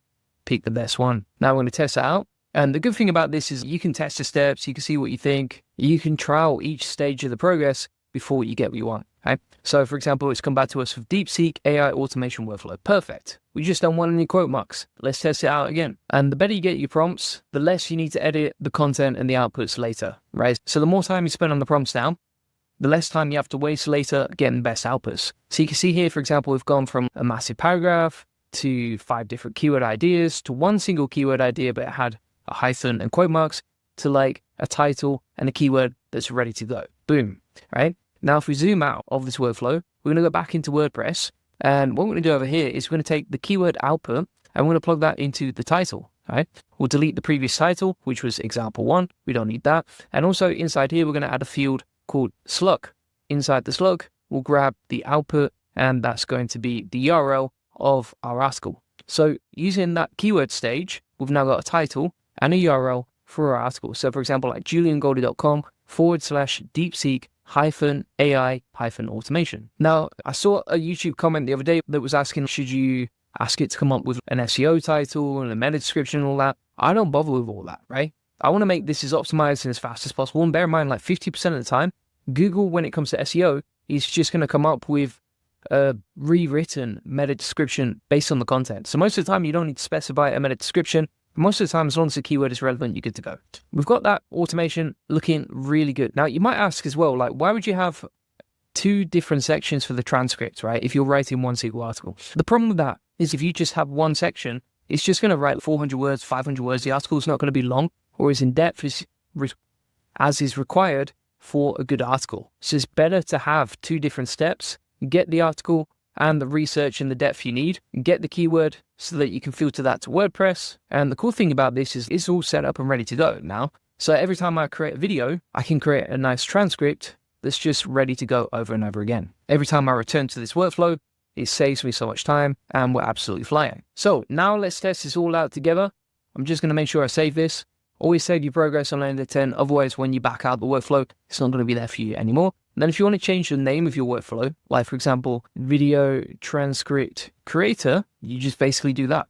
Now, if we go back to the chat and you want to delete the history, you can reset the history like, and then we can just plug in a video transcript. It's creating part 1. Now it's generating part 2. Seems to be going pretty smoothly so far. Now we've got the keyword generating and that's gone to WordPress. Wow. Now you might be saying as well, okay, but why not just use like one of those SEO tools that you can build AI with, or why not just use ChatGPT? But the thing is, the whole point of this is it's an automation, right? So you literally just paste a transcript and it customizes everything to you, your business, plugs it into WordPress, saves you a lot of time, inserts your internal links, writes it in HTML, writes it exactly how you want it, using the API that you want to use, and gives you so much freedom over the process, so much control, and the best possible outputs you can get. All right. So if we go to the article, we've got the title right there with the keyword, and it's chosen DeepSeek AI agent techniques. Automation has finished running through, like you can see. Perfect. Now, if we refresh the post section on WordPress, we can click on preview on the latest article,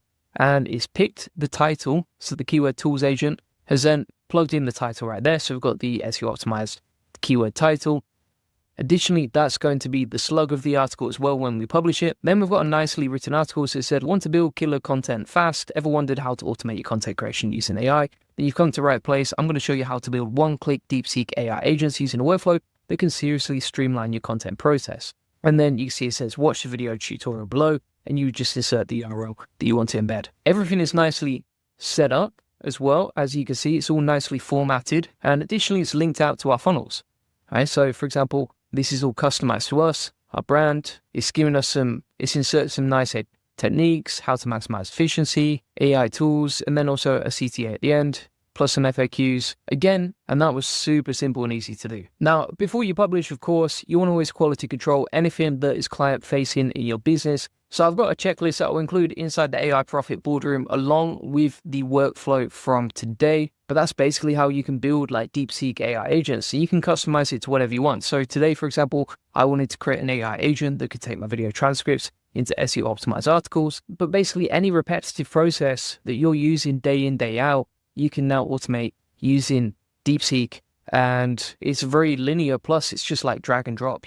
There's no coding involved here.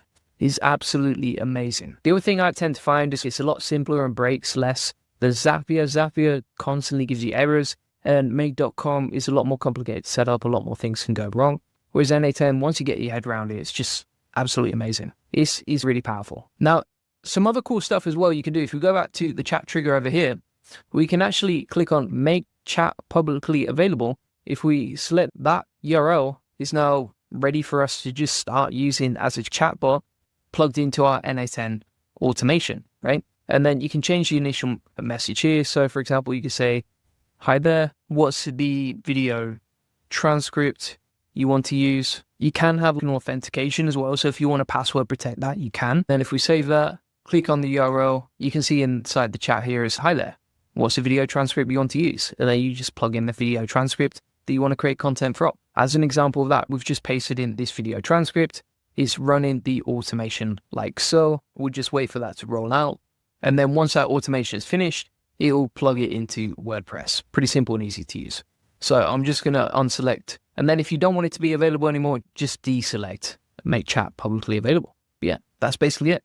Now, what you could even do is you could have another branch off here, and you could say, okay, Twitter, create a tweet. And then based on the video transcript that you created a blog around, you could also, for example, like create LinkedIn content or Twitter content or whatever platform you prefer to post on. So there's loads and loads of potential to this, so much power. But something like that would normally take me like 5 to 10 minutes going back and forth with Claude. So for example, like normally I'm using this project inside Claude for creating blogs around my YouTube videos. I can now easily automate inside N8N, and the outputs are going to be 10 times better. So crazy stuff. So what I'm actually going to do is I'm going to download the JSON file. And if you want access to that, we'll plug that inside the classroom, inside the SOPs, and then we'll add a new section called DeepSeek AI Agents. And we could just upload a file here. We'll call that Video Transcript Creator. And then if you want access to that and my SEO checklist for quality control in your content, you can get that directly inside the AI Profit Boardroom, along with an AI crash course, recommended watches, all my best SOPs, and weekly calls directly with me, plus a community that you can post in and ask for help anytime. So feel free to join that link in the comments description. And if you want to get a free one-to-one SEO strategy session, feel free to put in. We'll show you how we take websites from 0 to 145,000 visitors per month and generate hundreds of thousands of dollars in sales on autopilot. In this free link building acceleration session, you'll get a free SEO domination plan, discover the secrets to SEO link building, or answer any questions you have one-to-one. You learn the best link building strategy for your website, plus how to quickly outrank your competitors to link building, and how to turn SEO traffic based on what's working for us and our happy clients like you see right here. Feel free to get that link in the comments description. Appreciate you watching. These new Google Gemini 2.0 computer use agents are absolutely insane. These can basically go off, use your laptop, surf the internet, do whatever task you wanted to, automated in one click. I'll show you exactly how. So what you can see here is we've got the LM configuration as the new model of Gemini. So you can select which model of Gemini we want. And obviously the latest 2.0 update just came out in the last few days. And if we go over to Run Agent, we'll say, okay, go to .com and tell me where I can buy sleeves for my t-shirt, all right? And then we'll hit Run Agent. What this is going to go off and do, like you can see over here, if we open this up, is it's now going to start going off using Google, automating whatever task we give it. Literally just took one click, right? So you can see I'm not doing anything, I'm not typing anything. And you can see how it's analyzing the page because it highlights the different visual elements. And then it's, okay, let's figure out where we can get this man sleeves for his t-shirt, all right? And you can even read, for example, Google Maps. And if we go over to the results section over here, not only do we have the latest recording from what we just did with the agent, right? So you can see that's a 31-second recorded, but also what you can see here is actually giving us the details of where we can buy sleeves for our t-shirt. All right, absolutely amazing what you can do in 2025. This didn't cost us a penny. There's also some really cool new features, for example, like deep research, and you can also configure many different LLMs, right? So you don't have to use Google if you don't want to. I would say it's probably the easiest one, and I'll show you how to set it up in a second. And also, you've got a choice between OpenAI, Anthropic, DeepSeek, Google, Llama as well, Mistral as well. Now, one of the best things about Google is not only that it's a very new model, and not only is it completely free, but also it seems to work much better than something like DeepSeek, where typically if you use DeepSeek as the API, so if you select DeepSeek down there, the problem with that is it doesn't have vision, right? So it's not going to be able to analyze the page. And also, if you're using DeepSeek R1 inside the chat right here, the problem with that is that if you're using the reasoning model, then it's going to take a lot longer for the responses because it's going to have to think in multiple steps before it takes any action. Whereas if you give Gemini 2.0 Flash Experimental the job, it's like, boom, let's go off and do our magic. And all you need to do is plug in the API key. Now, if you're wondering, okay, how do I get the API key? Then you just go to ai.studio.google.com and you can grab an API key completely for free here. You just click create an API key. That's it. Super works. And then you plug that in down here. You leave the endpoint blank and you're good to go. And then you just select whichever model you want. And also you might be wondering, okay, but how do you actually get the browser use web UI? So here's the actual page. This is the GitHub, right? So you can install this locally. That's another benefit to this is if it's stored locally, it's more private, etc. And also you can use your own custom browser, right? So it says you can use your own browser with our tool, eliminating the need to log into sites or deal with other authentication challenges. This feature also supports high definition screen recording. You can also choose to keep the browser window open between AI tasks so it doesn't automatically complete it. And you can see the history of AI interactions. And if you scroll down here, they've got the steps on how to set it up locally. Like you can see, I'm running down here in the terminal, right? Now, if you want to see the exact steps on how I set it up, I'll include that inside the AI Profit Boardroom. Link in the comments and description. If you want to get access to that, we'll just go to Classroom over here, SOPs, and you get all the video notes from today directly in there. So if you want to follow the instructions step by step, we've got all the links. And we've got the details on how to set it up in a Mac, along with all these other modules, including our crash course plus weekly coaching with me. So let's get straight back into this. Link in the comments description to that AI Profit Boardroom. What we can also do over here is we can select deep research and we can actually create a deep research report. Now, you might be wondering, okay, what does that even mean? So inside ChatGPT, for example, they have this deep research option, right? You click that and it will take about 10 minutes to generate a very deep research report. That's absolutely amazing, but it's going to cost you $2,400 per year because it's $200 per month for the ChatGPT Pro plan, which is where you get access to deep research. Really good feature, but expensive and unaffordable for a lot of people, right? And so if you go to the deep research section in here, you can actually use this for free and create a deep research report using the API that you plug into browser use web UI, right? So you can see now it's beginning to do the research. It's searching the web, right? This is the other thing is it's connecting Google's Gemini 2.0, which is not normally connected to the web, and then it's going and it's doing all the research like you can see, and it's just browsing the web whilst we don't do anything. And the other cool thing about this is if you have it open in a different window, like you can see right here, so this is running on Chromium, which is a totally separate browser to our main Chrome, so it's like a virtual environment, then it's going to go off, it's going to do the research, you can do whatever work you want to do on your own separate tabs, and then you come back in 10, 20 minutes, boom, shakalaka, you've got the deep research ready to go. Now, if you want to see, okay, what's going on, and then you can see here is processing the data in the background. Once this is done, obviously it's going to take anywhere between 10 to 30 minutes to get that back to us, and then we can download the research report once it's done.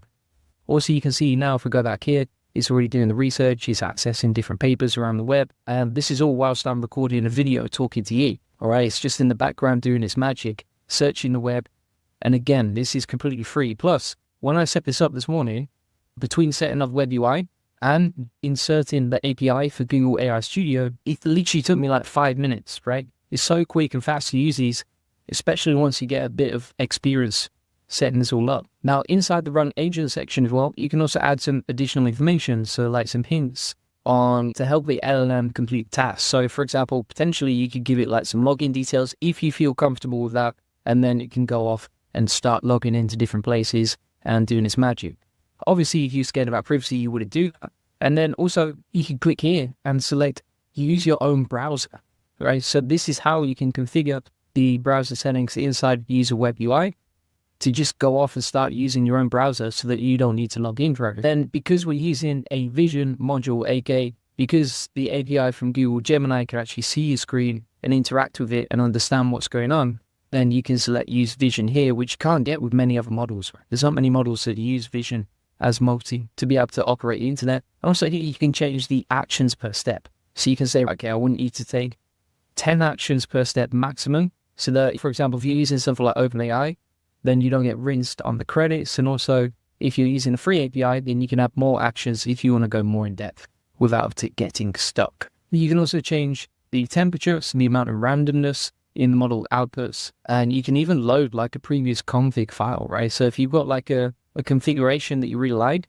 every time you set this up locally, let's say I close the terminal and then have to set this up again, then I can load the previous config file and we're good to go. Now, I did stock the deep research early just because I'm recording the video. I don't want to be waiting 20 or 30 minutes to complete the video before we get back to it. But here's what we got back from the deep research agent. So it's actually formatted it really nicely. It's created a nice report. Bear in mind, I only let it run for 120 seconds and it already did all of this. If we go to the word counter, it's already come back with 700 words of research connected to them.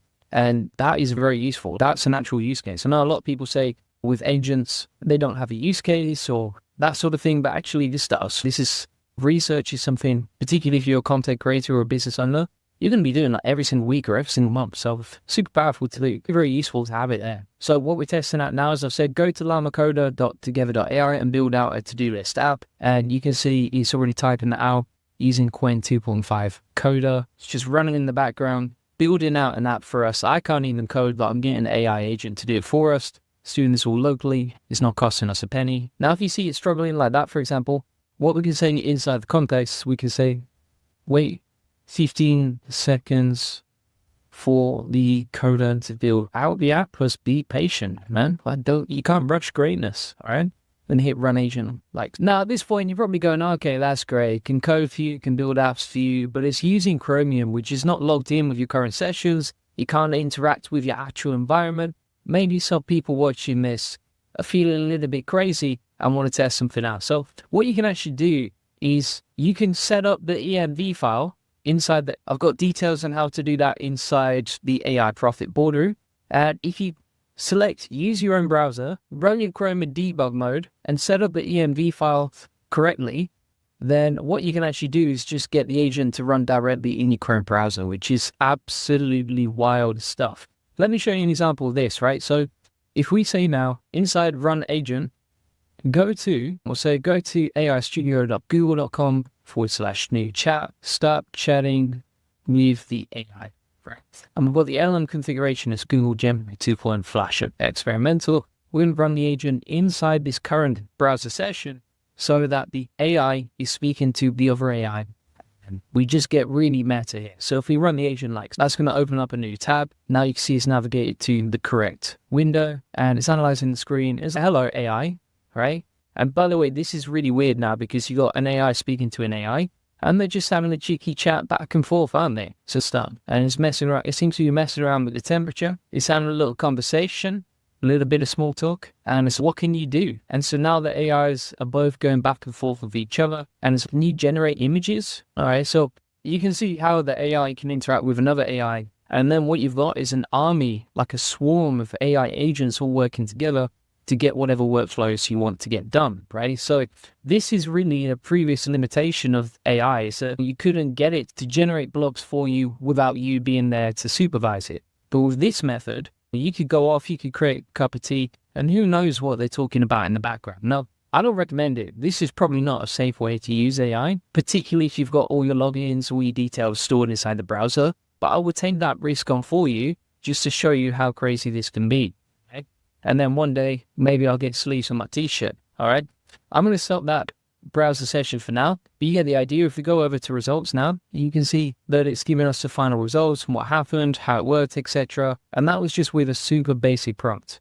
So if I say go to aistudio.google.com and then create the best possible SEO article you can about AI SEO with Gemini 2.0, and we'll say, no, make sure it's beautifully formatted, conversational, add some emoji tonality, plus add some emojis / subheadings. So we'll run the agent, and now we can basically automate anything inside that existing browser for this agent to just go off and do stuff. For example, if you actually said, okay, go over to Amazon and order something for me, like, I'm pretty sure it could do it for you if you already logged into Amazon directly on there. Or, for example, let's say you wanted it to watch a YouTube video and then tell you exactly, okay, what happened on there, what was going on, etc. Then it could probably do that too. At this point, because it's logged into your browser, because it's completely free, it's super fast, it can use AI directly, etc. You can really do some interesting stuff. And I think this is the way things are going. Give it a few months, Google, ChatGPT, etc. They're all going to release their own versions of this. So you can see here, for example, like the AI is saying, write an article about SEO. It's going to hit run on that. I didn't type that in. The AI agent did that directly. We've got the blog written and drafted, like you can see. And that was super simple and easy to do, right? The other thing to note here is if you switch back to your tab, let's test something else out now. So I'm going to say, go to YouTube and analyze my competitor's channel, Julian Goldie, and give me a really in-depth analysis of his channel. We'll run the agent. So it's going off to YouTube now. And here's the other thing, right? If we actually go to a new tab, so I'm inside the web UI tab now, but you can see it's still running in the background, right? So it's still processing information inside that extra tab that you've got. And if we switch back to it, it's searching Julian Goldie SEO, it's going off, it's doing the same thing. It's wild stuff. You can see it's now browsing YouTube, it's seeing what's happening, etc. It's analyzing my channel. And this is the worst it's ever going to be, let's be honest. You can actually manually intervene as well. So you can see it's scrolling through the page, it's doing its own magic, but you can manually intervene and click off or stop it if you need to. But basically you can see how it's analyzing the page, and it can scroll up and down the page. You can analyze, you can look at the images with its vision mode. You can scroll through, see everything that's happening here and understand what's going on. So thanks so much for watching. That was basically how to use Google and its free API. It was just recently released inside the browser. Use web UI, and then you can get these agents to control your browser, go off and do tasks, automate basically any sort of basic admin tasks that you want.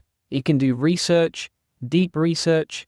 Even just that feature alone is saving you $200 per month.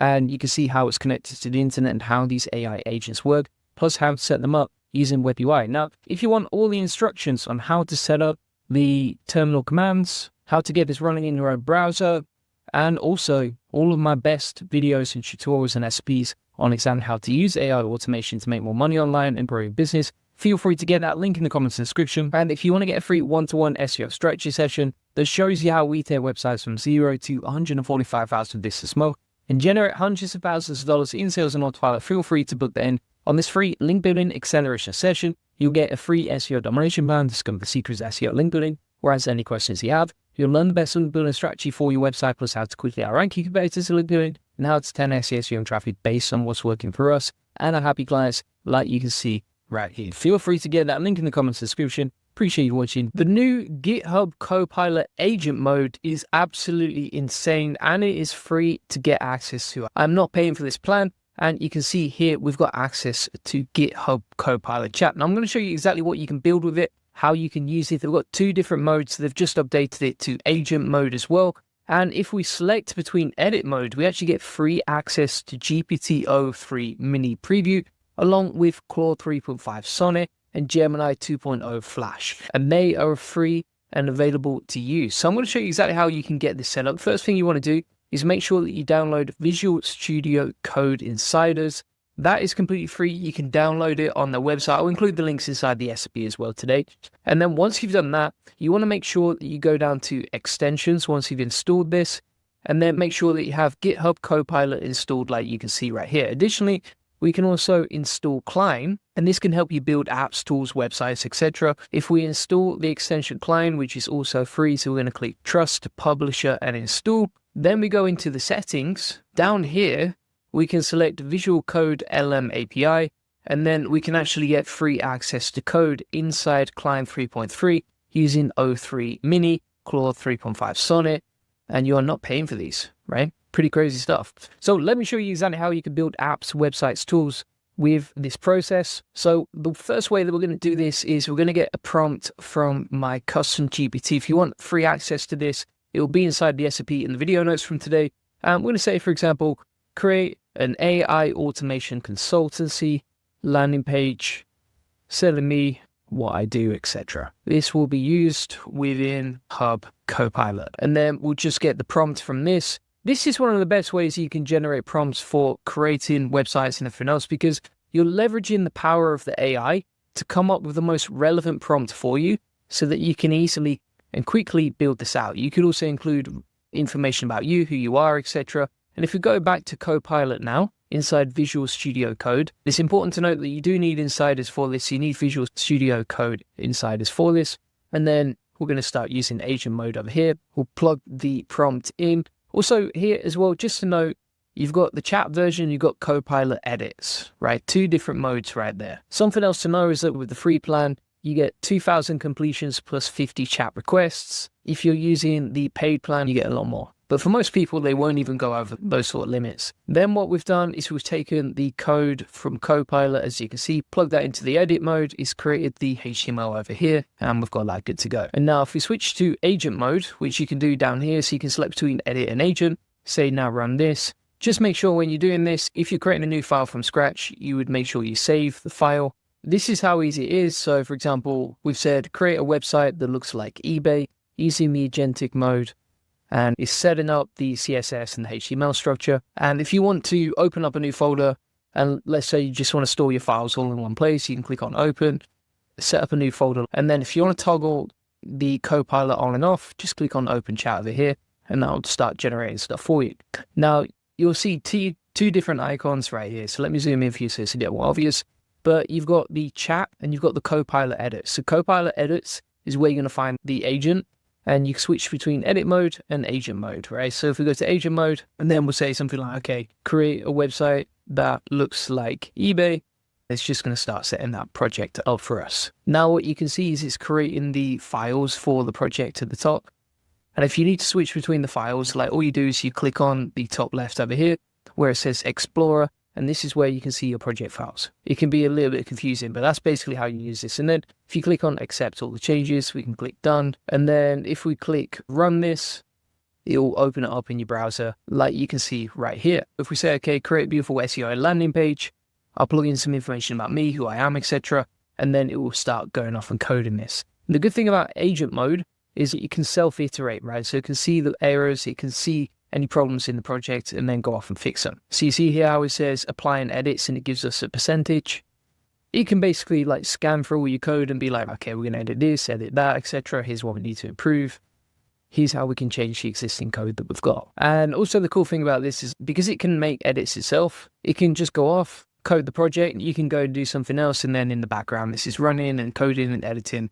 Again, I'm not clicking anything or typing anything, but we can build all sorts of apps and that sort of thing. And again, I have not paid a single penny for any of this. Claude 3.5 Sonnet is normally a paid API, but it's free with Visual Studio Code within the limits, and it's now coding out the style CSS.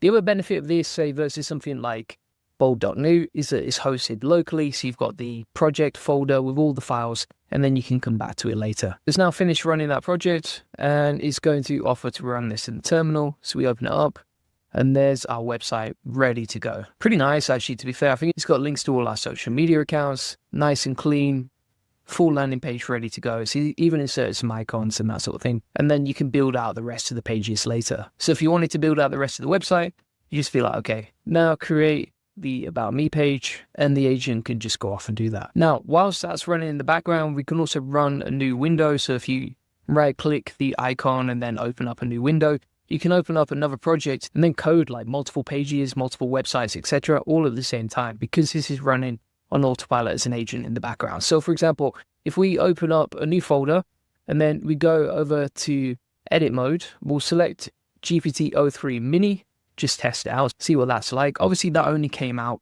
about less than 2 weeks ago. It's the newest API from OpenAI, normally paid. We get it for free inside GitHub Copilot, and that's just going to go off and do its magic. Now we've got the About Me page on the other website ready to go, so let's click and open this. And there we go, we have the About Me page built out on the website. So we've got the home page ready to go, and then we've also got the About Me page built out as well. And it wrote all of this content just by itself. The other thing as well, like you can attach images to the project later and insert those in. But yeah, it's pretty nicely formatted as well. Includes some information about us, our achievements, information about me, etc. We're good to go on that. We can also take the files from the project and then just run it through LiveWeave, especially if it's a simple one like HTML, CSS, and JavaScript. So if we go back to the project, we've taken the HTML already. Now we're going to take the style CSS, go back to liveweave.com, plug that in down here, and then grab the JavaScript as well for the game. And now we have our game built out, collect the backlinks game.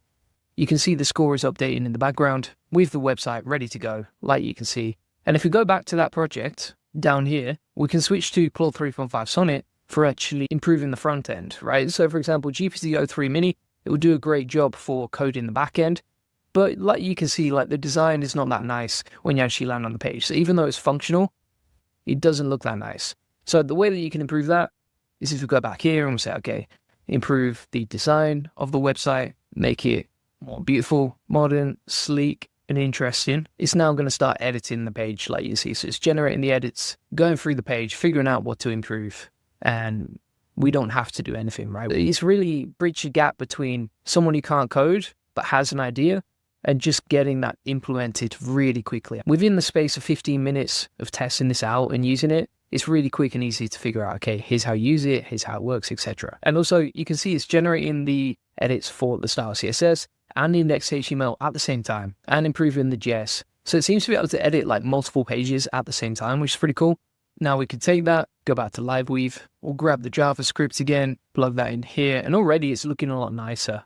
Right, so if you saw what we previously had versus now, it looks a lot nicer. Even the design of the game looks a lot nicer. So Claude 3.5 Sonnet is probably your best bet for the front end, and for the back end, GPT-03 Mini does the job.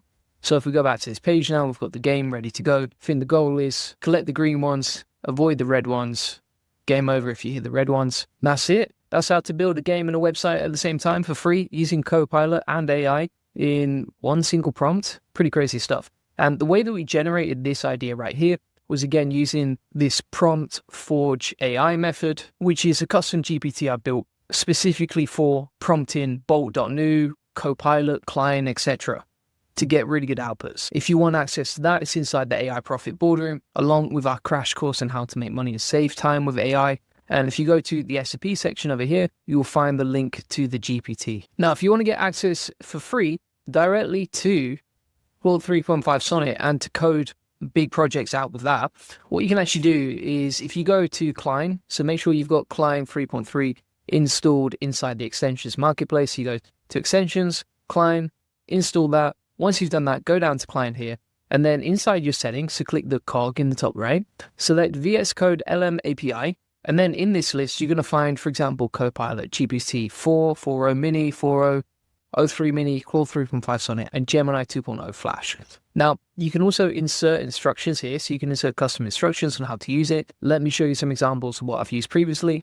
So inside here, inside the custom instructions, I've said, you're a coder for Goldie Agency, information about us, here's what we do, here's the links to our funnels, here's what to use, etc. You can also include like your brand colors and also information about your social media links. Each project can actually include inside the design. So let's test, for example, inside Client 3.3, we said build out a to-do list. We're using Visual Studio Code and Claude 3.5 Sonnet. We'll allow that. We'll close Copilot for now. And you can see it's based on this task to build a to-do list app in the current environment. And it's using the custom instructions that we gave it before. Now it's building out the file, as you can see. So it's creating the index.html. And the good thing about Client as well is that you can set it on auto approve. So you don't need to keep clicking approve or anything like that. It's just going to approve and build everything out for you. And then you've got the files stored locally. So for example, it switched from building out the index.html to the style CSS. And then eventually it will add a JavaScript for the functionality of the actual app. Now it's ready to go. So if we hit run command, that's going to open up the project. Now we've got the project ready to go. So it's created the whole landing page, etc. And it's given us some example tasks already. let's test if this works. We'll say test client 3.3, add the task, and you can see it's added perfectly. Plus, we've got a link to our free SEO strategy session on the page. And I think one of the best ways to use this is like you find recommended tools, games, apps, etc. that people are searching for inside your niche. And then you can easily create these mini landing pages or mini websites, host them, rank them, quite easy to do. So as an example of this, it's a great lead generation method. So if we put, for example, SEO game, you can see here people searching that on Google. As an SEO agency, we could easily create this, build it out with Copilot or Client 3.3, get it hosted, and boom, we've got a new lead generation method. Same, for example, if we put calculator, there's so many terms you can rank for around that. And obviously, whatever industry you're in, you would change this, right? So if you're in the finance niche, you can put finance calculator. Or if you're in the health niche, you can put health calculator or health game. That's actually pretty easy to rank for, decent traffic potential. And there's a bunch of other keyword ideas down here. It's so easy to build out these apps, tools, websites, games, etc. using a combination of Client 3.3 or GitHub Copilot. And by the way, if you're wondering, okay, like how do you get this hosted? For example, if we open this up, if we reveal that in Finder, we've got the project files right here. Now, if we go to Netlify, and this is a service someone could sell easily, is building out landing pages or apps or tools for a client.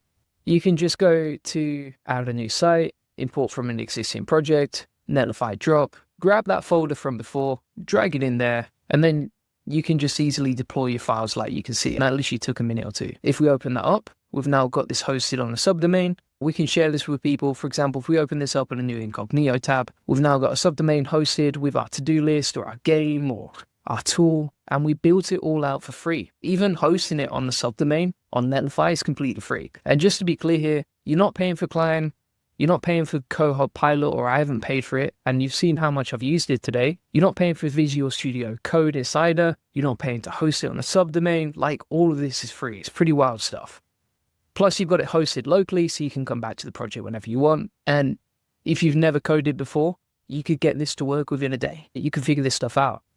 So thanks so much for watching. What I'm actually going to do is I'm going to plug in all the SOPs, all the links, and all the prompts from today directly inside the AI Profit Boardroom. If you go inside the classroom, you get a ton of courses here, but we're actually going to plug this inside the SOP section, along with all my latest video SOPs. If we add a new page here called Hub Copilot Agent Mode, you can find a link to our custom GPT for programming these pretty easily. If you want the custom instructions for client, I've added that inside here as well. So you can just personalize those and copy and paste them in. If you want the example prompt from the game, I've also plugged that in, along with a link to an example site that we built just now, as you can see. And if you want the step-by-step instructions on exactly how you or your team or your virtual assistant can set all of this up for you, you could sell this as a service, you could do it for yourself, you could scale lots of tools out internally to save your team time, then I've plugged in the SOP directly into the video notes from today. That's inside the AI Profit Boardroom, link in the comments description.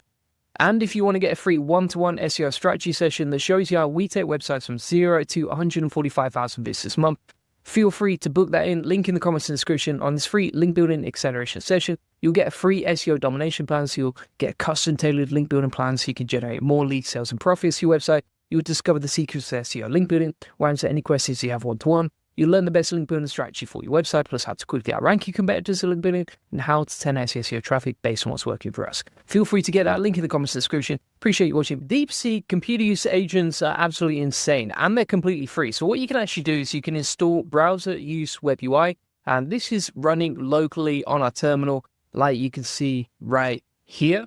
And basically, this is a free AI agent that you can install using DeepSeek to basically run your browser and run commands. So for example, if we go into LM configuration over here, you will see that we have Alama, and then inside Alama, they've just got a new update where you can actually have Alama with DeepSeek R114B or DeepSeek R132B running in the background. And then from here, you can just run the agent and just ask it to go off and do whatever you want. So as an example of this, we can even use our own browser. And if you're wondering, okay, how do you set up DeepSeek and Alama? This is pretty simple to do.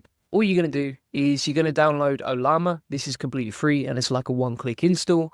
Then once you've done that, you're going to go to DeepSeek R1. Then you're going to select B from the drop-down list, copy that code, go over to terminal, start a new window. All right, so right-click the icon, start a new window, plug that in. Make sure you have Olama 2 running, so it will show up with the icon right there. Plug that in, and now you have DeepSeek R114B running along with browser use web UI ready to go. Now that is a pretty powerful model. If you're struggling to run that locally, then you can always press Control and D. That'll close the terminal like you can see, so you can stop it running. And then what you can do instead, if you prefer, is you can actually go over to AI Studio in Google, grab a new API key from Google, which is completely free as well, and then go over to LM configuration. You're going to select Google from the list, and you can plug in your API key down here, all right? But whether you're using DeepSeek, you can also use DeepSeek and the API right here, but obviously you have to understand that's going to cost money, whereas if you're running Ollama locally with DeepSeek and also supports Qwen and Llama 2 and DeepSeek R1, then that's completely free. So this is a free way to get access to the browser agent. Now, here's the other thing, right? ChatGPT Operator, which is the OpenAI release from browser agents, this, which is OpenAI's equivalent basically to browser use web UI, is only available to pro users, and it costs $200 per month. But by watching this and understanding how you can use browser use web UI instead with Ollama, then you're saving yourself $200 per month. And not only that, ChatGPT and OpenAI also released deep research agents. But even if you're paying $200 per month, you're limited to 3 searches per day. So if you want to use this feature, it's going to cost you $200 per month, and then you can only have 3 searches per day. You are limited to 100 per month. Instead, what you can do is you can go over to Browser Use Web UI, and once you've configured your API, you can then go over to Deep Research, and you can ask it to research whatever you want. And that's basically going to use the internet to do a lot of research on whatever you're trying to find information about, and it will even give you a research report. But either way, number 1, you get to select the API you can run. Number 2, it's completely local, so it's more private. Number 3, you can run the agent in your browser and get it to do tasks. And number 4, you can use Deep Research and download the research reports. So let me show you exactly how this works step by step. So if you just want to use the agent, and let's say, for example, you just want to go to google.com and check the S&P 500 shares today. All right, we can run the agent. You can see it's processing over here. So we've got the information processing. And now you can see inside our own browser, look, I'm not typing anything out. You can get DeepSeek or you can get whatever API you want to use the internet. And this is all whilst it's logged in to your existing account. You shouldn't do this. You shouldn't have it. But I want to take that risk for you.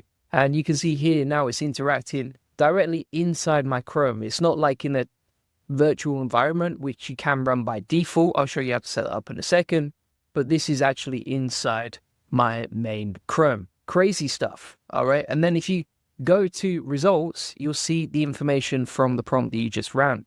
Additionally, you can also go to recordings and you can watch back your recordings. By the way, if you want to know exactly how to set this up step by step, I've got it inside the AI Profit Boardroom, link in the comments description. If you go to the SP section, then scroll down to the computer use agent section, you can get all the instructions and the terminal commands I use to not just set it up, but also to set it up inside Chrome, because you have to give it a special command for doing that. And if you don't want to use your own browser, because obviously it is a little bit dangerous, you are letting an AI control your whole browser, then you would deselect that. So let me show you an example. So if we go back to Run Agent now, and we'll say, okay, go to Twitter and create an interesting tweet about SEO, then post it. Let's see if it can actually do that. I imagine that it's probably going to get stuck before it can post, but it might just draft it. So let's see what happens next. It's going over to Twitter, so it's navigating there. It's figuring out what's popping, what's going on. So you can see how it's selecting the whole screen and using its mode to really understand what's happening on screen. Now it's actually writing. This is crazy. This is crazy stuff. And now it is analyzing the page. Is it going to post it?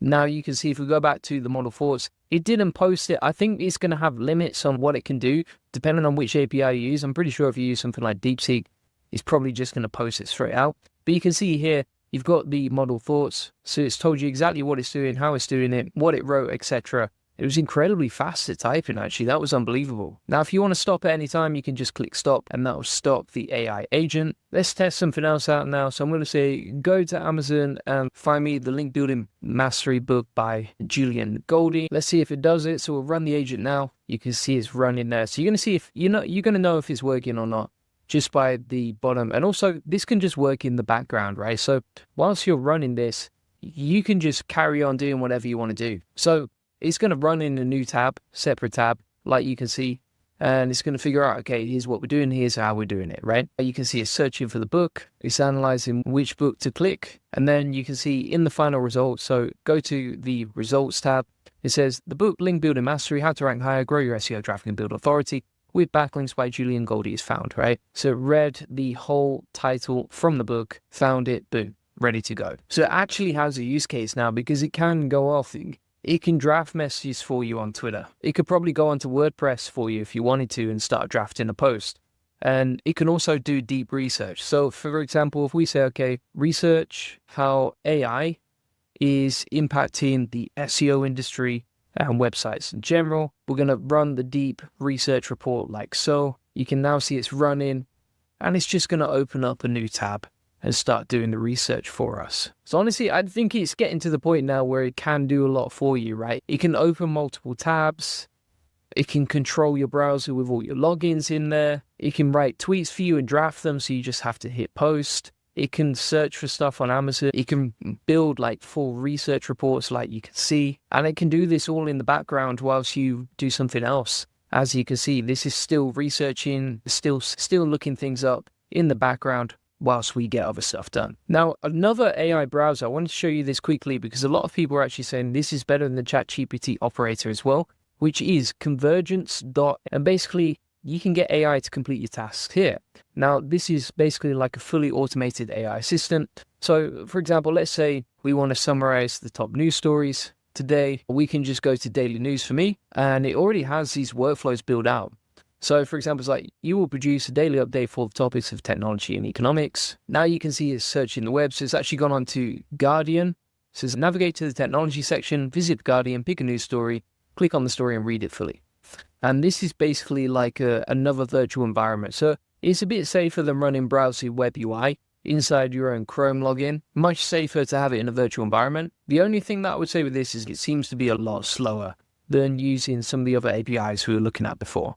So whether that's because of so much demand or something like that, you can see here it's still stuck on stage 1. You can see here it's gradually working through it, but I think if you gave browser use web UI the same prompt, it would get better results. Let's test this out actually. We're going to say the same thing now. So these are the results from Convergence, and this is browser use web UI actually just doing the same thing, but live inside our browser. Now, Convergence has come back to us and it's given us like a technology and news summary, as you can see, as well as a business news summary. So that is quite useful.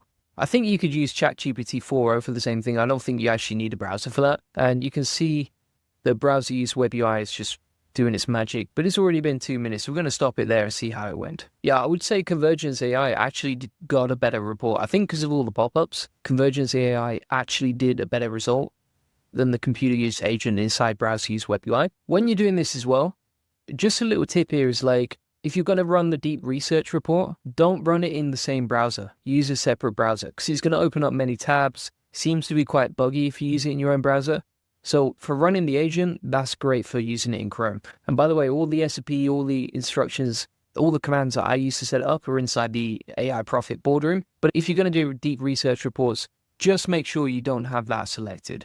So if we go back to browser use web UI now and we check out the deep research report on AI and SEO, we can check the report. We'll see how long this was. So this is a 588 word article on how SEO is changing the AI landscape. And you can see, it's nicely formatted, it's nicely written, etc. Talks about how to future-proof your strategy. It's not bad at all. It's nowhere near as long as deep research reports from ChatGPT, but I think 99% of people are not going to read a 10,000 word report. Like, have you ever seen the reports from ChatGPT?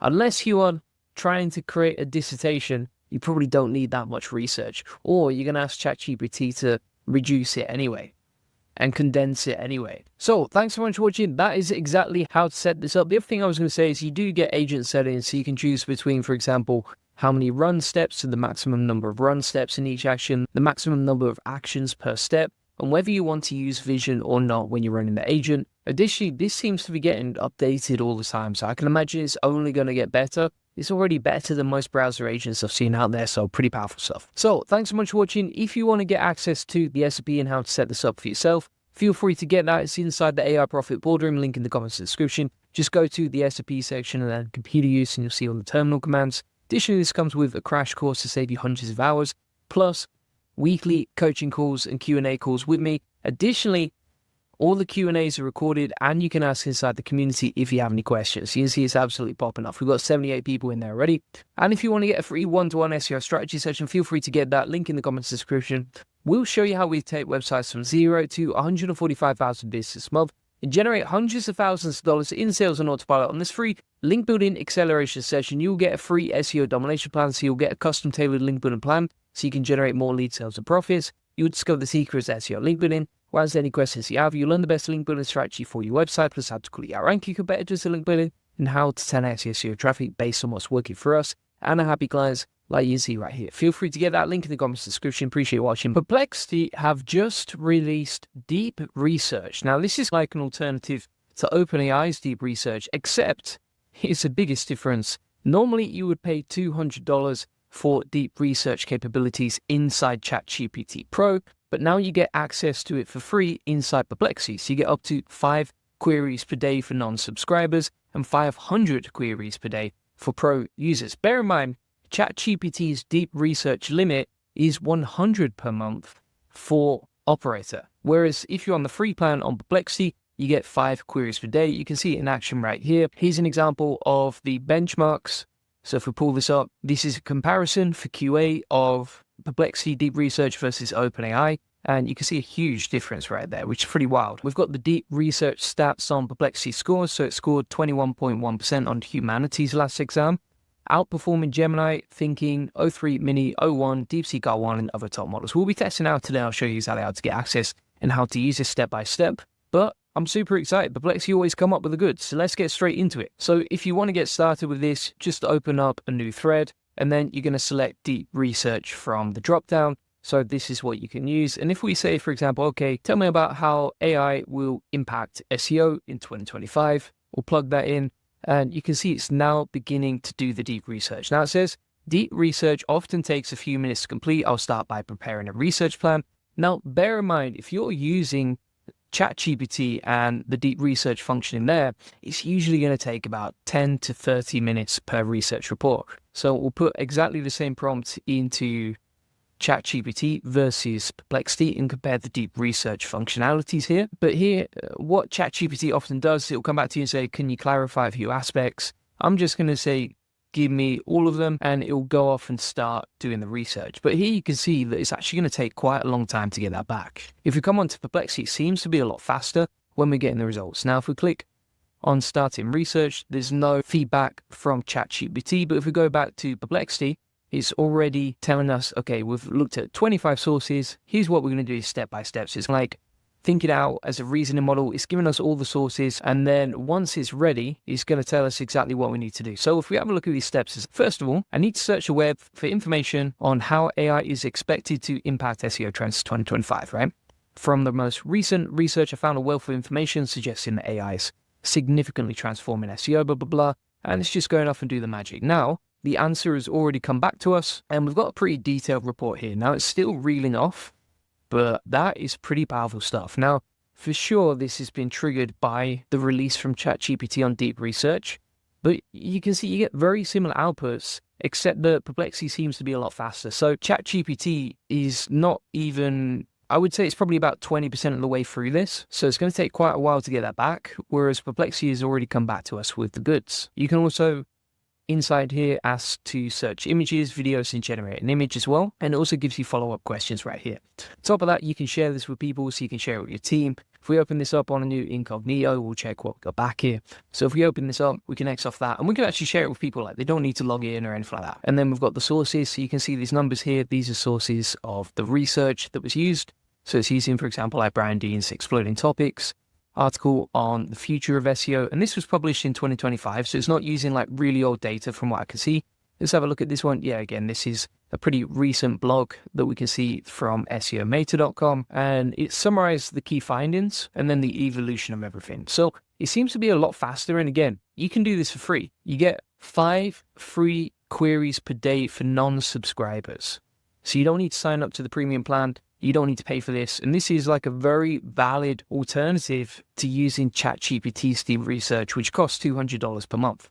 Now that's halfway through, I would say at this point. It's already used 22 sources on ChatGPT. But again, like if you want speedy, fast results, you don't want to wait 30 minutes and open up ChatGPT and then close it and then wait ages, then this is probably the best alternative.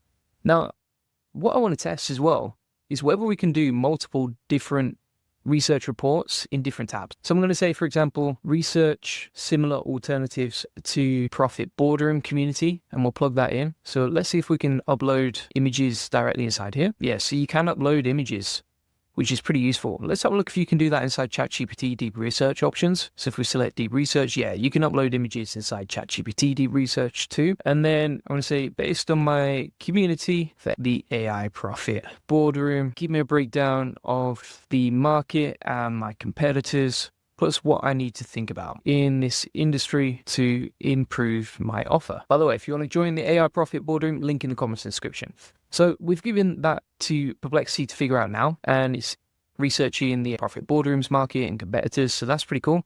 And then if we go inside here, we're going to say, okay, do a research report on automation agencies. Here's some info about my agency services for AI automation, right? And then for this one, we're just going to get some information from our website. We'll copy that, we'll plug it into Perplexity and see what we get back. Now, the thing I like as well is it doesn't ask us for more information. It just goes off and does it.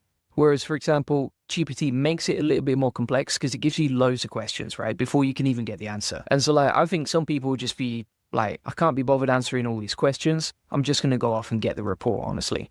And then you've got the report already back from Perplexity on the community ideas. And then also it's doing the research on the AI automation. So you can open multiple tabs and then do multiple research reports at the same time, which is great, because then you don't have to wait for one report, then do another, and otherwise you're going to be wasting a lot of time. So let's have a look at some of the key ideas and stats from this report and just really analyze it in detail. So it's got key findings, AI overviews dominate the SERPs, content quality over quantity, that makes sense, fragmented search behavior. These are pretty valid key findings. I would say this is the way AI is going. If you see my interview with Neil Patel, then you have seen this insight on fragmented search behavior and how we were talking about how in 2025, it's really like a search everywhere, not just search Google SEO strategy that you want to be implementing. And then also, this is a pretty good stat as well. Automation efficiency, 86% of SEO professionals leverage AI tools to save 12.5 hours weekly on tasks like keyword research and site audits. Pretty useful stuff right there. Then it's talked about the rise of AI first search engines, for example, like Search GPT and Google Search Generative Experience. Everything in here feels better than what you would get normally from a research report. Everything in here is quite to the point as well. These are very valid insights, but it's not too wordy and it's not too long. If we take that whole report, let's see what we got here. So we'll take that, open up, and it is in total 1,200 words, so it's not too long. ChatGPT is still coming back to us. Meanwhile, Perplexity has already done 2 different research reports. So it's done 3 research reports essentially in the time that ChatGPT is still doing 1. And we'll compare the insights from Chat. Let's have a look on the next one. So it's giving us a market overview, and the global AI market is experiencing rapid growth with an expected annual growth rate of 36%. Good time to be in the market, by the way. Some ideas on different communities that we're competing with. I've never actually heard of any of these, to be fair. Let's see where they're getting that from. These are more like AI tools. I wouldn't say they're direct competitors, so I don't know how it's got that insight, to be honest. So indirect competitors, AI business tools and consulting services. Direct competitors, these are not direct competitors, to be fair. Like, for example, BoardMix, that seems to be more like an AI tool, not a community, so it's not really a competitor. Not very useful, honestly. I would definitely say like the SEO report is much more useful than the AI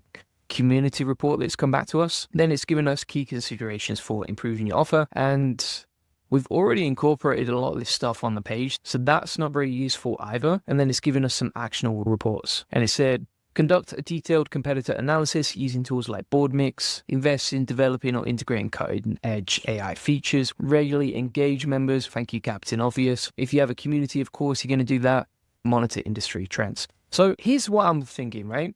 And my opinion has changed dramatically from this report versus the first one on like industry insights. Super useful. Like this stuff, this is great, right? The second report that we got back for the community and how to improve the offer, all this stuff is super obvious and not very relevant, right? So I would say it's very generic. I would rate this report probably about a 2 out of 10. This report is probably coming in at a 7 out of 10 and probably better than most humans can do. Let's check the last one. So now we've asked for details on like research report on AI automation agencies based on what we're doing. So let's see what it's come back here. We'll check the word count first of all.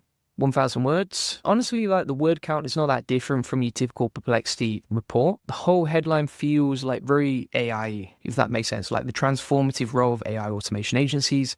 Pretty generic and feels like AI fluff. This is all fluff. This is pretty useful stuff to know. So it's giving us some ideas on what we could sell. Pricing models, that's super useful to be fair. It's giving us some ideas on what we can charge, how much people are charging for like SaaS tools in the same space, retainers, and also challenges and ethical considerations. So I'm rating this one, I would say this is probably about a 6 out of 10, maybe a 7 out of 10. The conclusion isn't bad. Yeah, I'm giving that a 6 out of 10. Let's have a look what ChatGPT came back to us with. Wow, we're still waiting for that. Could be waiting all day for that. This could be a long video just waiting around for ChatGPT to generate the research reports.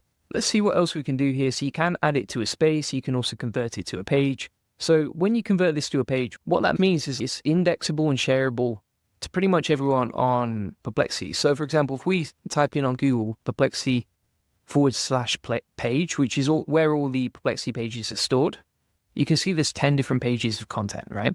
And this stuff actually ranks on Google. If we go onto Google now, if we actually check out Perplexity's rankings and how much traffic they get from their pages section, you can see they're getting like 122k traffic just from the pages category, including subfolders, which is pretty impressive to be fair. And also this stuff indexes on Google. If we look over the last week, you can see stuff is indexing and ranking on Google within the last few days. So that's pretty useful as well. It's a nice little feature. And also you can design this page once you've published it as a page, and then insert sections, add media, edit different bits, insert more content at the bottom, etc. and add a cover as well. You can actually generate the cover using AI. So if we click on generate image and then photograph, it will actually generate like a cover image for our Perplexity page based on the original report that we created. Let's see what other sources it's used here. So it's using some pretty irrelevant stuff as well from the list that I can see. Not bad. To be fair, like the reports are not bad. By the way, that is a terrible image on the Perplexity page that's published.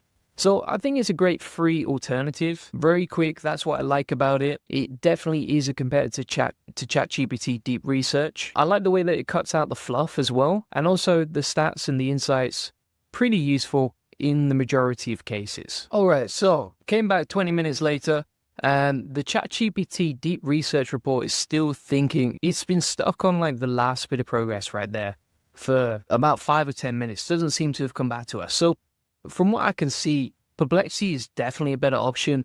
It's cheaper, it's free, it works quickly, you actually get results. The resources, I would say they're better than your average researcher, but they're probably not going to beat like your specialist researcher, if that makes sense. So someone who like, if you're comparing this versus a PhD researcher, I think you're going to get better results back from a human, but it's still pretty powerful and super useful. Plus you can ask follow-ups and go deeper into the topics that you want after you've done the first set of deep research, and you can keep that selected on deep research down there. Now, if you want to see a previous report that actually worked on ChatGPT for deep research, you can see this example. This was actually done in just 9 minutes using 19 resources. Now, if we actually look, the research you get back from ChatGPT is much more in depth than Perplexity, right? There's a much higher word count here. If we actually count the word count, let me have a look in a second, see what we got here. So that is in total 10,600 words. So it's a lot more in depth, but there's a lot more fluff in there as well. If you want to just get straight to the facts, he's going to do that job for you, like you can see right here. But if you need a dissertation level research report, then this is probably more in depth than a human can actually do. However, what you can see here is that quite often it will source places that are not that reliable, right? So for example, if you were trying to create an expert research report, you're probably not going to check on forums on Reddit where anyone can post. But inside ChatGPT, it actually does do that quite often. And additionally, it's just got a lot of fluff in there. To actually read this report, it's going to take you about an hour or so to get through 10,000 words.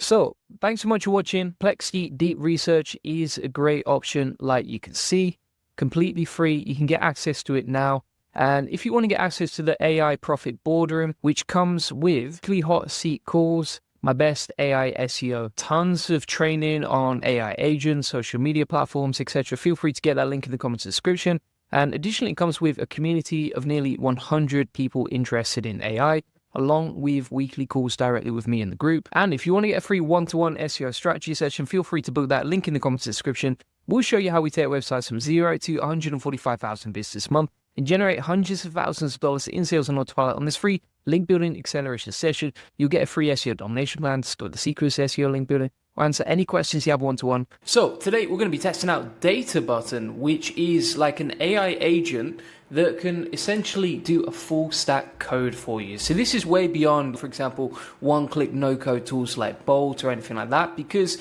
you can actually build the full stack and you can deploy it to a domain. It's very easy to do that. You can even, for example, integrate Stripe processing, and you can do it without coding because you can just go back and forth in the chat and connect to Firebase as well. So let's crack straight into this. We're going to click get started. So you can also connect it to your GitHub account, which is super useful for pushing this live. And then once you've logged in, you can basically build whatever software you want.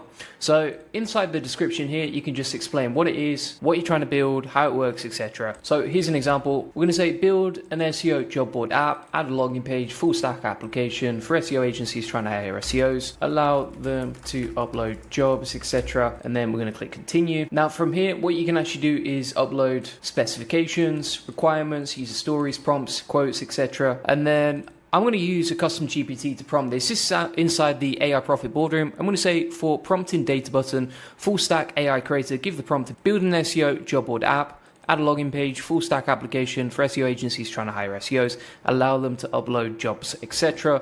And then include information on requirements, user stories, specification, and quote. Now this just allows me to plan out the whole project using AI, and this custom GPT is built, for example, like prompting apps like Rucode, Klein, GitHub, Copilot, and also Bolt. So you can see here, for example, it's coming up with the specifications. So we'll be using Firebase for authentication, then adding some quotes, etc. And we'll copy that prompt and then plug it straight into Data Button. So let's download that. Then we'll drag and drop it in here. So that's uploading the requirements. Then once that's uploading, we can click on continue. It says, do you have any websites or images we can use for inspiration? Let's take a screenshot of for inspiration, like you can see. Obviously, you need to be careful with copyright and stuff like that. I'm not planning to launch a job app. This is just for a demo on a website, but you can see how we're building that out step by step. Then for creating accounts, you can actually link Fire, which will allow people to log in with, for example, with their Google accounts, for example. And also we can set up Stripe. So Stripe will allow for payment processing. You can also link this to Supabase as well. So there's some awesome stuff you can do with this. For authentication, let's go with Firebase. And now it is creating the app step by step. What I love about this is just how easy it is. And you can build MVPs. So you can see here, the AI agent is saying, I'm taking the information you've provided and turning it into a plan so we can follow to build an MVP users will love. All right, so we filled in the description, the requirements, the inspiration, the integrations. Now, this goes far beyond something you could build with Bolt.new or these other apps. Like this is creating something that's far bigger, right? If you just want to create a simple landing page, simple game, a simple tool, Bolt.new is great for that. But if you want to build something pretty epic like this, like you can see, it's even given us the idea for the SEO agency job board name, which is SEO Connect Hub. And you can see step by step, it plans out exactly how to build this. Plus you've got a chat if you want to ask any questions. And you can see here is, hello, it's wonderful to chat with you. I'm excited to help you bring your SEO job board vision to life. I've created a detailed implementation plan that will take us from concept to a fully functional MVP. And the whole process is just so easy. All you need is the idea, and let's be honest, like you could ask ChatGPT specific for 20 different ideas in your niche, and then you can launch all these apps, share them for free, use it for lead generation or whatever you want. And you can also see there's a deploy option over here. Now if we want to add Firebase, we can do it like so. It gives us the instructions and it's pretty easy to set up, and now we can start going off and completing each task step by step. So if we click on start task, this is now going to start working its magic. Like you can see, it's just going off and it's right. Now I'm going to create the landing page. So it's got the observations, the plan, and the next steps on what to do. Bear in mind, like, I have zero coding experience, never learned code, but now I can build a full stack app using this process. You can see some of the other steps as well. So for example, like building job posting management for agencies, implementing the job search and listing page, developing the agency dashboard, the job seeker dashboard, and creating a basic admin panel for content moderation. Now we've got an update. It said implemented professional landing page with clean navigation bar, hero section, features grid, and strong. If you want to check this out, you can just click on here. So you're just going to add a custom username that you can use on the app. Then you can click on deploy app, and it's got the subdomain ready to go. So we've got the app deploying in the top right, like you can see right here. So it's got like a load-in status. Now once it's deploying, it might take a few minutes to deploy that. What you're going to see is a load-in section like this. Now we have the subdomain deployed, and boom, look at that. That is very much inspired by Upwork.com. So it's got SEO Connect, you can sign in. You've got a sign-in page, you can post a job, browse the jobs, and create an account. It's looking pretty good so far. That's just stage one, so we can mark that as done now. And now we can move on to setting up the Firebase implementation. So this is how people can log in, get their usernames, etc. So if we click on Start Task, we're going to go over to Firebase, go to our project. Then we need to go to Project Settings. So if you go to Overview and then Project Settings, it would be better if it told you exactly where to go, because this is pretty general, to be honest with you, if you're trying to figure this out for the first time. If you're not sure what to do here, what we can actually do is just take like a screenshot of that, and then I'm going to go over to Claude, paste in the image from data button, and say how to set this up. So now we need to click the code icon. Here we go. Give the app a nickname. So we'll put data button here, register the app. Then we need to take the code from here, go over to data button, plug that in. And now all these links are linked, right? So if we go back here, we're going to click on or get started, authorize domains inside the settings section. So go to settings, authorize domains. Then we're going to copy this. We'll add that domain and we'll add that one. Here we go. You can also enable Firestore database, which will allow you to collect user data, and then we'll install this. So it's creating a login page for the app now. That was fairly simple and easy to do. And by the way, if you want the SOP for all this stuff that we're doing step by step, feel free to get it inside the AI Profit Boardroom, including all my best agents and everything else. So if you're getting stuck, or if you need weekly coaching, or you want to jump on a call with me, you can join the AI Profit Boardroom, and we do weekly coaching calls, plus you can watch back and ask any questions you have inside the community. So it's setting that up now, and this was easier than I expected. I thought something would go wrong there. Usually if you're using something like Bolt, you get loads of errors, you have to go back and forth a lot, but this seems to be much easier, which is great. All right, so we've set that up now. This should be looking pretty good. If we go onto our domain, we've completed step number 2, which is beautiful. And now we're just going to keep running through each section step by step. So we've completed stage 2, can mark that as done. Let's get started with this. The rest of it should be pretty easy. It's really only the Firebase bit that's a bit tricky, because you have to integrate connecting the domains and authorizing it, and that just takes a couple of minutes to get your head around the first time you're trying it. But apart from that, this is pretty simple stuff. I'm no genius. So this should be good to go now. I've got the job management dashboard, the implementation of the management system, the edit job page. We can test that it works as well. If you have any errors along the way, what you can also do is say, for example, whatever your problem is, you can say, okay, when I try to test this and it doesn't work, here's the error, right? And then data button will actually fix any errors and troubleshoot them for you as well. Bear in mind as well, when you deploy, you want to deploy the current version of it each time you want to test a change. So for example, this was last deployed 19 minutes ago, so we want to deploy the new version now. And once that's done, you'll get a successfully deployed app notification.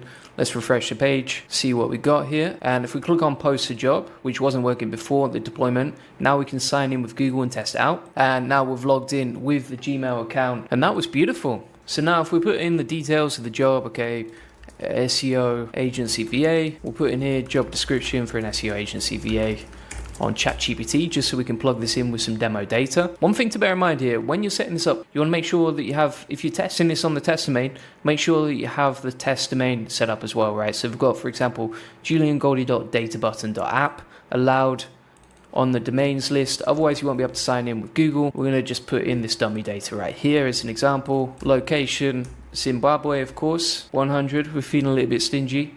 Maximum salary, 10 million, because sometimes you never know.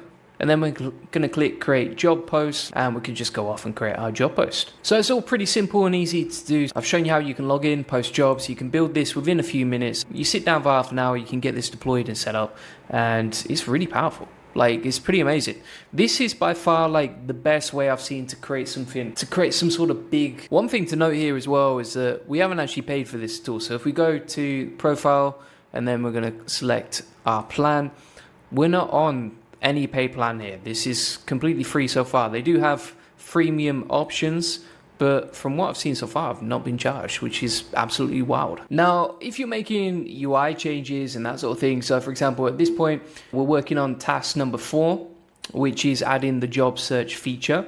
So you can see that you can actually preview different parts of the project. So where it said add job board, job card component and search, we can preview that and have a look here. We can also look at the code that's been updated as well. So this is for the job search section. So it's easy to see changes as you go along, which is pretty cool. You can also change the brand colors. So if we say, okay, change the project's brand colors to these, it's now updating the code across the project, updating the index.css of the project files. You've got all these project files as well on the left hand side. So you can see as well, you've got like the sign up page, the UI components, and you can see that's now been updated with our brand colors. So we added the orange. It's looking pretty nice now. The only thing that I would warn you about is the coding and the changes back and forth. They do take a little bit of time, so just be prepared for that. And then once it's done that, you can just redeploy this. So it's asking you to redeploy the app. We can click on yes, okay, let's go. And then we can go back to our plan, right? So in the top left here as well, just one thing to note is you've got a plan and you've got a preview section. So preview, you can preview what's going on inside the project, and then plan, you've got the step-by-step tasks for each section of this project. And then once you've done each part, you can just click on mark as done there and just tick it off. So that is deploying now. We've got that good to go. So let's open it up, and it's looking a lot better. You can see we got themed orange, the CTA buttons orange, etc. We can sign in as well. Let's try that. And you can also see here on the sign up page, you can choose between being a job seeker or being an agency. So thanks so much for watching. If you want to get the full step-by-step SOP for you or your team, so you can go off and create full stack apps with data button, and there's no coding required here, and this is all free as well. You can see everything that I've done today is free. I've shown you proof of that. And inside the AI Profit Boardroom, I'll put the SOP directly inside there. This will also include the custom GPT for prompting data button, along with the full instructions on how to implement Firebase and follow all of this step by step. Along with that, this also comes with an amazing community of people interested in scaling, saving hundreds of hours and making more money with AI. You can post in the community if you have any questions. There's tons of courses and video tutorials like you can see in here that you won't find anywhere else. And also there's weekly Q&As. So if you want to just jump on a call with me, ask me some questions, you can do that each week inside the Q&As. And if you can't make them, the Q&A calls are recorded back. Link to that is inside the comments and description. And if you want to get a free SEO strategy session that shows you how we take websites from 0 to 145,000 visits a month and generate hundreds of thousands of dollars in sales on autopilot, feel free to get that. Link in the comments and description. We'll show you on this free link building acceleration session 1-to-1. We'll give you a free SEO domination plan, so you'll get a custom tailored link building plan to generate more leads, sales, and profits to your website. You'll discover the secrets of SEO link building. We'll answer any questions you have 1-to-1. You'll learn the best link building strategy for your website, plus how to quickly outrank your competitors in link building, and how to 10x SEO traffic based on what's working for us and our happy clients. Feel free to get that link in the comments and description. Appreciate you watching. These new one-click DeepSeek AI agents are absolutely insane. So what you can see here is a brand new workflow I've been working from, and it's all set up with where you can basically just plug in a message and it will automate a whole workflow for you from step by step. Now I'm going to explain exactly what's going on here, how it works, but one of the most important parts of this process is that we actually have a human in the loop method for approving and then creating feedback loops inside our AI agent process. So let me show you exactly what I mean step by step. So inside here, for example, you can see we are actually using DeepSeek, and you can use a free API from OpenRouter inside here. I'll show you how to set it up in a second. And this is on a platform called N. Now inside N8N, you can actually build AI agent workflows that connect to apps. So for example, this is connected to our Gmail, Then we've got different AI agents like a research agent, an introduction agent, an agent for rewriting content like you can see right here. And step by step, this is going to go off and do its magic for us, right? Now, what you also see inside this section over here is we have a research agent. Each of these agents inside the workflow has different functions. So what I'm trying to do in this workflow, and you can apply this to anything that you're trying to automate inside your business, I think it's really good for you to see the power of NA10 and how you can set this up. But essentially, what we're trying to do here is automate the process of creating video transcripts for our YouTube channels. For example, inside my YouTube channel here, we create avatar videos with my AI functionality like this. This is not me, this is an AI. And this is 18 minutes long. It got 26,000 views. So I was like, why don't we use that process to create a really nice transcript inside NA10? We can basically automate the whole workflow with DeepSeek and one click, step by step. So first of all, what I'm going to show you is how the workflow runs step by step and how it goes. So if we go inside the chat over here and we say, okay, here's my video title. So I'm going to just put robots, right? New AI meta robots from partner. And what this is going to do step by step is trigger the workflow. So just by typing in and one click in that title, it's now going to send that over to the research agent. And the research agent is basically doing the research on the internet live to figure out, okay, what can we talk about in this process? Then we've got the introduction agent. So this is going to write the introduction for our video so that we can automate that. And now we have a process where the research agent has given the research to the introduction agent. The introduction agent has written it, send it over to this feature right here. I'll explain it in a minute. And now we can approve the content that's come into the script before we go any further in the workflow, right? And this is great for any sort of workflows where you need like a human sort of feedback loop to give and improve the content that you create inside your AI agent's process. So essentially what this Gmail functionality here is doing is it's asking me to approve the email of the content we just produced. So you can see we get an email to our inbox. It says approval required, as please approve this introduction before we carry on. And so we've got the introduction for our video, and you can see this is actually using real data to create the content. Now this video transcript itself is pretty cool. And then if we click on respond, here we can actually give a response on whether this is approved or not. And then depending on whether the transcript is approved, if it's approved, it will go to the AI agent for creating content. And if it's declined, then it will go to the rewriting agent, which is then going to feed that back into the feedback loop to improve the process. So if this is approved, great, send it to the next stage. If it's not approved, let's make sure we improve it with another agent until it finally is good to go. And the actual content itself is written really nicely using DeepSeek as well. So if we look at this introduction, this is better than I could come up with on the spot. And you can see here it says, hey everyone, today I'm going to blow your mind with something that's about to change the game forever. Imagine robots working side by side with humans like they're best friends. Sounds crazy, right? Meta just dropped something called Partner, and trust me, it's massive. This isn't just about robots. It's about making them smarter, faster, and way more helpful than you ever thought possible. Now, Partner really only got announced like a few days ago, right? So this is based on recent data, this research process. The way that we come up with the data is we use this model right here, OpenRouter chat model. We use it in Perplexity's Sonar. Now, Sonar is a pretty amazing API where you could build your own generative search capabilities, right? And it's using real-time research from the internet to figure that out. And it's pretty cheap, it's very quick to use. And for doing research inside your AI agents, this is one of the best things you could possibly insert. So now we can say, okay, is this approved or not? So let me pull up an example right here. So you can see the process in real time right here. As you can see, this AI agent workflow afterwards is not complete. I just want to show you how powerful this can be as a feedback loop, first of all. And so if we go to our email for approval from NA10, if you like it, you can say approved. And if we hit submit, so what that's going to do is approve it and send it to the next stage of the workflow. So it's using a text classifier to figure that out along with DeepSeek. So it's analyzing the response from us, and then it sends it over to this process right here. Now, if this is declined, let me show you an example. So if we go to the chat and we'll run the workflow again and say it's declined. And just one thing to note here is inside our AI agents as well, we have these two agents linking directly to OpenRouter over here. So if we go back to our emails now we just need to say, okay, remove the CTAs from the content, hit submit, and that's going to decline the workflow and send it through to our rewriting agent like you can see. And so we create like a feedback loop where we can reset the whole process based on the feedback we've given the AI agent. So it can rewrite the content, and then we're good to go on that. Is put it through the rewriting agent. The rewriting agent is on a green tick, so that's worked successfully. Then it's send it over to the edit field section, and now we have a new set of content to approve. So you can see this has just come through a minute later, 10:49 a.m. versus 10:48 a.m. And that's the new content to approve. So if you ever want to stop the workflow when you're testing it, just click stop, and I'll explain exactly how this process works step by step. All right, the workflow begins when we set up the new chat message. If we delete that, we'll hide the chat.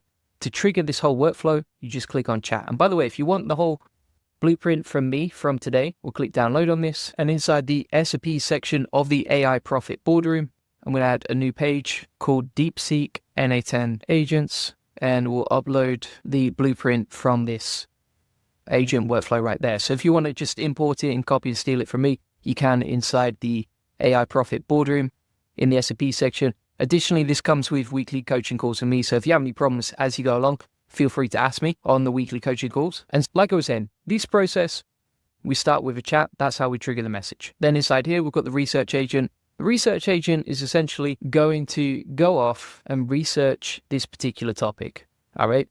So if we put Meta AI robots into the chat, the research agent will use Perplexity's API using Sonar to research that topic.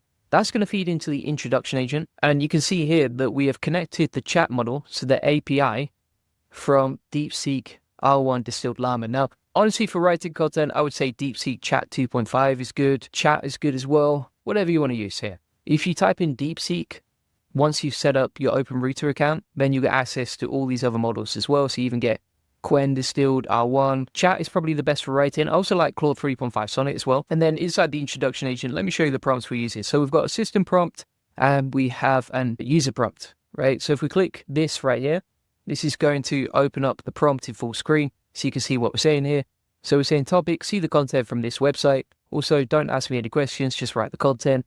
Don't mention title or teaser, just write the script, nothing else. Do not say title. The reason that we're saying that is because when we're using this process, I don't want like any notes. I want it to be able to just go straight into my AI avatar video creator. By the way, tons of training inside the AI Profit Boardroom for that as well. And using that process, we can easily create the introduction for our transcript. Now, we don't want to create the full transcript because we want to make sure the AI agent has written the introduction first, and then we can go step by step into the rest of this process. Now, the key of this is really having a solid process for the system message. Right? So this is the user prompt that's dynamic each time, and this is a system message that stays the same each time. It's like a custom GPT, but it's plugged into the rest of the workflow, so it's more like an AI agent. And you can imagine here that you've got a team working together, right? So you've got the research agent working alongside the introduction agent, and then you have the rewriting agent that's working with the human feedback I give to the process. And so inside the introduction agent, inside the system message, we've said you're my video transcript agent, aim for 15 to 20 minutes per video. Use the topic in the first line, which is dynamic each time, so that's fed in from the chat. So if we say, talk about AI robots, then this is fed into the user prompt above. Then from here, we said, create an amazing 4 to 6 line teaser for my video, etc., blah, blah, blah. Everything else is good to go on that. Now, that's going to go into a email set module right here. Now, you might be wondering, okay, what is that? So this is edit field set, and you manually map. And this is great when you've got 2 different agents feeding into one place, because what it's going to do is take the previous output from the processor, right? And then send it to Gmail for approval. So this module right here, the Gmail one, this is actually a human in the loop module. So if you go to add module inside NA10, and by the way, if you're not familiar with all the basics on NA10, check out my other videos on YouTube about this. It'll talk you through step by step how to do it. But essentially, you can add like apps, agents, etc. inside NA10, link them together. And these arrows show you exactly what's linked together and how. So if we go inside the nodes here and we click on human in the loop, you can see that we can approve manually the content we've got so far from the introduction agent, Gmail or Google Chat, Slack or Telegram. I think Telegram would be great, but I also think that Telegram has a character limit. So that's why I focus on Gmail instead. And now that's going to connect to our text classifier. All right. So this will send an email to my emails like you saw earlier in the workflow. We can approve or we can say no to that. And then inside the text here, this basically sets a filter.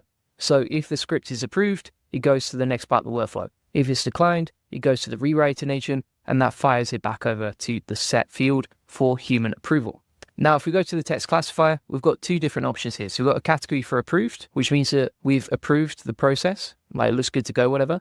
And then we've also got the option for declined. And if we open this up, the AI agent knows this is declined. Now, this is linked to AI as well. So you can see here, the model is linked down to OpenRouter using DeepSeek as well to figure out, okay, is this declined or is this approved? Are we good to go on that and we can send it over, or does it need more improvement? And then finally, we've got the rewriting agent. So the rewriting agent is also linked to DeepSeek, and it's linked to this module over here. So you can actually link multiple chat models from the AI agents to the same AI, like you can see. And the instructions for this are basically take my feedback, which is the human feedback I give via email, improve the script, which you can see right here. And then you can also get the research for the script as well down there. And then if we open up the prompt for this, you're an AI-powered script improver. Your job is to enhance the provided script based on human feedback, improve clarity, accuracy, structure, and alignment with the requested focus whilst maintaining natural readability. Boom. All right. And that's basically the whole process. And it's absolutely mind-blowing. Like, I only started using this properly, I would say about 2 or 3 weeks ago, and it felt really complicated. Now it feels like you can build anything that's personalized to you in literally a few hours. And it's a lot of fun as well. It's so much fun building out these feedback loops. So if you want to get all my best trainings and SOPs on, you can get that inside the AI Profit Boardroom. Just type in N8M once you join, and you'll see all these different workflows right here. Additionally, if you want to get the actual template from today, just go down to the SOP section and then go to DeepSeek N8N agents, and you can download the feedback loop method right there. Really good for creating content, because obviously content creation, if you post it without checking it using AI, it can be hallucinated, it can have facts wrong. And that's why you need a human in the loop feedback method like this. And hopefully it just gets approved in one click.